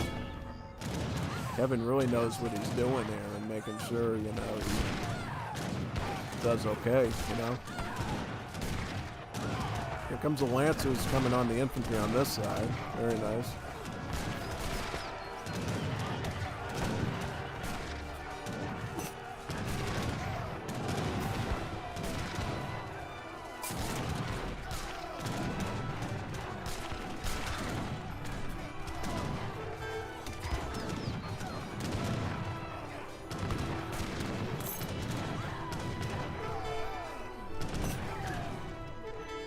GG. Very nice. That was a beautiful game, and I'm glad I got to see that one, and it didn't out of sync. I hope you enjoyed that one too. That was wonderful. That was a good demonstration of what Age of Empires 3 is all about. Yeah. Alright, so now we're going to see Yuki facing off against one of the Chinese players, I think. Yeah. Okay, so he's going to be picking Ottomans. And then Yuki is going to be Germany. So we got an Ottoman versus Germany. And yeah, that should be pretty fun. Let's see how this goes. Yeah, definitely. Alright, so Germany building their market. Since your settler wagons are 2 villages in 1, getting the hunting dogs tech is very good because really it doubles the effect of the tech effectively, you know. For the settler wagons, the hunting dog tech is obviously really good. But for a settler wagon, the effect is even doubled because the gather rate, again, is basically double at the base, so it's going to multiply even better with the tech. Yeah, so that's quite good. Ottomans, on the other hand, are going to go for a trading post and a mosque. The mosque to trickle XP, and the trading post is also going to generate XP every time it goes through here. That way the Ottomans can utilize their unit shipments much better. If you know much about the Ottomans, the most powerful thing that the Ottomans can do is basically go for shipment after shipment after shipment, card after card after card. That's where Ottomans do really good, because basically the way the Ottomans work, their units are statistically stronger. Not always, but most of them are stronger than their regular counterparts, particularly the Janissary, the Abbas gun, Sifahi, stuff like that. So the more cards Ottomans can get, it usually ends up leading to better results, particularly since they really like their fast fortress and vast industrial for strategy-wise. So what does this deck look like? So it looks like an Age 2 friendly deck, because whenever we see ASAPs, Jans, and Delis in the Age 2 slot, that means that we're really going to be looking for a double barracks Janissary that's going to build into a fortress age of 8 Jan, Abbas, Sifahi, Mamluk, Falconet. He even has a fort here. Yeah, pretty nice. So I think that deck's pretty fine. How about Yuki though? Yuki is running a 1 GP. 1 GP, he's got he's got 3 of the settler wagon cards. He's got Palatine settlements there to beef up the pop space that his houses have. His H3 looks pretty normal though, with 2 Yudon, 2 Skirmisher, 1 more wagon, and then the Jaeger and Black Rider. And then his H4 has just the heavy cannons and factories. That's quite nice. Very good. He just got hurt in that bison now. That's great. Very good. Jesus. And wouldn't that be Aisha? Yeah, that'd be Aisha. That would be that wouldn't be Jesus if he's Ottoman Islam. It'd be Aisha. Yeah, that would have been a funny name. But anyways, let's see how this goes. Germany going with Core Master, right? Picking up Gangsa. Wow, they're going Gangsa. I think that's a good indicator we might see crossbow pikeman play from the Germany, perhaps, because he is focusing on his wood economy early on. Almond's going to go for Core Master, so Double Barracks Jancer is looking very likely. He is going to pick up his hunting dogs tech, since you really need that food economy to flourish with the Almonds to go for a Double Barracks Jancer, because here's the thing. If you were to go Double Barracks Musket with, say, Spain or France or Britain, you only have to shell out like 150 food, but for the Ottomans, you have to shell out 180 food for like getting 2 of those Jans out, because the Jansayer's food cost is 90 versus just 75, so you're adding on another 30 food between the two, pretty much. Yeah. And he also is going to pick up his steel traps, getting even better food economy there. He's going to build up that, once he grabs all that wood from the quartermaster, he's going to be able to go forward there with 2 barracks in the spot. Now, based on what I'm seeing here, I mean, we could look around. Oh, he's got a coyote there. Okay, so his Germany's settler's right here. So, is he going to put a barracks at this middle juncture here, perhaps? Maybe. The Ottoman is going for 5 Uruks, though. Okay, so the barracks is going to go right here. Right? So far, it's just 1 barracks, though. Not double. So he's going 1 barracks at the moment. Is he going to follow it up with a fortress age, or is he going to add like a foundry or a stable in? That's what we're going to have to find out. Germany's going with the tavern. And now I remember, we have seen Germany go for a tavern a few times. This is the guy that does the tavern thing with Germany. Right, I think we've seen him do it like two times before, and generally works pretty good. So, yeah, basically he's going to go for, okay, he's built a church so he can get a spy to attack the Ottoman explorer with. And I think he's going to go Renegados here, right? Oh, yep, so basically what Yukieti does is he gets Palatine settlements rather, to basically make these houses be able to support 30 pop instead of 10, so that he can stack Renegados. It's kind of an alternative way of playing Germany, so that you don't really, because if I remember correctly, I don't think Germany gets the I don't think they get the Theaters card, right? So they can go that route to make the Outlaws cost less population. So you have to go with Palatine settlements. Why do I keep saying shipments? Settlements. So that you have enough pop space to actually stack Renegados, because now his pop space is about 130, and the fact that these Renegados take up about 4 isn't as bad anymore, you know? It's actually quite doable. So he's going to just stack tons of Renegados, I think, against the Ottoman here. Yeah. And I mean, they're pretty good. I mean, 20 times 2, that's like 40 damage in H2. Not bad. That's definitely better than a crossbowman in terms of output. It also has a range of 18, so it actually outranges a crossbowman too to boot. So that's quite good.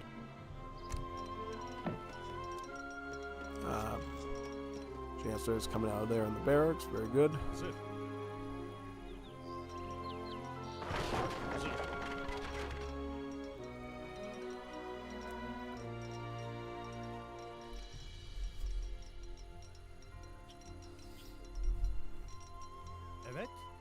Alright, is he gonna pick this treasure up? And nah, you don't really need this one, do you? No. You might need it for a spy attacking you, but even then, the spy's just gonna slash you through anyways. Alright, so you look at this, he's putting up walls here so the Renegados have protection. This is a crazy build. Look at, he's like turtling with walls for the Renegados so they don't get hit in melee, and they can fall back and use their 18 range.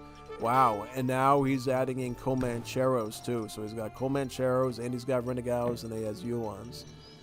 This is a wacky build right now. Ottomans are like, you know what? You do you, and I'm gonna go H3 and get Falconets and destroy you. Yeah, that's exactly what he's gonna do there. Whereas Germany's gonna add in more Comancheros. I mean, honestly, I don't know what he's doing right now. He's going Comancheros and Renegados. This is like a wacko build right now, like crazy. I mean, I don't even know what he's even playing right now, to be honest. TBH, this is really confusing me right now. It really is. So, I don't know what we're going to get here, but it should be fun. Should be fun. I'll definitely say that. Absolutely. Unequivocally, yeah.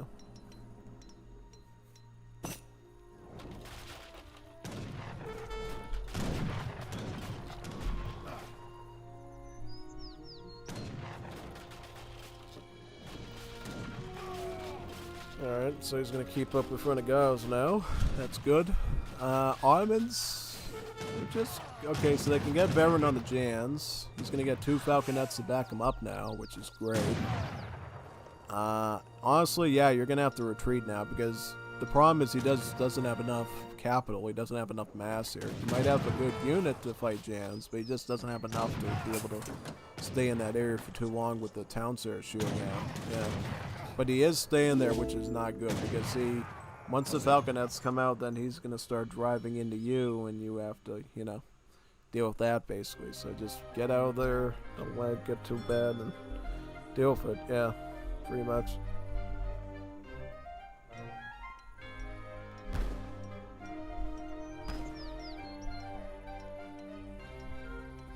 Hazır.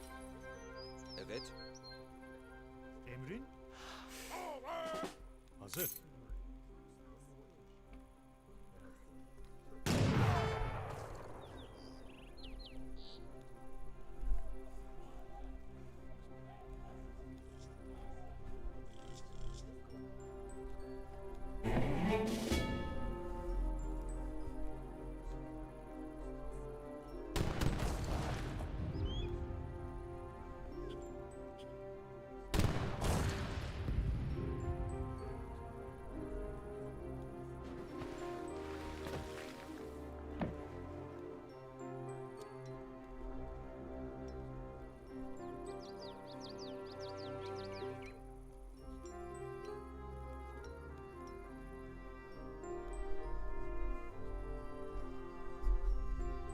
Five Safahi. That's the other shipment you have to watch out for here. However, the Germany did make it to Fortress Age though, so he's no slacker. He knows what he's doing.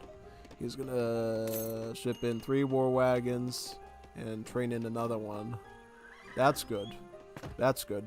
War wagons will deal with this very nicely because they'll counter the Falconets, they'll counter the Safais, and they'll actually counter the Janissaries because of their high damage output. So I think Yukieti send him up for a trap here, honestly, which I think is pretty fruitful. No, he might be sent up for a trap right now. Watch this very closely here. Very closely now. Here comes the war waggies there.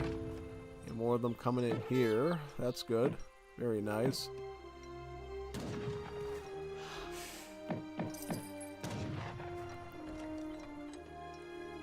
Alright, war wagons coming out of this one, right? Yep.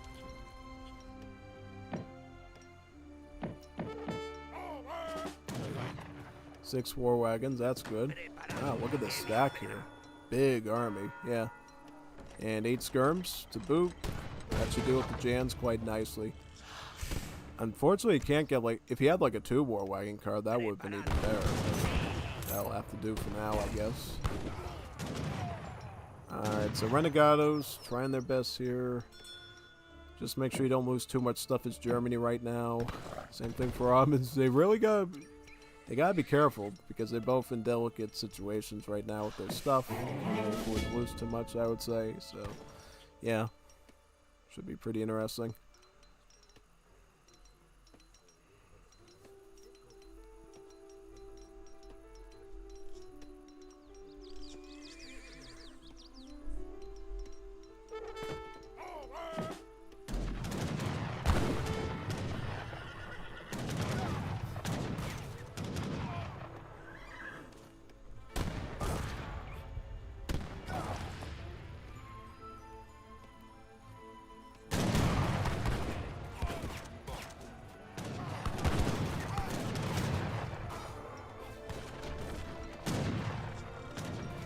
Kıpırdayamıyorum.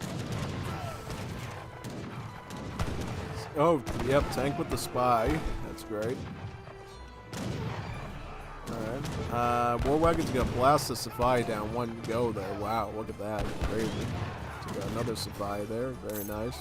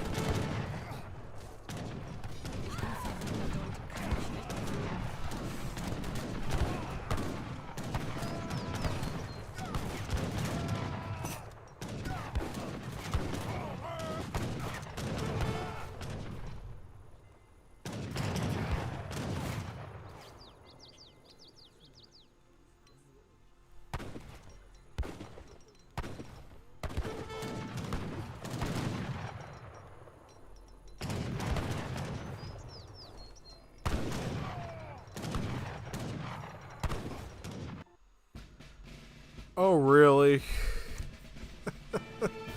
I think Germany was going to win that, though. I will say that. I think Germany won that one. But overall, I feel like the momentum was on Germany's side there. You just keep going skirm, War Wagon, and plowing ahead. Good game, Yukieti, for that win. That's assumed win, yeah. Because here's the thing, they beat the Safahi shipment, they beat the Falconet shipment. All that Oddman could have done there is like the Mamluk shipment. That's about it. So, yeah. All right. So here we got another Revnak game against some Chinese fella there. So let's see how that one is. Should be quite good. Okay, so we got French Revnak against Mexico. So let's just pray that this survives. All right. So we got French versus Mexico. Should be pretty fun, huh? Oh, absolutely. I think based on the play we saw with Revnak's Spain, I think his France will also be pretty exciting. He's probably going to play very similarly, I would assume, where he's just going to know how to play the chessboard very well and adding new pieces to his board and not losing too much stuff there to build a pretty massive army. Yeah. So yeah, that's one thing you notice about Revnak. He's like pretty good with his micro, so he can manage all sorts of different troops, control group-wise, very well. He can maintain musketeers, pikes, archers, cavalry, artillery, all at the same time and just make it come together nicely. So I would presume he would do his French very similarly, managing dragoons, skirms, hand cavalry, artillery, even halberdiers perhaps, you know. You never know. So yeah. Now, let's see what the Mexico's up to. So, the Mexico is not building a trading post of any sort, so he's definitely not going from one of the revolts that we know about. At least, he's probably not. He might still do it, but we'll see. We have to check at the deck to make sure. So, this is Revnak's France deck, so it's called 1v1. CBD, get your crates, crossbow, hussar. He does use Royal Decree here. This can sometimes be really good, the Edict of Nantes, to get you the Grenadier troops. H3, he's got his skirms, Corsair, Dragoon, Falconet. He does use the Jaeger card, which is interesting. And then H4, not only does he have Heavy Can, he also has 4 Culverin too. So, that's pretty nice. So we'll see how it goes with that. How about Mexico? Mexico is running 1-1. So he's going to be sending the Aldonga de Granditas there to get 2 villas in the Hacienda. He also has his cathedral construction. His H2 looks pretty eventful. His H3 looks pretty eventful. He even has some good stuff for H4. So that's a good question. Is he going to be going for a revolt, or is he just going to be playing the normal route, honestly? Yeah, I got no idea, frankly, what he's going to pull here, to be frank with you. So should be pretty fun either way. Alright, here comes the Hacienda. Let's see where he places the Hacienda, too. That can be a good telltale sign of what's going on, so. Okay, so the villas are going to go on the wood. The Hacienda is going to go mid-map. Alright, so What's he aging up with? Queretaro. Queretaro there. Queretaro. That should be interesting. Let's see what that's. So the Hacienda is going in a rushing position right over here, so he can receive shipments right to the front lines. Now let's see what he ends up going for here. Now, yeah, it's kind of one of the more unorthodox gauge ups. Usually we see Michoacan or the Texacawa. Those are typically the ones we normally see here. So whatever he's going with now should be pretty fascinating, to say the least. Yeah.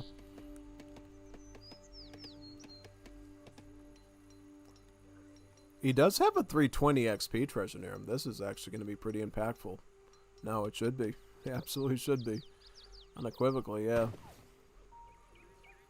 Alright, so here comes his age up. He got some XP crates right there. He's going to ship in coin. Huh. Actually. Wondering if he plans on using any of these here at all. Yeah. So he's going to go for the coin there. He goes with the barracks, and he's going to push with soldados. So he's going for a soldado rush. Okay. That's a typical sign that we're not going to get a revolt if they start rushing with soldados. Sometimes you can fall back onto a Central America revolt if you're going with the soldado rush, but that's typically not what we see here tactically. Alone Fancy. Somebody's crying. Alone Fancy, are you okay, son? Are you laughing and crying, or are you just crying? Seem like you're all purple there with that emote. You must be crying pretty hard there. Okay, so here we go with the soldados, with the inspiring flag right here to boost the stats up. He's gonna get a nice 320 XP treasure now. That's gonna be a big booster to him. Absolutely big booster. He's shipping in Chinancos now, so we've got 3 Chinancos coming in. See, muy bien. That should be beautiful. Get that treasure there. Very nice. Pick it up very good there. Yeah, very nice. What's going over here? Revnak is going to open Musketeer. So that's typically what we see France do when they go barracks. Oh, he trained some crossbowmen too. So he opened up with crossbowmen, so he had something to deal with the soldados with, and now he's going to add Musketeer in. And then he's going to follow up with more crossbowmen. He seems to be playing a bit of a... It's like he's baking a cake again, because it's like he's doing a little musket, he's doing a little bit of crossbowman. He's getting exactly what he needs. He's getting exactly enough muskets to deal with the 3 Shinanko shipment, but then he's able to say, alright, for the rest of it, I'll just go crossbowman to deal with the soldados, right? Because soldados, you gotta be careful of. These guys are basically 2-pop musketeers. They got 300 HP, 36 range attack.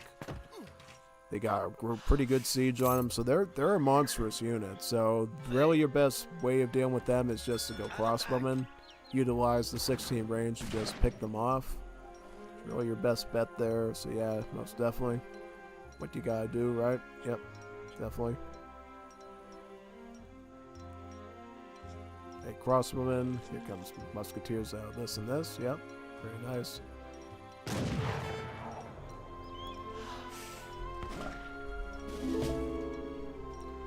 How many crossbows does Redneck on? So he's got about 17, is that right? Pretty decent stack. He's going to have to do this very carefully, though. Trying to lure him in and go boop, boop, boop, boop, boop. Like that. Yeah, absolutely. Alright, go back there. Very good. Votre ordre.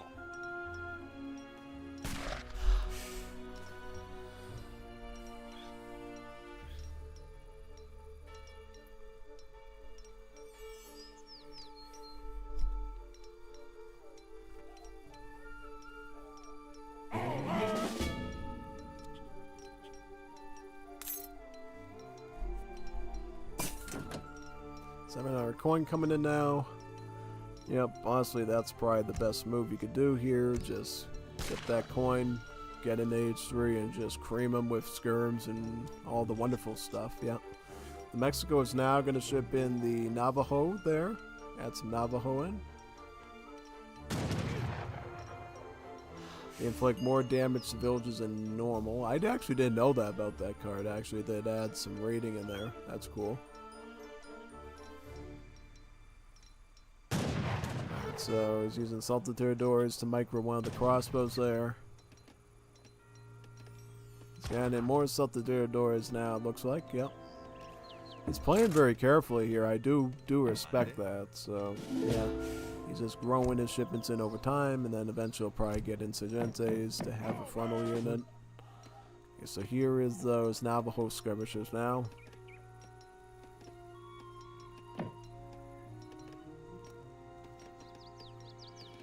¿Quién busca salvación?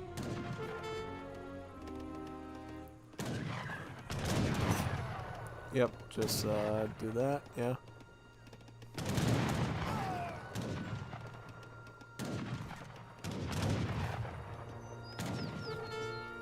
Hola. Listo para la emboscada, comandante.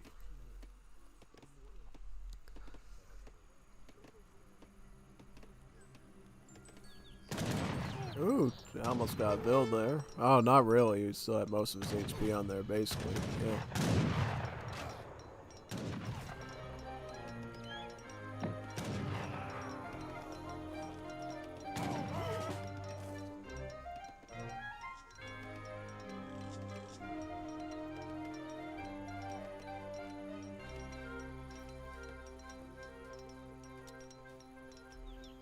Veteran Musketeer, very good. Falconets. Falconets should do quite a bit of damage. Yep. He still has 600 coin there, so he still has a way of aging up, right? Yeah, good.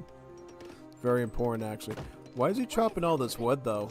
Shouldn't he be getting food, though, so he can, like, combine that with 600 coin, or what? He's adding an Insurgentes. Yeah, because I would be getting my Falconets now, man, because he's got his. You're going to need some powerful cards, too, here. So, yeah, it's a bit of a catch-up game at this point.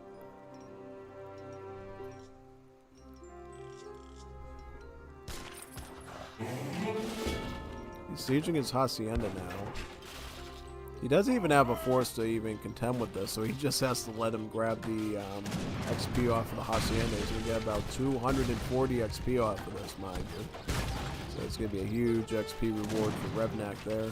Crossbowmen just scare him off.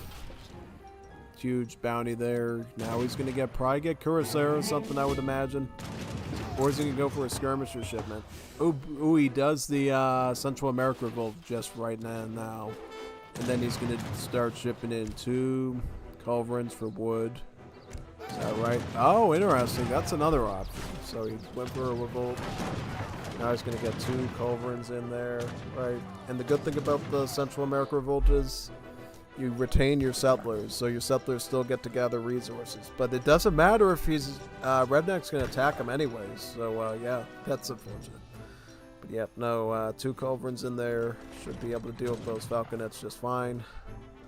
Now, the rest of your army, I don't know. Because Revnak's going to be encroaching on you very quickly with skirmishes. So I don't know what's going to happen with that. So, okay, just cream him in there with that. Okay, so he beat that out, right? Culverin's now kind of useless. Yeah, that's the only thing I'll say. You kind of just went for a revolt just to use culverins on like 1 cannon. At this point, now the culverin's just going to be... Well, they'll survive. They'll survive. And they'll provide some good crush damage, too. So that's okay. What now, though? There you go for Santa Maria Fire and start adding Falconets, I would assume, at this point. Probably. That's at least what I would think that you can accomplish now.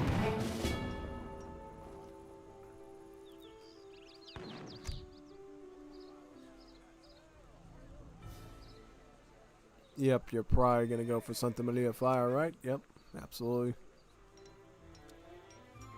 Oh, he's going to go for Salvadorian coffee there. Get in 7 more villagers. Wow. Okay. Could do that too, I suppose. But what are you going to train, though? You going to keep going Salted Tiradors or what? Stand in placer mines at Gangsa. Kind of like a salad of economy there. I don't know really what he's planning. especially if he's got skirms and veteran musk on him. Shipping in 8 skirms, 2 killises. Okay. Yeah, actually, Revnak did ship in 1,000 wood too, so his infrastructure's in pretty good shape. Alright. Very good.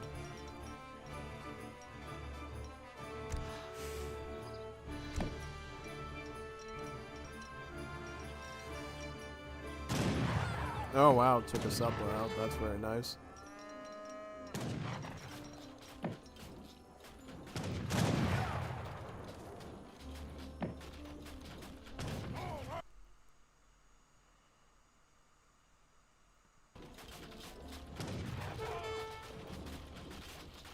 Market going down. There's the Mercado. Adios, Mercado. See? Now you can push on the house. Very nice. Perfecto, yeah. Beautiful.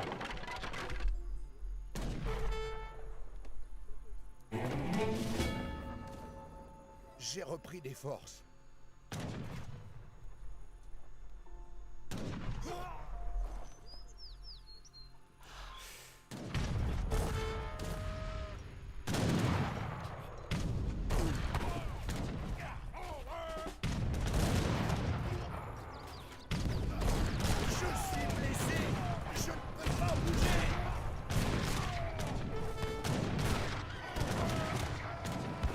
Oh, took out his Falconet. That's not good. Game over, buddy. Game over, buddy. Absolutely. PSS. Shazzy! Very nice. Some more PSS. Find some more splash attack.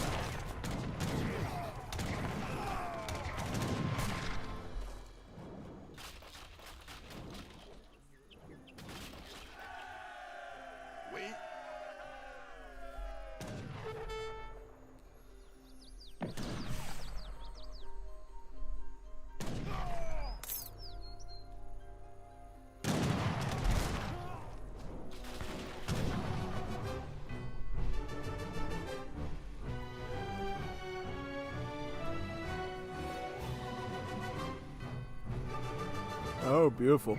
Good Revnak show there of the French. Let's go on to the next one now. Which one are we on here? Xbox versus Chinese person. More Chinese persons. Let's see who wins in this one.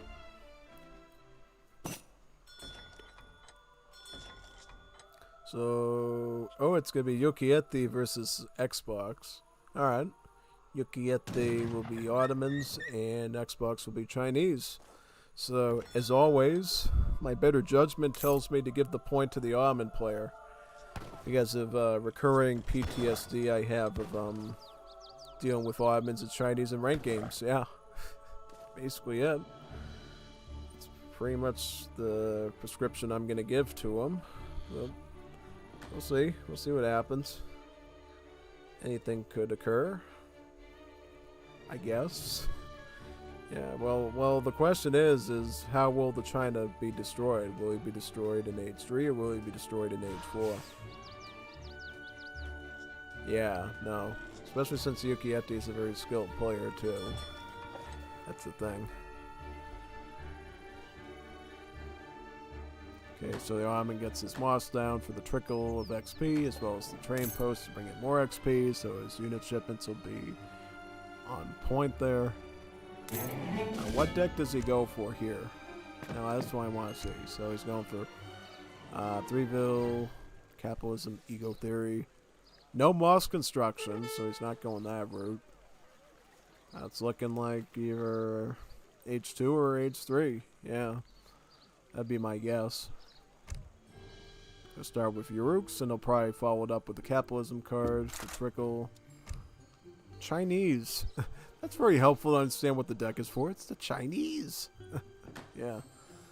Now, question is, what does he go for? So, we saw the last game that he was in, and he went for the Russian blockhouse. Is that right? So, let's see what he goes for there. In terms of overall strategy. Okay, so he's got Xianyun. Get that treasure up there, the 25 wood one. Very nice. Very good. Should help you out. Yeah, I think particularly going the Russian consulate route with the Chinese against Ottomans is particularly dangerous. Yeah, because I feel like you need to go for a very impactful French consulate, porcelain tower, fast fortress if you even stand a chance against the Ottomans personally. That's at least what I think, you know. I think if you go the Summer Palace route, you're going to find yourself behind. Because every time I tried to run the Summer Palace Russian consulate against Ottomans in ranked, I would always get clobbered by an age 3 attack. Always. The Ottoman would always be ready to put down Safahis and Falconets. And I would just be like, like that. And it would just wouldn't have any idea what to do. No. Alright, so what's the treasure? He's going to get A5 wood here, right? Oh, that's pretty good for China. I mean, he's getting some extra wood.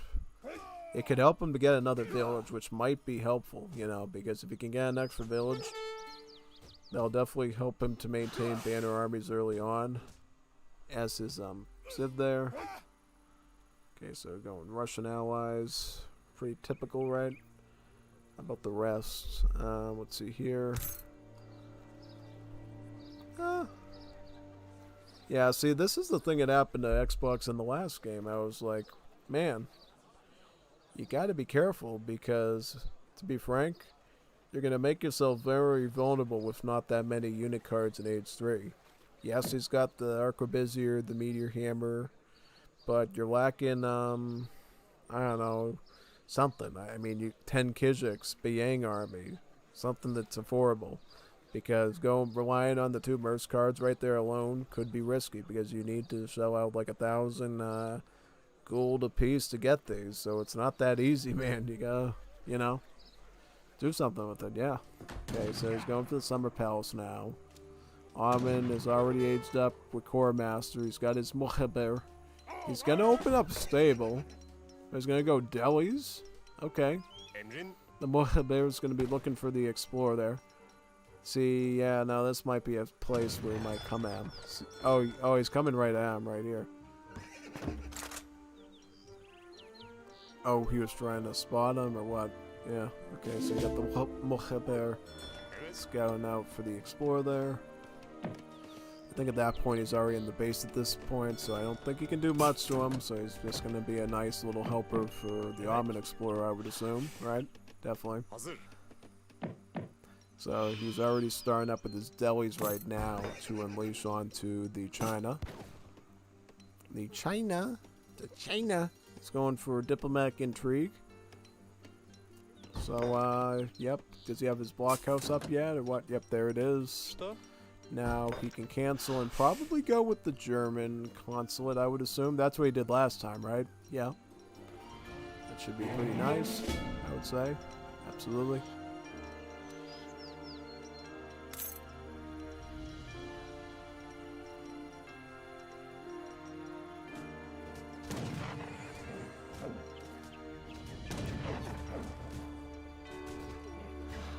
What are you gonna do? Fight through all those wolves there and then go for the settler? Looks like he is. Very nice.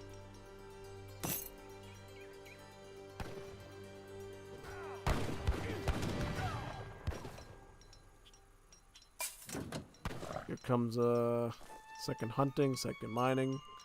German allies. Very nice.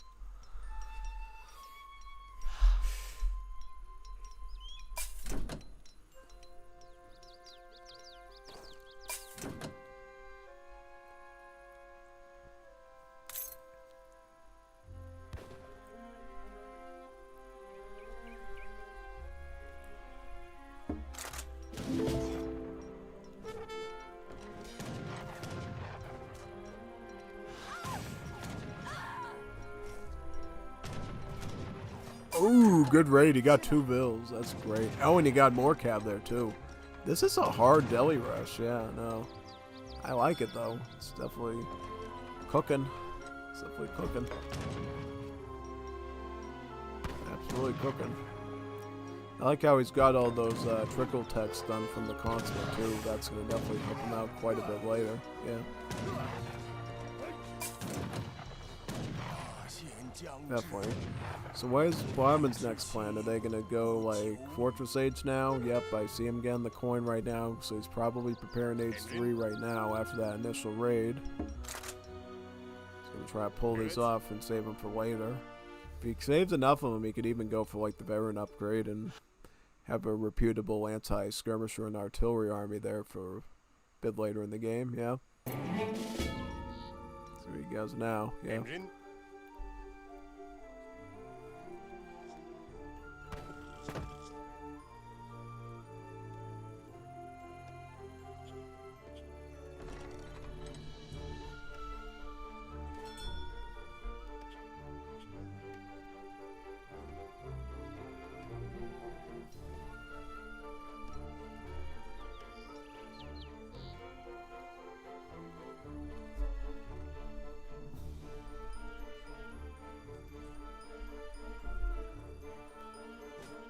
Start attacking the bills. Very good.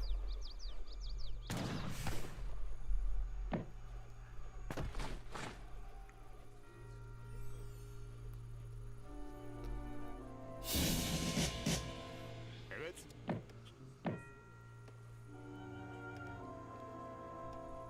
So now that he's in Fortress Age, he's going to go for 1,000 wood. Probably so he can develop a foundry perhaps and some other structures. Should be quite good. Get some upgrades out too. Especially on the delis, which he's really investing in here. Maybe could go Delhi Abyss or something, who knows. Yeah. As the China's going up with Confucian now, so they're already signed up for Age 3. Looks like, yep.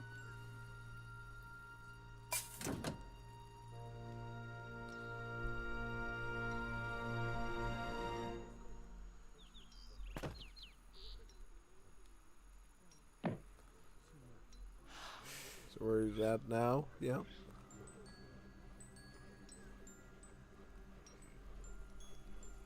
Look at how many delis he's got though. This is a huge mass. Like, even though he has like no anti-cab though. Yeah, if it went for that town center, he could like just cream him right now with that. He also made an imam to heal his cavalry. That's a pretty nifty idea. Yeah. Just make sure you keep the imam away from the combat, obviously.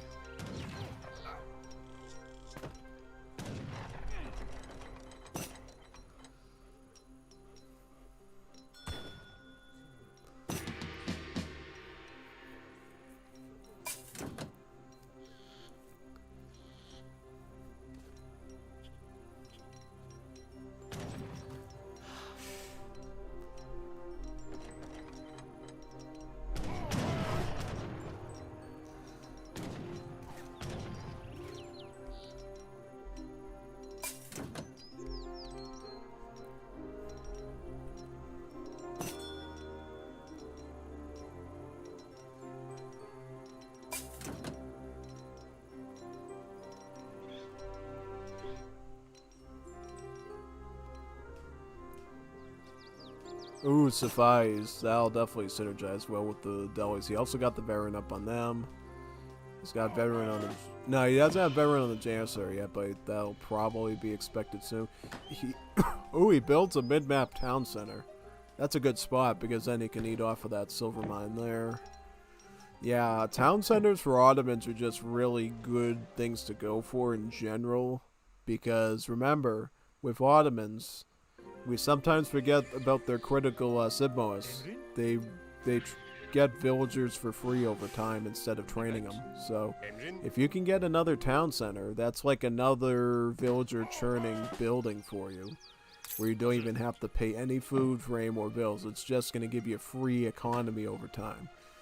Ottoman town center is just a really long-term investment for you that you can't go wrong with. I mean, unless, you know, the enemy's going to be raiding you constantly and wiping them out. Even then, I mean, it's map control. It gives you a line of sight. You can garrison bills in there and attack the enemy.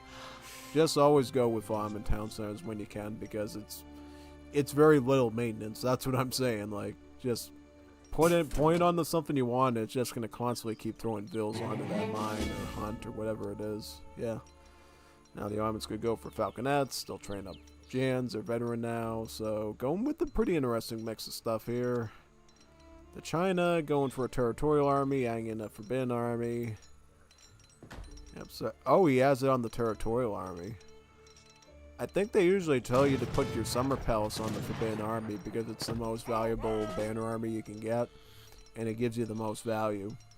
When I was young and I used to play China, I would always stick my Summer Palace on Territorial Army thinking it was a good compromise for some reason. I don't know why I did that, but that's just what I did. Yeah. You sent intervention too, it looks like, because I see these doppels here, these wee handlers. He's just getting the coin trickle now from the German consulate, looks like, yep. Once he gets those, he probably can back off and go Brits. Get the HP boost on all his cabin stuff. Unless he wants to include the discount on the banner army still, yeah. Double face armor. Adds more armor onto his iron flails and meteor hammers, making him pretty tanky, guys. Indeed. He also benefits the Kiziks too, apparently, so that's good.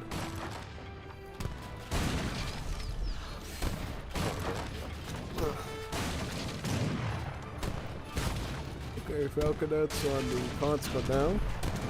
No, very nice. Building a war academy here, because he hasn't formally made anything to upgrade his troops yet. Could be a good thing to get now, to get another queue of stuff. Especially since he lost his blockhouse there. Yep.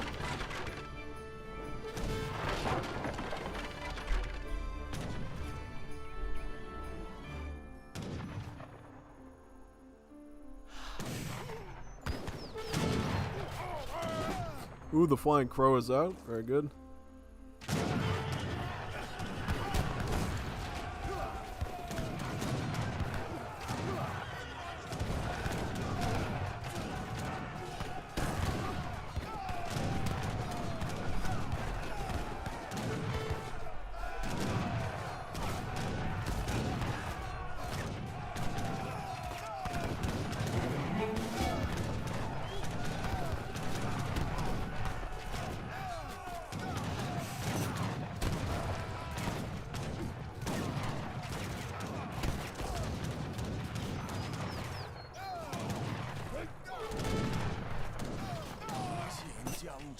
GG.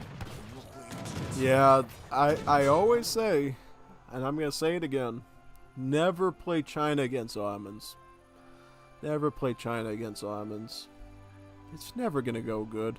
It sometimes goes good if the Ottoman really messes it up, which we did see. I think it was either yesterday and the day before, but other than that, don't ever run that matchup. It's really gonna, you know, it's gonna make you cry. Who wants to watch you cry? I don't want to watch you cry. I don't want to see anyone cry. Yeah.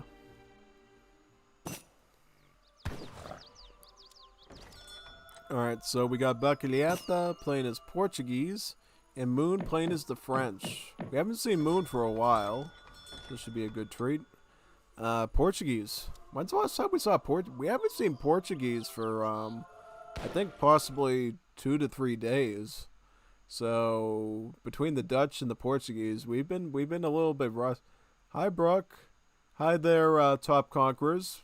It's the Top Conquerors community, people.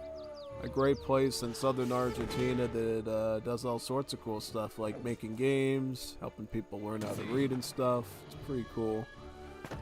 I hope you saw my interview I did with them back around April, was it? Yeah, and didn't you say I might be able to do another one again this month? I should follow up with you on that, because that would be pretty cool, actually. Love helping you out with that. And yeah, most definitely. So, in Portugal versus France, I think in general what you can assume is it's going to be an age 3 versus an age 3. Yeah. Because here's the thing. Portugal, as long as you're doing them right, they're never going to fight you in age 2. They're never going to do it. You know why? Because every age up you get with the Portuguese, you get a free covered wagon, which is another town center. So, literally, you choose it between a 2 town center boom versus a 3 town center boom by deciding which age you're going to stay in. So, Portugal is always going to go for the fast fortress. Naked fast fortress. They're not going to even make any soldiers at all. They're just going to go straight up age 3. That's one thing you can learn about Portuguese for you. That's why their deck looks like this in Age 2, and then in Age 3, this is where everything is. The Halps, the Cazadors, the Dragoons, the Organs, the Fort. Everything is in Age 3 for the Portuguese. And in fact, you can afford to put Ecotechs in Age 2. This is what Baliaca does. That's what Chef Felice does. Any reputable Portugal can tell you. Do not fight in Age 2. You can defend in Age 2, like maybe send Minutemen out, worst case scenario. But the thing is, if you are under that level of steep pressure and you're in trouble, just throw the Vills inside of the town center and throw them inside of the other town center. Between the two town centers, you're doing like 180 damage, and that should knock away any sort of infantry that's coming at you, pretty much. So you got to consider it that way, pretty much. Yeah, exactly. So definitely. Let's see what he's gonna go up with. The Naturalist. Yep, that's a really good age up to go for a naked fast fortress, because it gives you 2 cows. They're semi-fanned. Between the two of them, they'll each have like 200 food coming out. That's basically like being able to gather like almost 400 food right off the bat. Kind of like the Philosopher's Prince. It gives you all those food crates. But unlike the Philosopher's Prince, you got 2 extra vills too. So yeah, as long as you manage it right, it's actually like a Philosopher's Prince plus 2 villagers, which, you know, that's great. Yeah. France going up with Quartermaster, 400 wood. Torneo Eliger. Tournament choice. Eliger means to choose, and then Torneo means tournament. So in Juanito language, this means tournament choice. So choose this for the tournament. Basically, if you're France here, you better go Fast Fortress. So we better see that 700 coin coming out right away. Don't waste any time. This guy's hunting dogs now, right? I would get my steel traps going if I could, and just pick up that 700 coin, man, right away. No. I mean, you really have no reason to stay in Age 2, because the Portugal's just going to age up ahead of you and then cream you with Cazador and Dragoon. So, if you know what's good for you, champ, go for Age 3 yourself so you can compete properly against them. Otherwise, you're going to have a rough time with it. Yeah. Exactly. I don't know why I decided to become a dog, but I did. Okay, so here comes 4 CBDs. And what is he going to do here? He's going to open... Oh, he's going to open up stable? I guess you could do that, but you better be thinking semi-fast fortress if you're going against Portuguese. Because if you don't, trust me, you're going to regret it. Yeah, you better only make a few hussars there and really make sure you get some good raids in there. Otherwise, you're going to have a tough old time, I would say. Yeah, no. So I'm with food. Yeah, Portugal's got all the food they need between the cows. Yeah, they're stewing that one up. So, yep, all the food's done. Now he just has to grab the coin there. And now he's going to be aging up, right? Yeah, absolutely. The question is, which age up does he do here? Does he go for... Alright, coin is done. Very nice. Because we have seen a variety of different age ups here with this. So he's going to go up with the Exiled Prince for this age up speed. Okay, that's pretty reasonable. Because sometimes we see him go Marksman for Cazadors. Sometimes we see him go with the Ethiopian Queen for the Chotel Warriors. It really depends what you're in the mood for, really. Yeah. At the end, all the different ones can work out pretty good. So, yeah, definitely.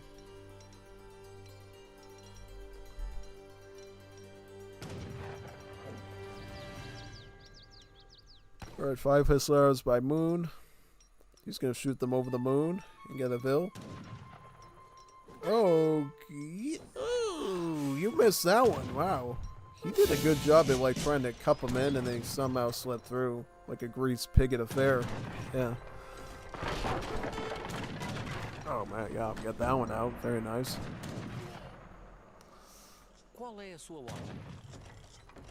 Alright, get a TC in this spot. Very good, right over there. Perfecto.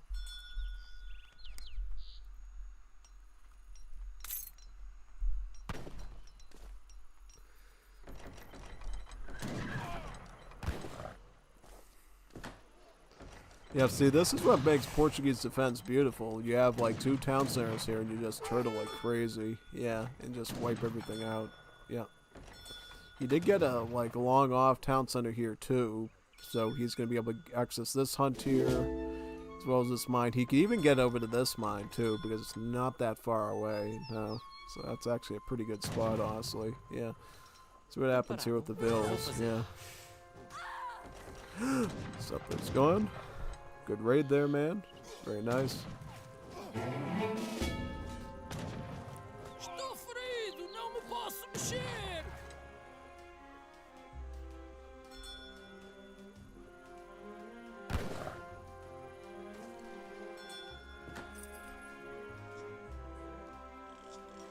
5 dragoons shipping in. Very nice.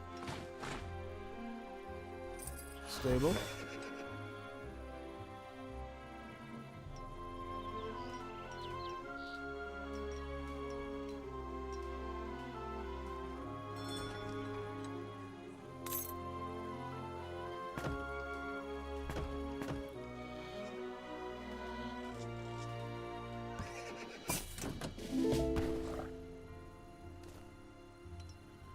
Qual é a sua ordem?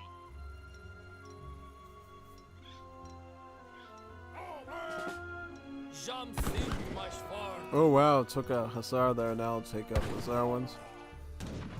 Wow, he's dropping those Hussars quite good there. Beautiful. Alright. So now Moon is aging up, right? Yep, going up with the Bishop. Good choice. The Bishop gives you an additional town center, so that'll actually help maintain some map control presence and also get in another queue for the France basically there, so that should be good.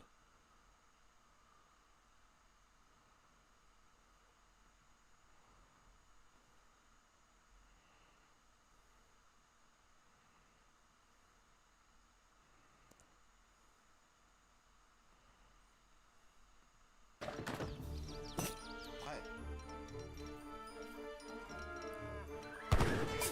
Oui.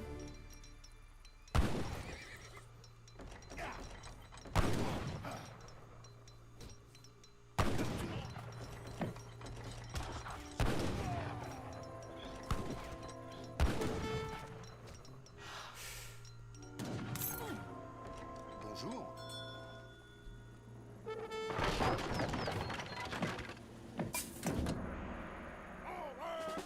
Oh, yep. Wow. Look at that. Gonna get some sieging on that town center now. Moon is gonna intercept with his own dragoons, though, so you better watch out there. Better not cry. Better not pout. I'm telling you why. 9 dragoons beats 7 dragoons beats 5 dragoons easily. Yeah, that's why. Okay, so other than that, Moon is going full stable. He's going like full stable dragoon. That can be risky because here's the thing. He's got Cazadors now, so if you go too much dragoons, he's just going to eat you up with the skirmishers, yeah. So be a little bit careful there, honestly.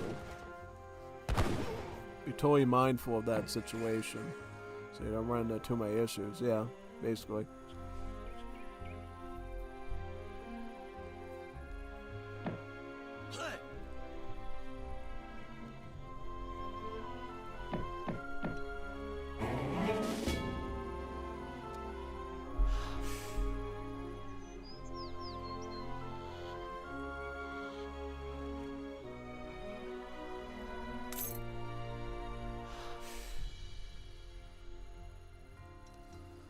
Dragoons over here now, very nice.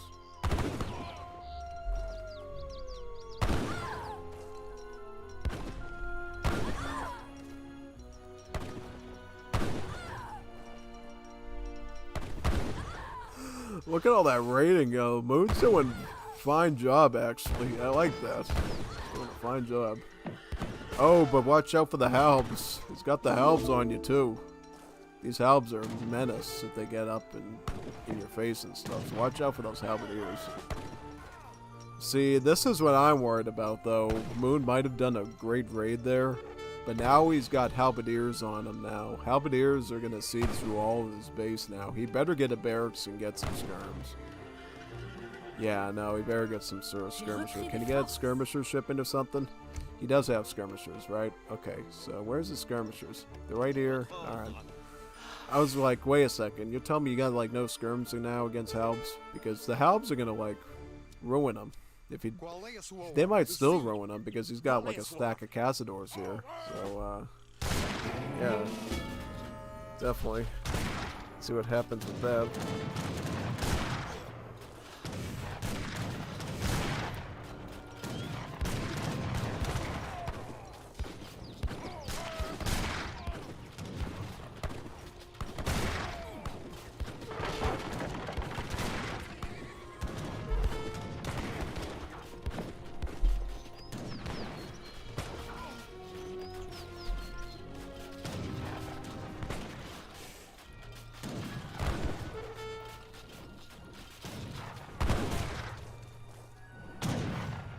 Azor's playing the skirmishers now.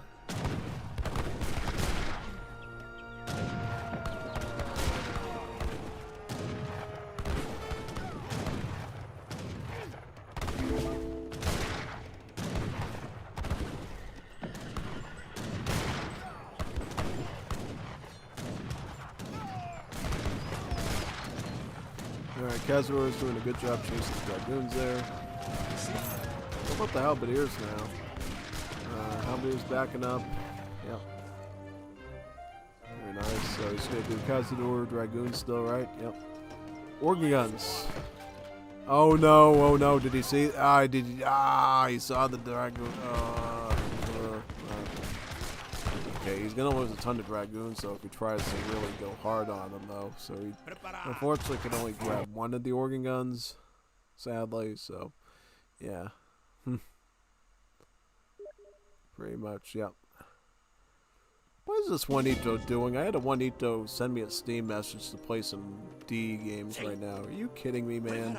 You know how many recordings we still have to do? We have to still do like 5 or 6 of them, man. What are you doing?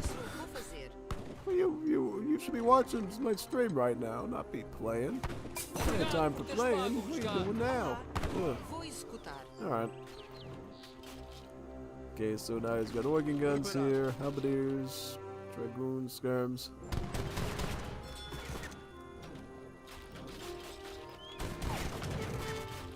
Dragoon combat, very nice.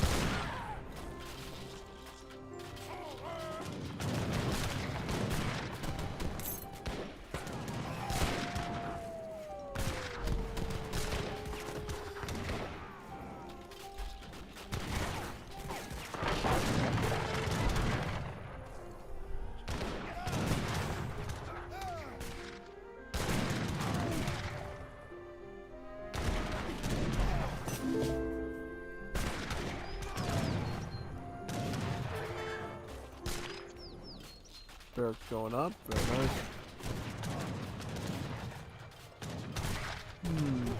Okay. Now, always the tough situation here is the fact that Cazadors actually have extra pierce armor on them, so they're a bit, they can be a bit sturdy against ranged attacks. So you gotta kind of be careful of that, really. Yeah. Oh, the falconets arrived. Oh. Oh no! Wow, right there. Good. Watch out for the halbs. The halbs are going to actually counter the artillery. Look at that. Halberdiers at their peak. Halberdiers do more damage than you realize. Like, they just shredded like a ton of dragoons. They're going to beat the halberdiers too. That's why he has to go into stagger mode, because if he doesn't, the halbs will shred the skirms. They still are. Look at that. They're like a bunch of hussars right now. The Cossacks. Can't make that stuff up there. No, you can't. Okay, so now he's got more skirms in, right? Yeah.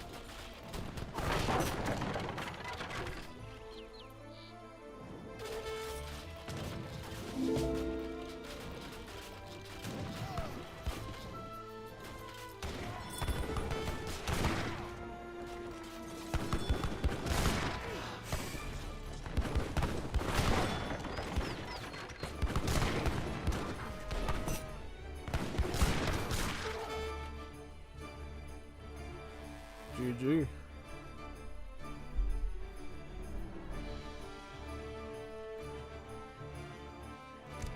Cool match though, honestly. That was a lot more competitive than I thought. I was for sure concerned when Moon went stable there that it was just going to be an outright loss, but he held his own for a while there.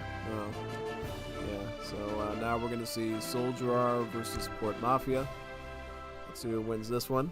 Yeah. Ooh, Port Mafia as Japanese and Soldier R is the French. So we got a France versus Japan here. Not bad.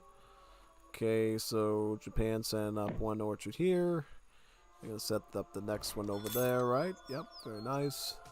So how do we start this one out? So explorers over there are going to get a 30 food treasure there. Very good. And how about France? How's France looking? Setting up a train post, of course, through the French. That's part of the standard build order, get a train post. Sets you up really good for the mid to late game because you're going to be able to roll out those Fortress Age cards very quickly. This is very important. So, how's this match gonna commence, you think? It's a good question, actually. We'll have to see. So, really depends on the strategy of these two players, honestly. But I think we can already tell right away sort of how Japan and France are going to play. So basically with Japan, you got to get at least one shrine right away so you can put some animals on, lure them in so the trickle's better. Very important. Okay. Mountain Warrior. That's an interesting one. When do we ever see that be done first? Wait a second. What are you doing, man? You telling me he went with the coin treasure? Oh, boy. Really? Why are you sending this card and you're grabbing treasures before the card even arrives? The whole point of this card is to boost your explorer up and make it so he gets more bounty from treasures.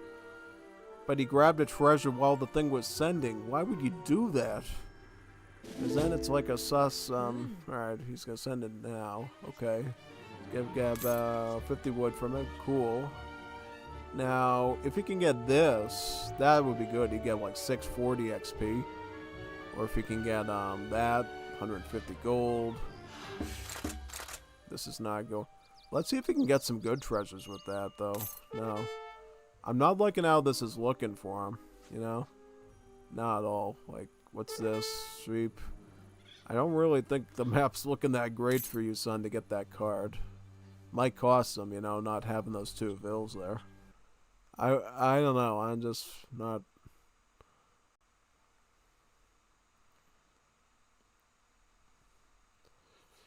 feeling 100%, you know, 100% about. That's all I'm saying. Yeah. We'll see, though. We'll see.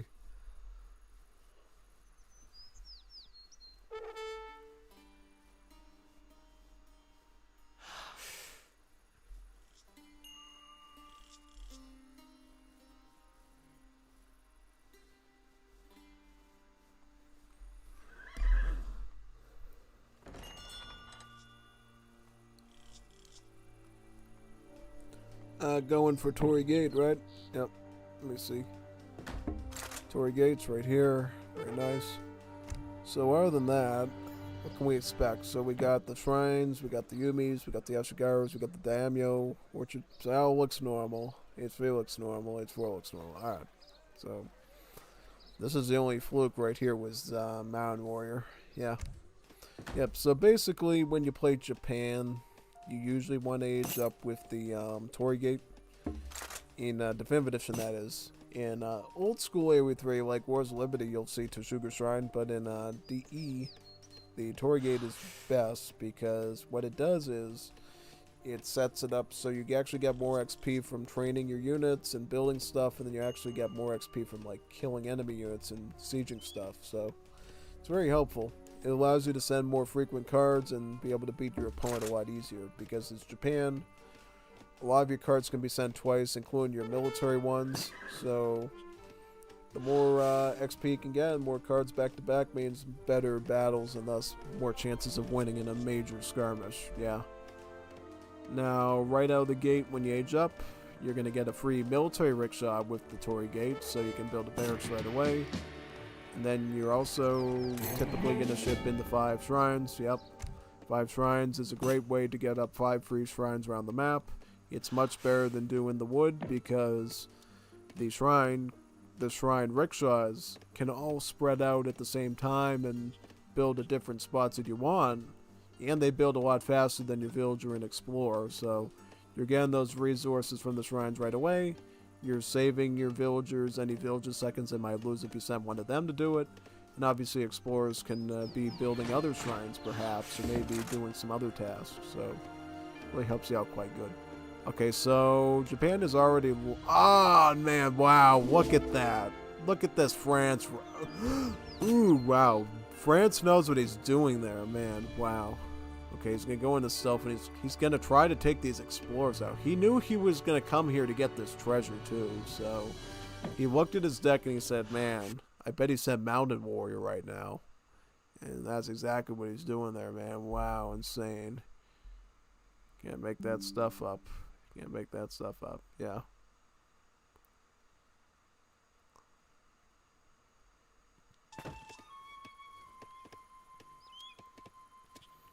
Diplomatic intrigue. Very nice.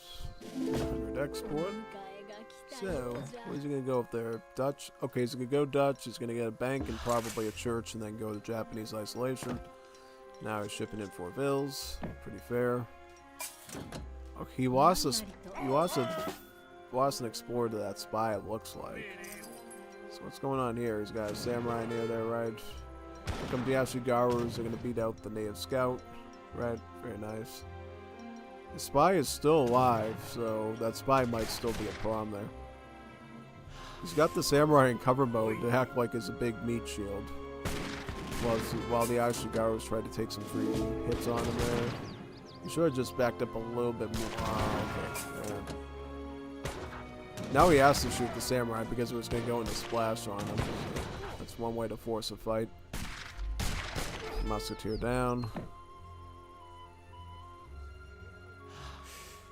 Okay, back up. Very nice. Perfect.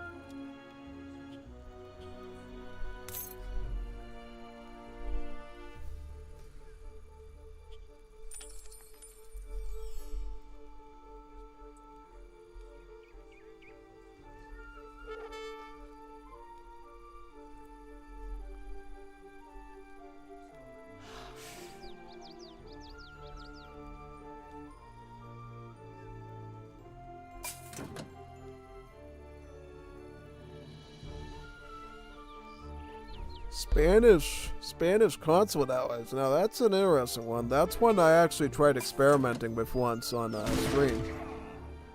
And the idea was I was trying to emulate the Korean spear rush by using the Spanish with the Japanese, and it did not go that good. It went really bad. Yeah, he's just doing it to get access to Merchant Marine. All right, that's pretty fair. Yeah, that's usually a good improvement to get, typically, yeah. And then he's going to go with Japanese isolationism, right? So why is he... Oh, I don't know. Okay, so... Oh, France is going to get this now. That's a huge steal, because Japan could have gotten like 640 XP off of that. They really, really wanted to get that there, you can tell, so... Nice. Hey Fabio, how you doing, man? Doing good? You enjoying the stream so far? Great. Yeah, we're just doing Japan versus France now. Picking up another wood shipment there. Going up with Golden Pavilion. Yep, very nice. Get some extra boost to your range units. That's always good.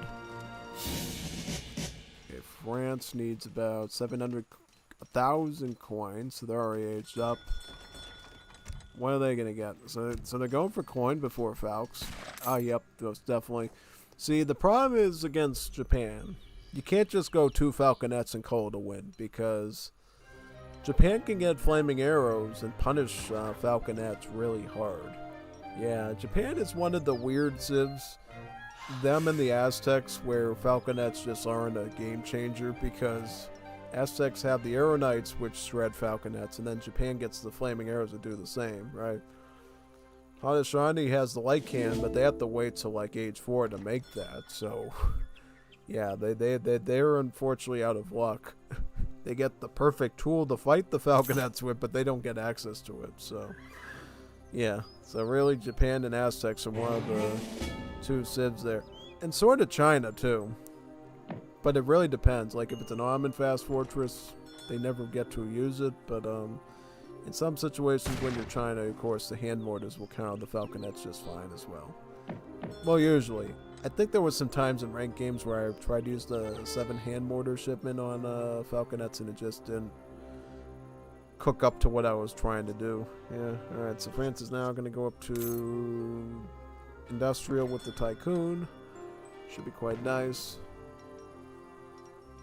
Whereas Japan got some Yumis, they got some veteran Ashies, they got some mortar Ashies there, and they're going to be bringing in Flaming Arrows too. Yeah, I would wait for the Flaming Arrows to come, my friend. He's going a little bit too prematurely, folks. What are you doing? Get the artillery first, so that way you can tackle the infantry head on there. Yeah, no, that's what you should do, honestly. Take out that CBD. Yep, let's definitely back up.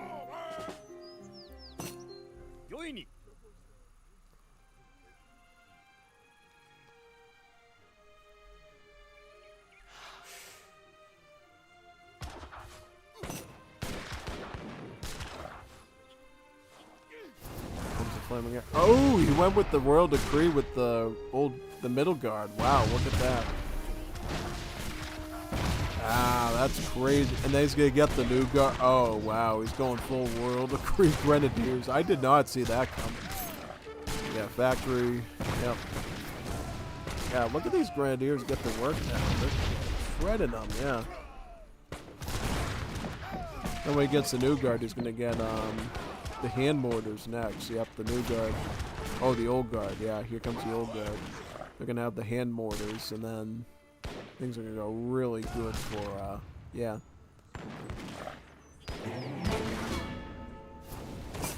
Yep, here comes the mortar attack. There's a range of 14. Grenadiers will cook all this artillery. Just to get one. Look at that. Yeah, he's just blasting them with the grenades now. Here comes the other ones, too. Yeah, the old guard is on them. We saw the Royal Decree a couple of times in this tournament, but not a whole lot, so this is actually pretty neat. Yeah. Just blast away at him there. Take him out. Take him to the bowl game. Very good. Alright, beautiful. Brings in a second factory now, and things are really looking nice, and then he's going to ship in. Oh, he's got his factories on heavy cannons, so he's going all out heavy cannon on. But I believe these old guards with the mortar attack should be enough to handle these buildings. Push through, yeah.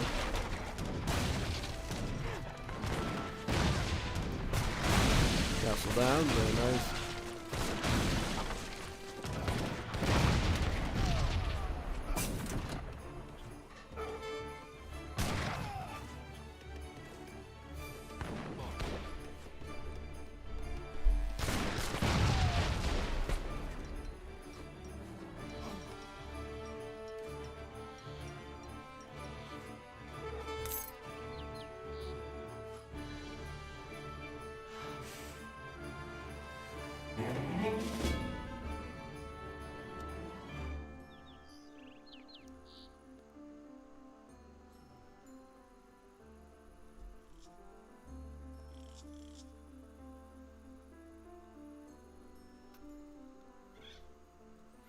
Shipping in 2 heavy cans and then more coming out of the factories. Very nice.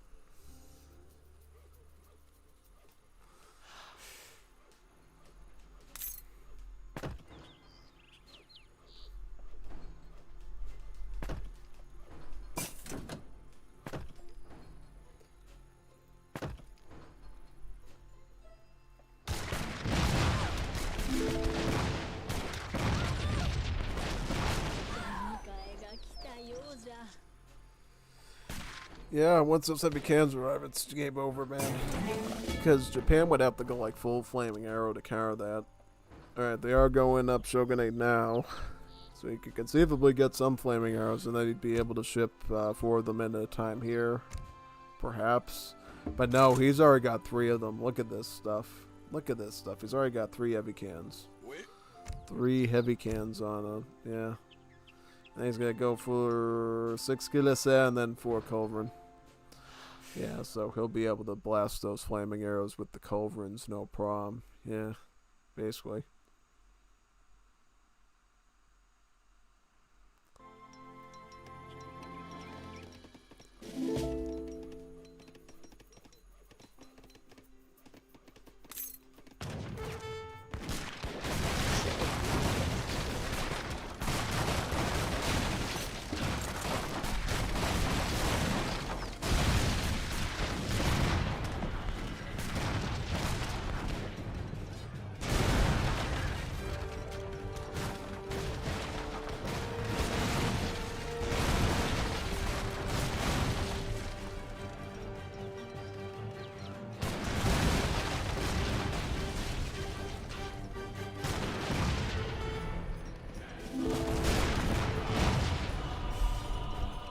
Oh, he's got the Daimyo attacking his...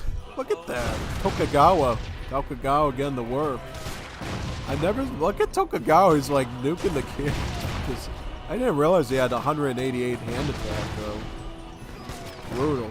Look at Tokugawa. Look at what Tokugawa did. Biggest shogun ever. Now he can back up probably, right? Yeah. If he had some support, I think he would have countered just fine and probably would have won, but sadly now he's just running away like a puppet. Hey, stop running away, man. Yeah, now he's gone. Yeah. I never saw Tokugawa in the corner before. That was pretty cool. Very nice. Beautiful.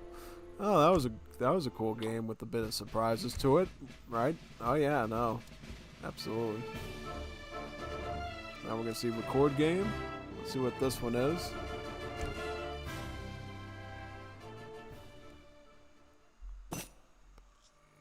Ooh, Azam versus Pfefferon. Alright, that should be pretty cool. So, Azam Swedish and Pfefferon is the Maltese. That's pretty nice. So yeah, that should be pretty good. Malta, very nice civ indeed. Quite powerful against the Swedish. That should be pretty competitive. Absolutely. So, yeah. That should be pretty good. Definitely.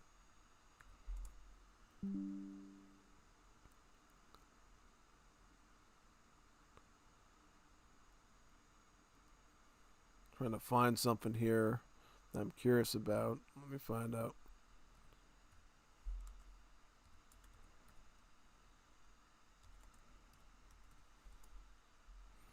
Trying to check something.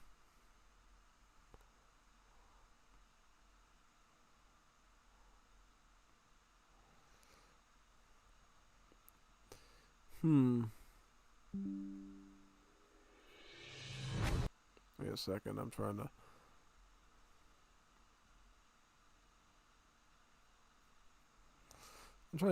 never mind. No, that was against someone else. I saw Pfefferon there. I thought it was a duplicate game for a second. Okay. There we go. So, basically what's happened here is Azamp is doing the trading post setup with the Swedes, which is an option you can do. So, there's sort of 2 ways you could do the Swedish at the start of the game. You can either go 2 Torps, or you can go with Torp and a trading post. The Torp... with the trading post setup obviously gives you some quicker shipments, which can be very helpful. But if you go with the Torp, the double Torp, then you get a bit more immediate resources between the 2 Torps. Since this house here called the Torp that the Swedes have actually gathers nearby natural resources, right? So you see these little rings here? This little like bluish, greenish, yellowish ring, it means that this house is actually eating these resources. So it's eating the berries, it's eating the trees, and it's eating the mines. Yeah. And even if there's no natural resources nearby for the torp to consume, it will always produce a berry bush to eat, so that's always good. So yeah, as Swedes, it's really imperative that you try to build the torps as fast as you can. So yeah, I think I know what's coming. Oh, do you now, Pfefferon? Really? Yeah, so this is Pfefferon's multi-stack, by the way. So he's got 3 settlers. Nah, it'll be a boring strat. Are you sure? What do you mean a boring strat? You're not going to do anything weird, Azamp? Azamp is known for weird strategies. It's what is built in his middle name. This is another neat fact, too. So the torp can also gather from dead animals. So you can even see the little ring around the bison here that just died. And it can also eat from dead herdables, too. So you see this cow he just deleted out of nowhere. It wasn't a mistake. It's because he literally wanted to eat from that cow as well, which is quite good. And yeah, so the naturalist is coming right here for the Swedish. And then for the Maltese here, he's going to be aging up with the Core Master for 400 wood. And hopefully he'll get enough wood to afford his German tongue there to get access to the settler wagons out of his commandery, right? Yep, absolutely. Now, what Pfefferon runs, which we didn't see with any of the other Maltas, is the British tongue, which actually allows you to train longbowmen from your commandery as order units, which means you don't actually have to upgrade them. They get shadow teched. So I think personally the order longbowman is a great tongue card, which we should see more of, honestly. Yeah, no. I don't know why we don't see a lot of longbowmen be used, because I think it's one of the most practical tongue cards you can get, honestly. But some people like the Lancers, I think. But yeah, no, Lancers and longbowmen, pretty nice. Yeah. So here we are now. So what is he gonna go for with this next card? Okay, so he's going double hospital. He's going double hospital in the front, whereas Azamp is going up with Naturalist. Naturalist is the preferred age up for the Swedes for a very specific reason. It gives you 2 free villagers, which itself is pretty good, but the main reason you go for Naturalist and Swedes is because basically, you see these 2 cows here? Once these fatten up to about like 400, 500 food, you can actually delete them near the torps, and the torps will gather them. So, yeah, that's why you go with the Naturalist, because effectively it's a nice additional food source that you can tap into without needing your settlers. You're going to keep your settlers on hunts, mines, wood, whatever it is, and then, yeah, basically just do that, yeah. So, that's pretty cool, huh? Oh, yeah, no, it absolutely is, so, definitely. 600 wood here for the Swedes. Very nice. So he's going double wood. That right? Yeah. He's going with a pike rush from the barracks.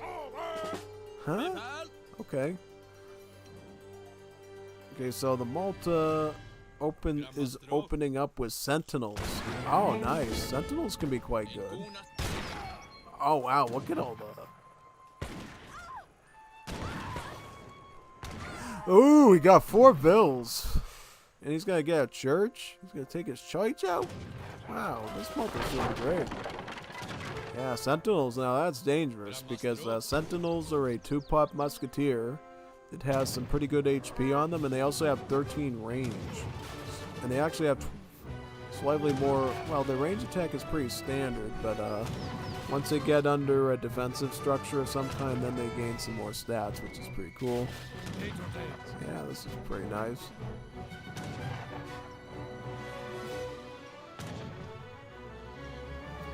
Alright, so Swedes are going to respond with crossbowmen and pikemen to these sentinels, it looks like, yep. Pfefferon's just trying to, like shred his town center of HP, it looks like, yeah. Doing a pretty good job at it, you can tell. Yeah.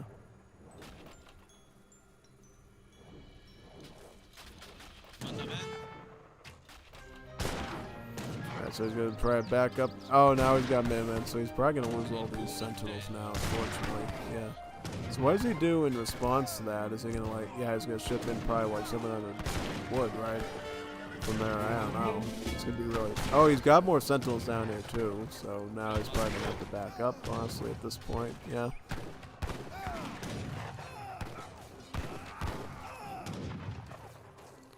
Crazy, yeah.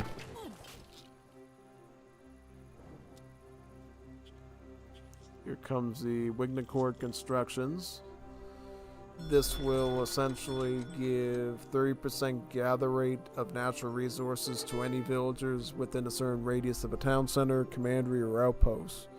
So effectively, it's like a huge gather rate boost if you're in the right spot on the map. Like actually better than like Refridge or even Textile Mill in terms of the effect. So yeah, keep your villas near these structures as best as possible so your villagers can get a crazy amount of food from hunting, yeah.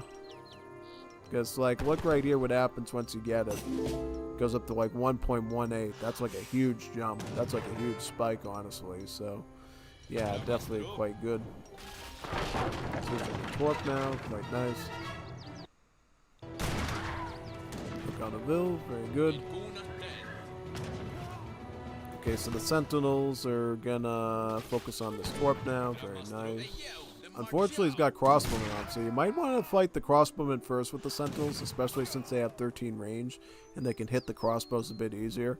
Yeah, take out his crossbowmen and his Minutemen, so that you can get more pressure on the field, because the pikes will do nothing against Sentinels. But I guess he has to be a little bit careful now, since he is gonna send Hussars to, like, nip at him and snare him. Definitely, so that's quite interesting, yeah.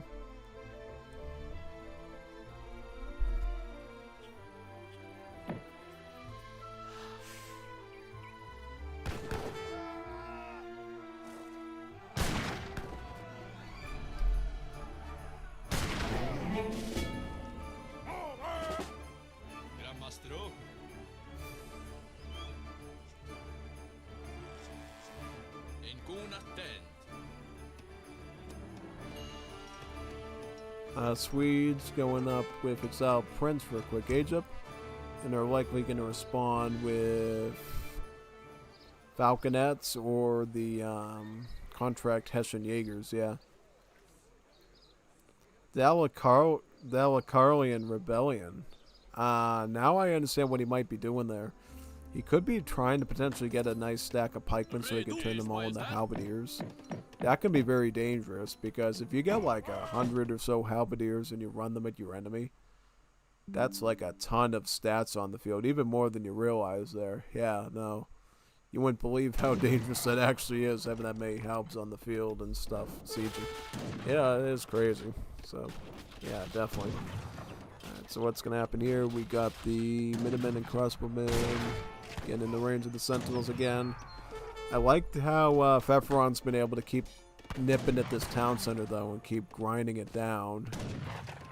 But unfortunately, he doesn't have enough stuff to really go into the TC again. He's going to need some crossbows, it looks like, yeah. Is he going to go for a siege, or no? No, he still has to be careful because of those crossbowmen and Minutemen blasting him. He can't afford to lose too many of these Sentinels because they're very expensive.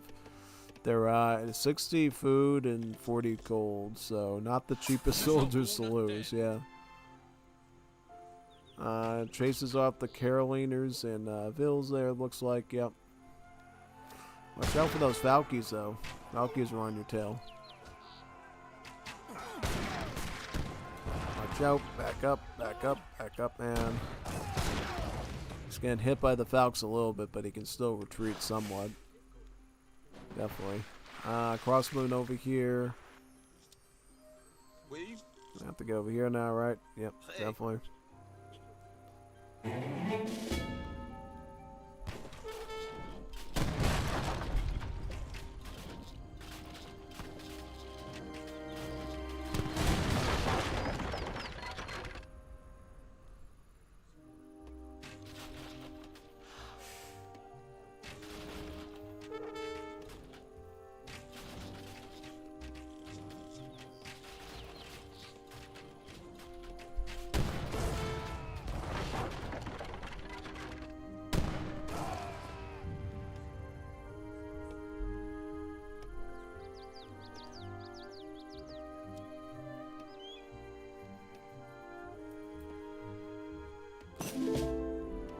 Oh, he's just sent hospitality in. That will actually improve the age up time of that age up quite a lot. And all your hospital upgrades are cheaper, so all of your infantry upgrades would be exponentially easier to afford, yeah. Should help him with the sentinels and his crossbows for the most part, yeah.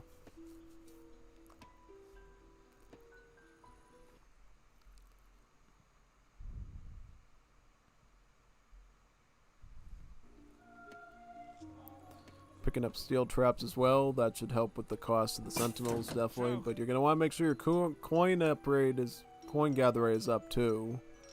It's very essential there because you need a lot of coin to make sentinels as well. So he does get some hospitalier there. Basically, they're pretty much just Maltese doppelsolners in a way. Yeah. They got the deflect ability though, so they can actually absorb some of the damage done to other units from the sentinels, which might be useful. Picking up veteran sentinels right now, yeah. And he's probably going to go for Sovereign Order of Malta to get the sentinel stats up by 15% too, yeah. Alright, let's see if... Oh, yeah, this is something, yeah. Look at him. Well, that was a. He's deflecting the some of the damage there with the falconets. Yeah. Wow. Took out the falconets now. Now the sentinels are driving in with crossbow. They're going to drive him back. Look at that. Very nice.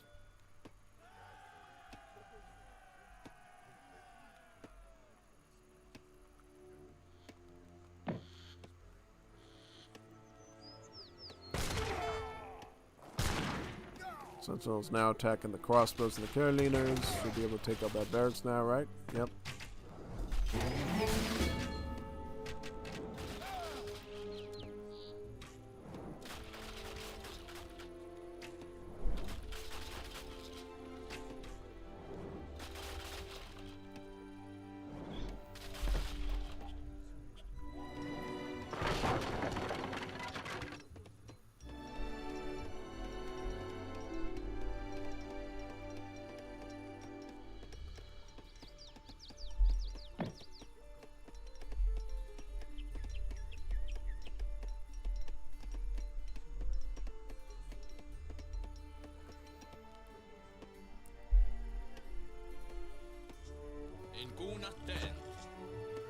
Up, sending the big sentinel shipment of 9. That's great. He is near his base too, so he can actually gain some HP here in range attack to hold this off. Yeah. Toidle. Azam sent the Dalakarian reform, so now all his pikemen are halberdiers. He's got a huge stack of halbs running around now. Yeah, basically. There they are. He's going to try to take these halbs and go right for his base. That's what he's going to do. He's going to try to do as much damage as possible with them. So you're going to see, yeah. But now he has to back up because Fefron knows to go for his town center. This is weird. XD. It is weird. Sentinels versus halberdiers. I never saw this coming, man. No. This is crazy. Now he's going to take his town center out. Look at this. Town center is basically cooked. Where's he going now? Oh, he's going after the hills? Alright. Watch out for the halbs, though. He's going to watch out for the halberdiers at this point, yeah. He's getting a ton of resources, though, so as long as he doesn't lose everything, I think he might be alright here. Yeah, he's going to clear some more sentinels in too, which is quite nice. Yep, good. Could get some hoops. He's going to make some mortar hussars as well. Looks like. He decides just to stop here and just fight him out. The last man. Get as many halbs as possible, looks like. Yep.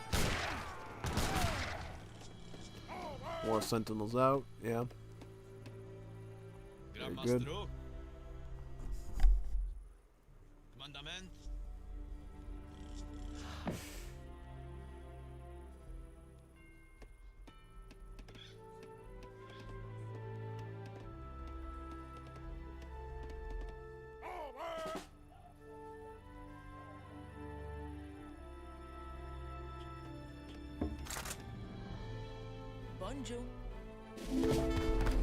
Hey, you're punching villagers. That's not nice. Don't do that.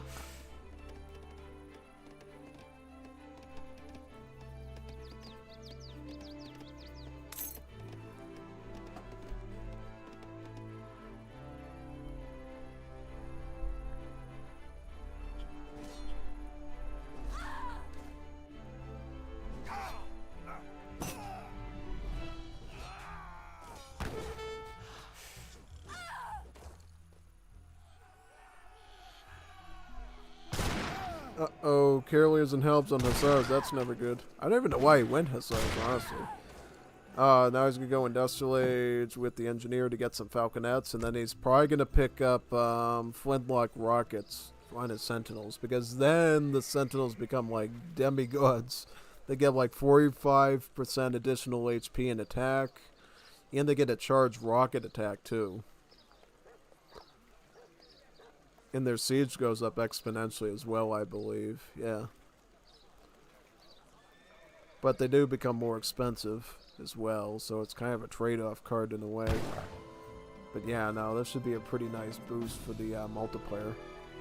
Indeed. How many Sentinels has he already got? So he's got about 10 here. He's going to get some more now. Like, nice, yeah. No, it's good to see Flintlock Rockets here from a multiplayer. They should be quite useful, honestly, yeah. But unfortunately, the Swede's going to come at him, though, with all these helps. Yep, he got the Gustavian Guard now from the Royal Decree, so he has even more Halberdiers to stack, yep. And the Malta's going to get an outpost up right here and, you know, do some stuff, yeah. Crazy. Look at this stuff, man. That goes all these bills.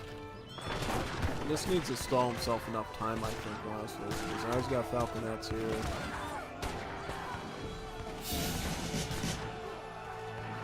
Just get your Flintlock Rockets in, man, and... Ooh! Now he has to run.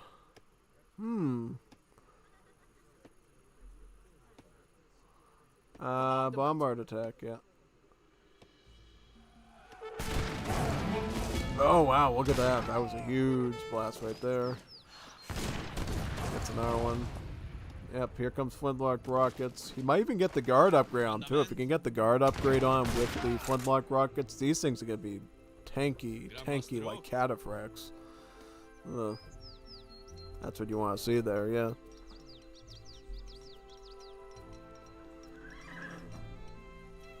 Comes the guard sentinels, yeah.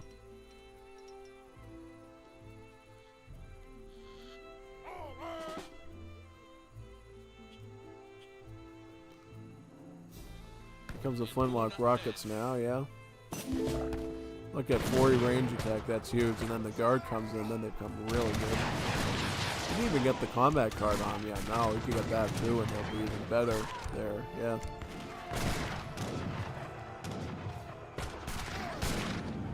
Oh, he's got the Sevelex Jaegers too, so he's got some skirms now. Yeah. Up, here they are, guard sentinels. Look at these stats. Now he has to run, ban. Run, run, run, run. Oh, but Azam's gonna branch off some of his Gustavians there to try to get some bills in the meantime. Yeah. Almost got some salv. If they were in bombard attack, he would have taken out those Jaegers there, probably. Yeah.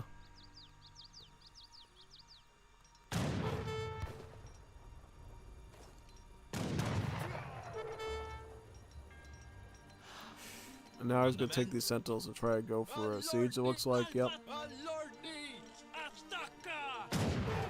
Very nice.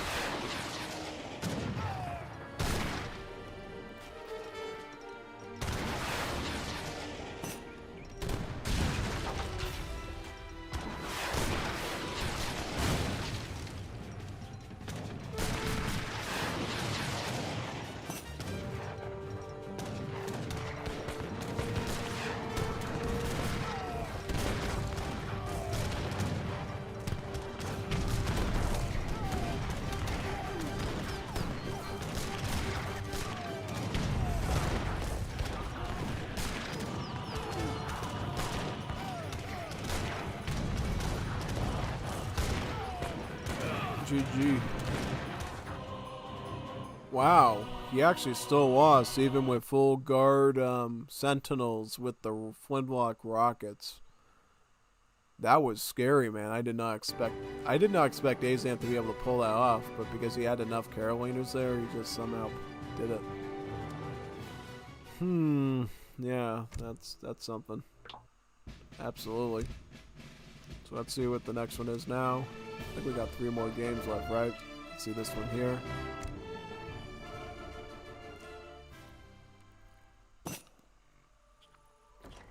Okay, we got Nick versus Pfefferon. Pfefferon is Hausa this time, and Nick is Hadashani. So we're going to see a Hadashani rushing a Hausa.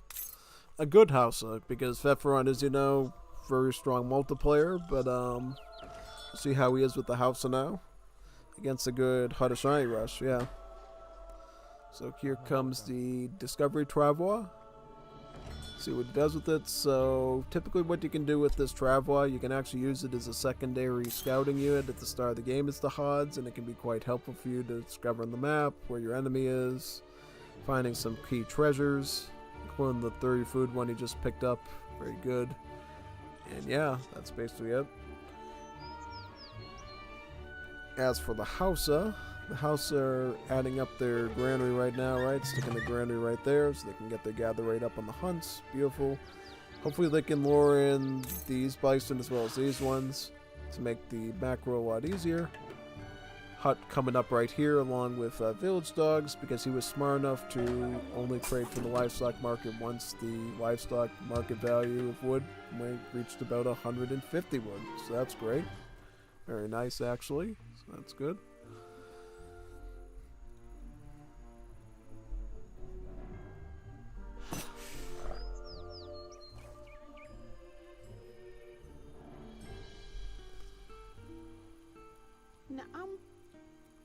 Camel OP. What, you play Age of Empires 2, buddy?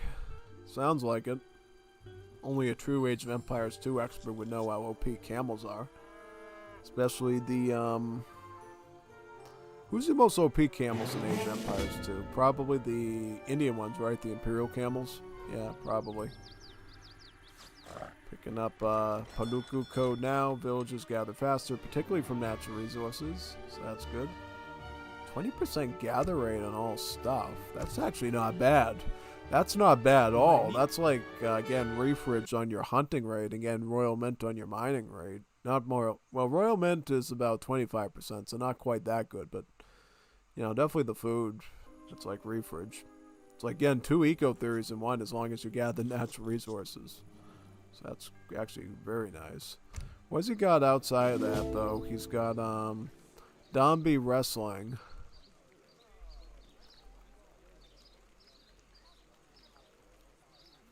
That's a weird card. Good luck. Now you say good luck, buddy?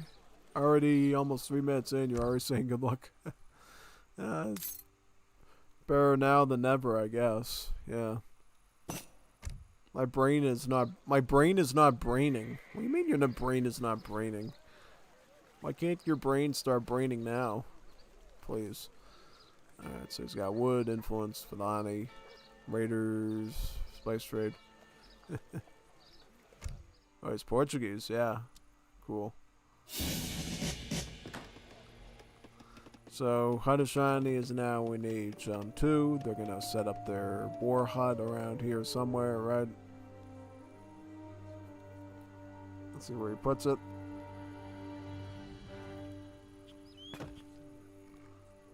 War hut right here. Very nice.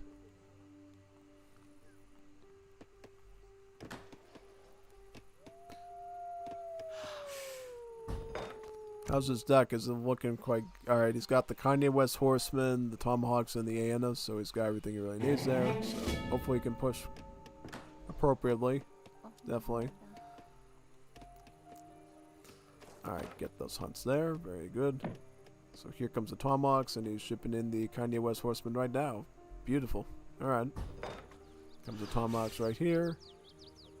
He's gonna... Okay, so we go Tomahawks and Kanye West Horseman first. What is Hausa aging up with, by the way? Oh, Hausa. Hausa aging up as Hausa. It's always fun. But, yeah. I would suspect in that situation you'd probably want to open up with Flying Archers against that if you're Hausa. Since they should counter the Tomahawks quite good. We'll see. Hausa Builder becoming a war camp now. Very nice.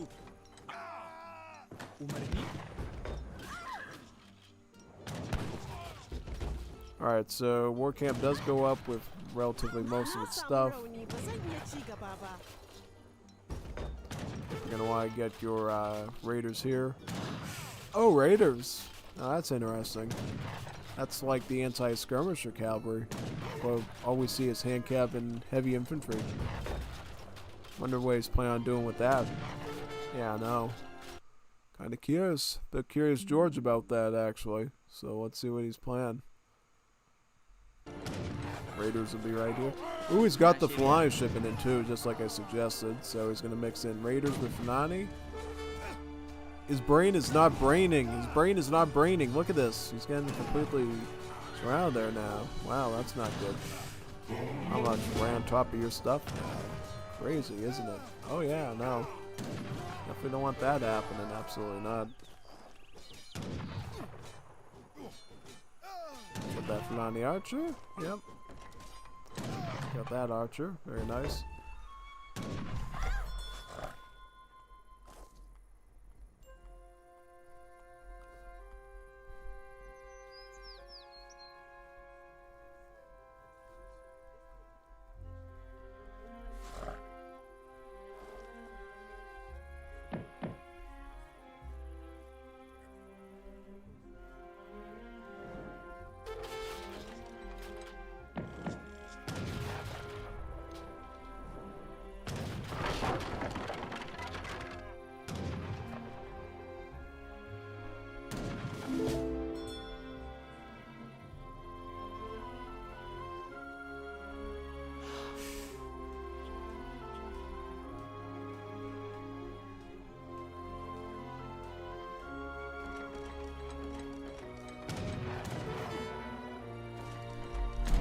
Good pressure there with the Tomahawks. He's actually getting a ton of bill kills there. It's beautiful. I like this pressure from the Hod. He's actually doing everything he's supposed to here. Constantly taking out buildings, wiping things out. He knows what he's doing. And he can follow up. He's going to follow up with crates, it looks like. Yeah. I think that's pretty fair because right now, all you really need is Tomahawks here. As long as you can maintain some consistent pressure on his buildings and wipe out the Falanis when they come out, you might not need bowmen. You might just be able to stack up Tomahawks and eventually go for the siege. Problem is now he's backing up and he's giving him breathing room so he can actually afford to stack in some Falanis. But no, his Vefron's resource stockpile is like really rock bottom right now, so he might not be able to get another badge at this stage now. So here's the Tomahawks here. Let's see what happens. Yeah. Back up, back up. Back on up, back on up. Very nice. Yeah.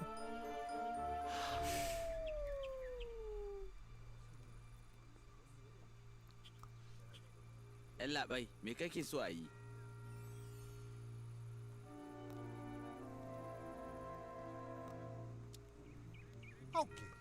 20 Tomahawks. Very nice.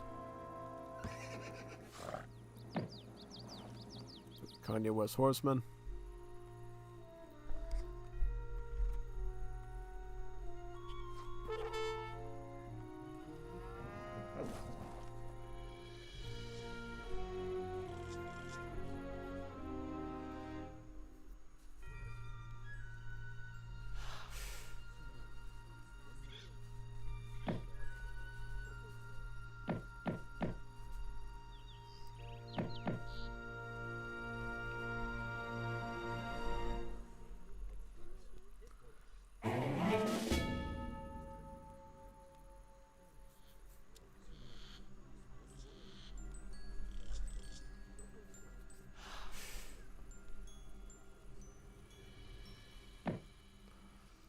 Hazara.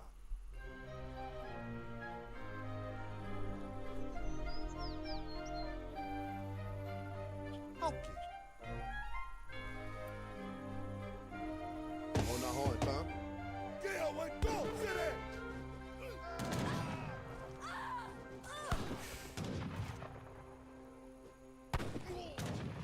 Pick up the villagers. Very nice. Javelin riders. Mind those when you're using your Kanye West horsemen. But here comes the Annas though to back them up. That should be good. Definitely. Hazara. Patanchun Hawage. Dariosare.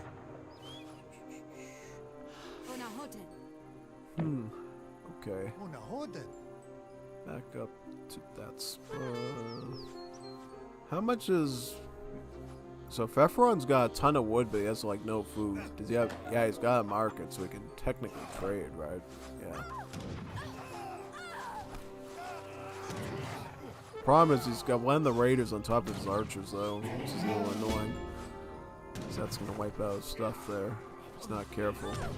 Kanye West horseman right on top of the raiders. May as well just... He's going to try to come around here, though, and hit some of the archers a couple times. Yeah. Got the raider there. Beautiful. Got the cavalry. Shredding the vills. Very nice. GG's. Beautiful. Me go sleep now. So, his brain was really not braining at all. Definitely not.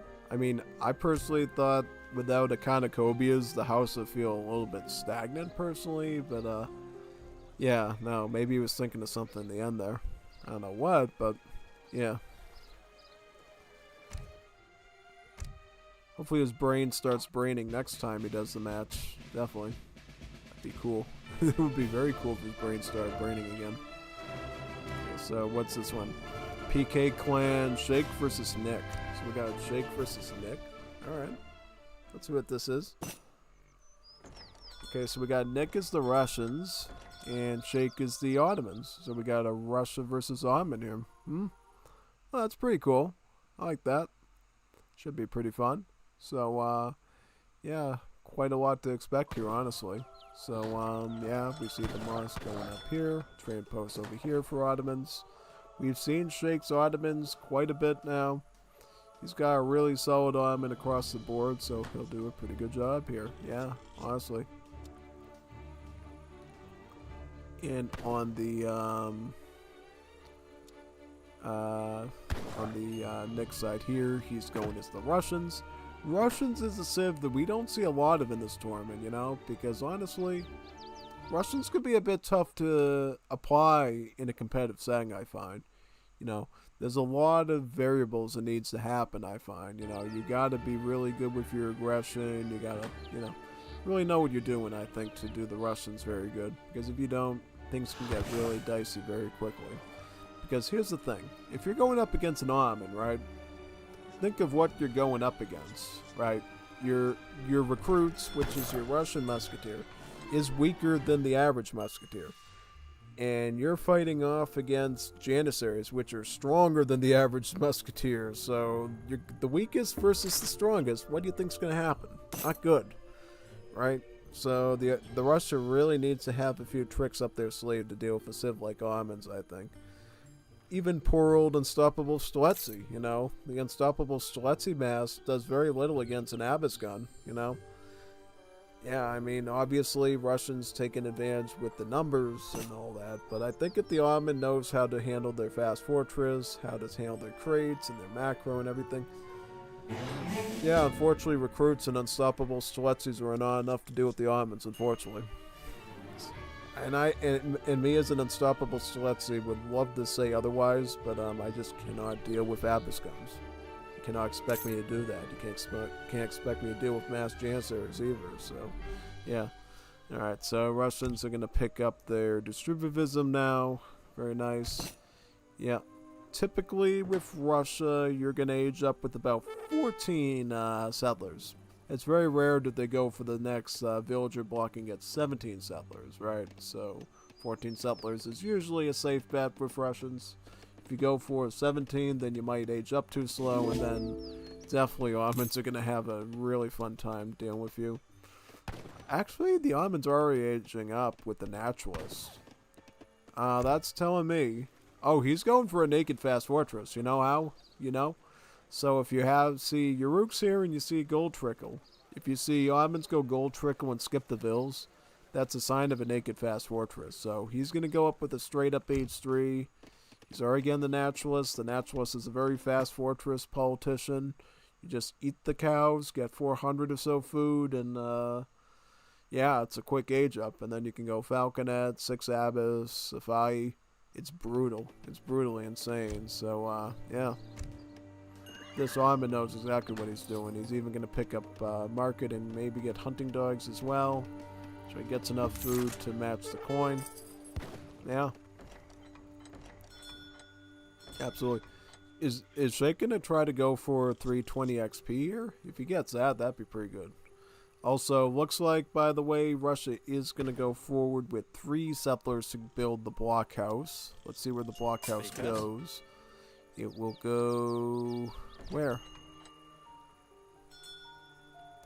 Huh. You can't build it that close, can you? Oh, yeah, no, I was like, wait a second. You can't build it that close to the town center. The game doesn't let you do that. Yeah, you can put it here, though. That's an okay spot. I like this spot because if you have an Ottoman attacking you, they can't, like, flank you around this side or here. They can only come here, come from down here, which is less likely, or they can come from here. So you're sort of controlling where your attackers are coming from, which I think is kind of nice. Because even if he does want to, like, attack you down sort of in this angle, he has to go around the water, which, yeah, I think tactically, because of geography, this is a good position. Yeah. So typically what Russians will do to start out their aggro, they'll ship in the 5 Cossacks and start raiding with those. And while they're setting that up, they're going to probably get their crates out, get infrastructure, and then start preparing infantry. Recruits, unstoppable Steletsys, one of those. Or both of those, you know. Depending on what the recipe calls for. Yeah, basically. That's pretty neat. Definitely. Absolutely. Приказ?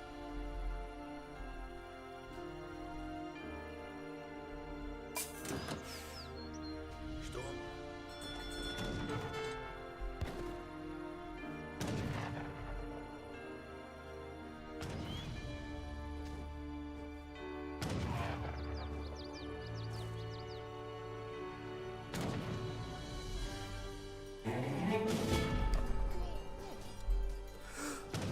Ooh, he almost got a settler there. Look at that. That was actually an okay raid there. Well, not an okay one, but definitely was more interesting than I expected. Yeah. Okay, so Armin's now going to get the barracks up. Very nice. Looks like he does ship in about 5 Janissaries, right? 5 Janissaries, correct? Yeah. Very good. He sent this one, right? Yep. Yep, the 5 Janissary cards. So now, all he has to do is get a house ready and then prepare a bigger ship in an age M3. Let's see what that is exactly. Because you gotta be pretty proactive with the Russians. Because the Russians are gonna already be planning some sort of pressure against you. They already got their recruits out. They're gonna get some more recruits out, and that's how they're gonna go aggressive on you. So you gotta be ready for it. Yeah.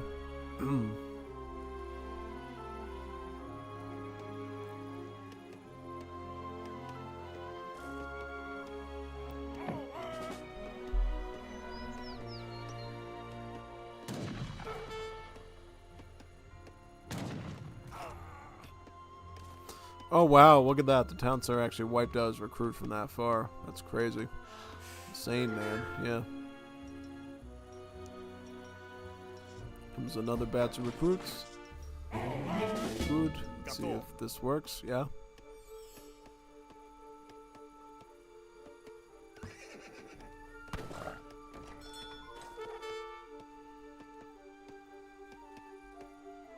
Here comes 4 Cossacks. Beautiful.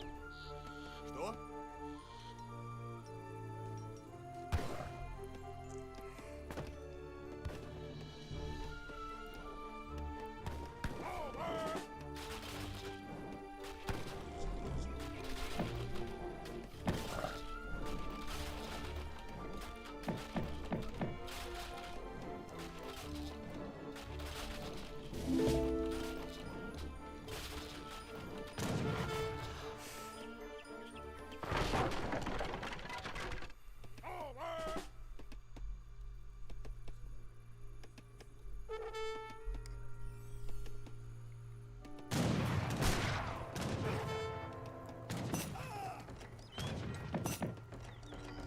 Alright, yeah, see, this is kind of a problem if you're Russia, because now the Ottoman can effectively go for Endurance School as well as pick up the Veteran upgrade, effectively beefing these Janissaries up by a whopping 40% combined. Bringing these Jans up to an HP of about 300, and then their range attack up a lot higher too. But he's going to go for the Falconets here, because he's just going to go for raw anti-infantry to just blast the recruits out and basically keep the veteran Jans in the front as a protection. So, yeah, pretty simple solution there, honestly. Falconets and veteran Jans. Just mind the Cossacks, because he's got like 10 Cossacks out right now. So you gotta be very, very careful of that, because he did put up a stable here, so he's going Cossack recruit at this point. And he's shipping in about 13 unstoppable Stiletzis too, to try to get a multiplier against the Jans. Yeah. First time we've seen unstoppable Stiletzi be shipped onto the field in a while. Back up, back up. Very nice. Now, if you're Ottomans, you're going to want to combine the... Okay. I like how Russia's trying to split them up a bit. Distract them. A bit of diversion there. That's always good. Now the Falconets are going to try to take a blast at the blockhouse. Things are already looking pretty dicey if you're Russia. Most definitely. He's literally forced to trade stuff off at the market just so he can afford more troops, you know? More Cossacks. Can't even afford a block of recruits anymore. Well, he shouldn't, because the blockhouse is going to go down, so all I can do is Cossacks at this point. Ooh, Cossacks trying to come through again, but the Janissary is ready there to intercept with their scimitars. Very nice. More Cossacks coming in from this side, at this angle. Let's see if the Jans get... Oh, good flip around there. Nice way to get them. Very good. Beautiful.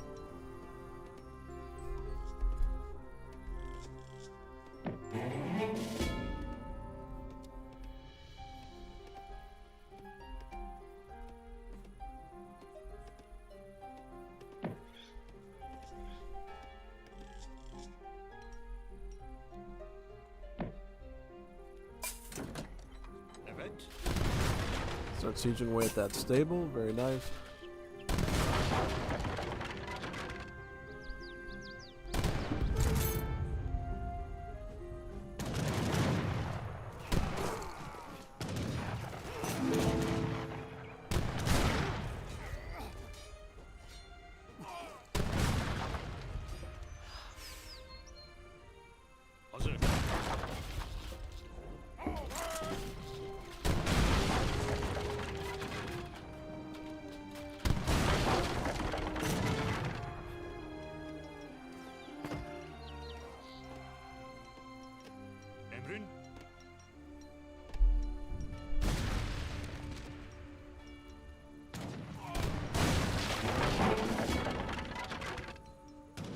Alright, so Janissaries can go forward there with the Falconets. Jans can siege away at the towns. Ooh, what you call? Oh, whoa, whoa, whoa! Did you see that? The cans were twitching there. What are you doing? Wonderful Age of Empires 3 physics, yeah. Okay, Jans are trying to cut down those Cossacks. Oh, not good. It's like, he's focusing down the cannons pretty well there. Shouldn't matter though, because he's got so many Jans at this point that he's still maintaining good presence. GG, yep, too many vills lost. Yeah. Unfortunately. So now I think we're on the last group stage preliminary match of this tournament. Yeah. So, Luktom versus Harimja. This is the last one I got here of all the 107 record files I downloaded. Yeah, so let's enjoy it. Let's enjoy it together, shall we? Alright. Here we are. Harimja as the...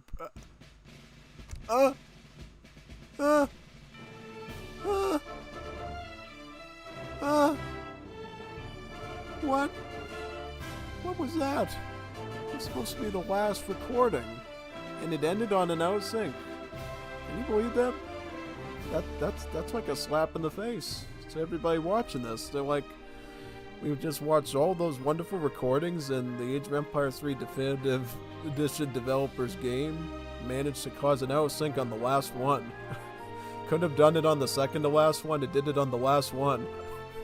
Kind of just a reminder of what game we're in, folks. Yeah. Okay. I'll take it, but wow. You can't make that stuff up, man. That's like that's like RNGesus, you know? Like the last game of that whole stack just happened to be the one that out-syncs. Yeah. Crazy, isn't it? Yeah, no. You all saw that, right? Like, you can't make that stuff up, man. Like, how does that one, of all the recordings that we did tonight, how does that one out of sync? Like, literally, like the last one, it could have been like a really good, like, 30-minute match or something, but, oh. It just out of synced. Yeah. I don't know, man. I don't know. But, I can definitely tell you one thing. That was a lot of matches, man. Every single one of them. No. We win in game after game after game after game. Tons of games, man. Tons of games. That was insane. Literally insane. You can't, yeah, you wouldn't even believe how many games we did between, Tuesday and today. Yeah, no. Between Tuesday and today, we covered about, I believe, 107 recordings of many different players. Chef Sadiste, Julian K, literally everybody. Everybody you could think of. Revnak, plus lesser known people. Me even. You even saw me lose today. That was funny. It was a little bit funny. It wasn't funny for me when it happened, but it was funny. Yeah, no. And to think that we still have to cast the round of 32 games tomorrow, and if we don't get them all done then on Sunday as well. Yeah. Crazy, isn't it? This tournament has given us a ton of matches to look at, which I think is great, you know? This tournament has been beautiful so far. Beautiful. And I can't wait to cast the rest of the Geek series as well, you know? Finish up the round of 32. Hopefully, starting next week, we'll be able to do round of 16 and round of 8, round of 4, and then the finals. Yeah, the semifinals and the finals. Yeah. And see who the undisputed Age of Empires 3 champion is. If it's Revnak, that would be really funny because, like, that would show integrity and House of Train Post integrity and everything. Yeah, so. Yeah, but anyways, since all the recordings are technically done, we are technically done with the stream, right? There's nothing else we can do here. No more things to cast, which is sad. Came to an end of a long journey, but we made a lot of friends along the way, right? Hopefully you made friends in chat. Hopefully you're all friends with each other. It's better to be friends than enemies, I guess. So, yep, hopefully you're all friends after watching these many games together. You'll learn more about each other, and that Unstoppable Seletsi should not be in tournaments because you can't handle us. Batu is Spain, yeah. And what else? What else am I forgetting? Yeah, next week, don't worry, we're going to get to do other stuff. So, if for whatever reason you don't like me to cast Definitive Edition tournament stuff for 5 days a week, you're covered. We're going to be doing Age of Pirates. Good new map for that. We're going to be doing Age of Mythology Retold. The first 5 new factions of Divine Edition. So Divine Edition, if you remember correctly, is a mod in Extended Edition. But now Proper Gentleman has already started to add new major gods to Retold. He's added 3 new Japanese ones, and he's added about 2 new Norse ones to his mod. So we're already starting to see Divine Edition develop. And from what I could see from like one of the photos he sent, there was another Norse one that isn't ready yet, and then there's one for the Greeks already. So yeah, no, I can't wait to do Divine Edition and Retold. And Return of the Gods is being developed too, by the way. If you haven't checked Nate's YouTube channel before, he's already showcased Quetzalcoatl already. And you can already start to see those familiar minor gods again from the good old Extended Edition days already. Now, most of the models aren't in there yet, but it's at least fun to see that the icons are there, the god stuff is there, the text are there. Yeah, it's going to be great when they port over all those wonderful models from Extended Edition into the remastered, retold, more 3D graphics. Yeah, and definitely, hopefully, some better animations too. And we'll probably cast Wars of Liberty next week too, because we didn't get to do it at all this week. I was thinking we were going to get done with these by Thursday, and that we were going to be able to do Wars of Liberty today, but we did not get to do that. It definitely didn't go as planned at all. So yeah, it was pretty much a surprise there too. Yeah, but yeah. Thanks for following me along for this journey. Couldn't have done it without you, you know? It's always good to have your company here and writing in chat and commenting on stuff. It makes things go a lot faster, I would say.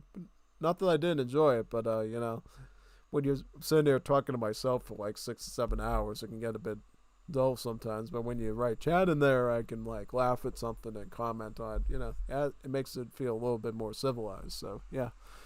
All right, anyways, see you tomorrow for some, tomorrow. See you tomorrow for the round of 32 matches that we did not finish. I believe we got about 4 to 6 series to do. So I don't know if we can't get them all done on one night. We're going to do the rest on the following night, so don't worry. Got all this done before the beginning of the week, and then we'll be starting new stuff on Monday. There you go.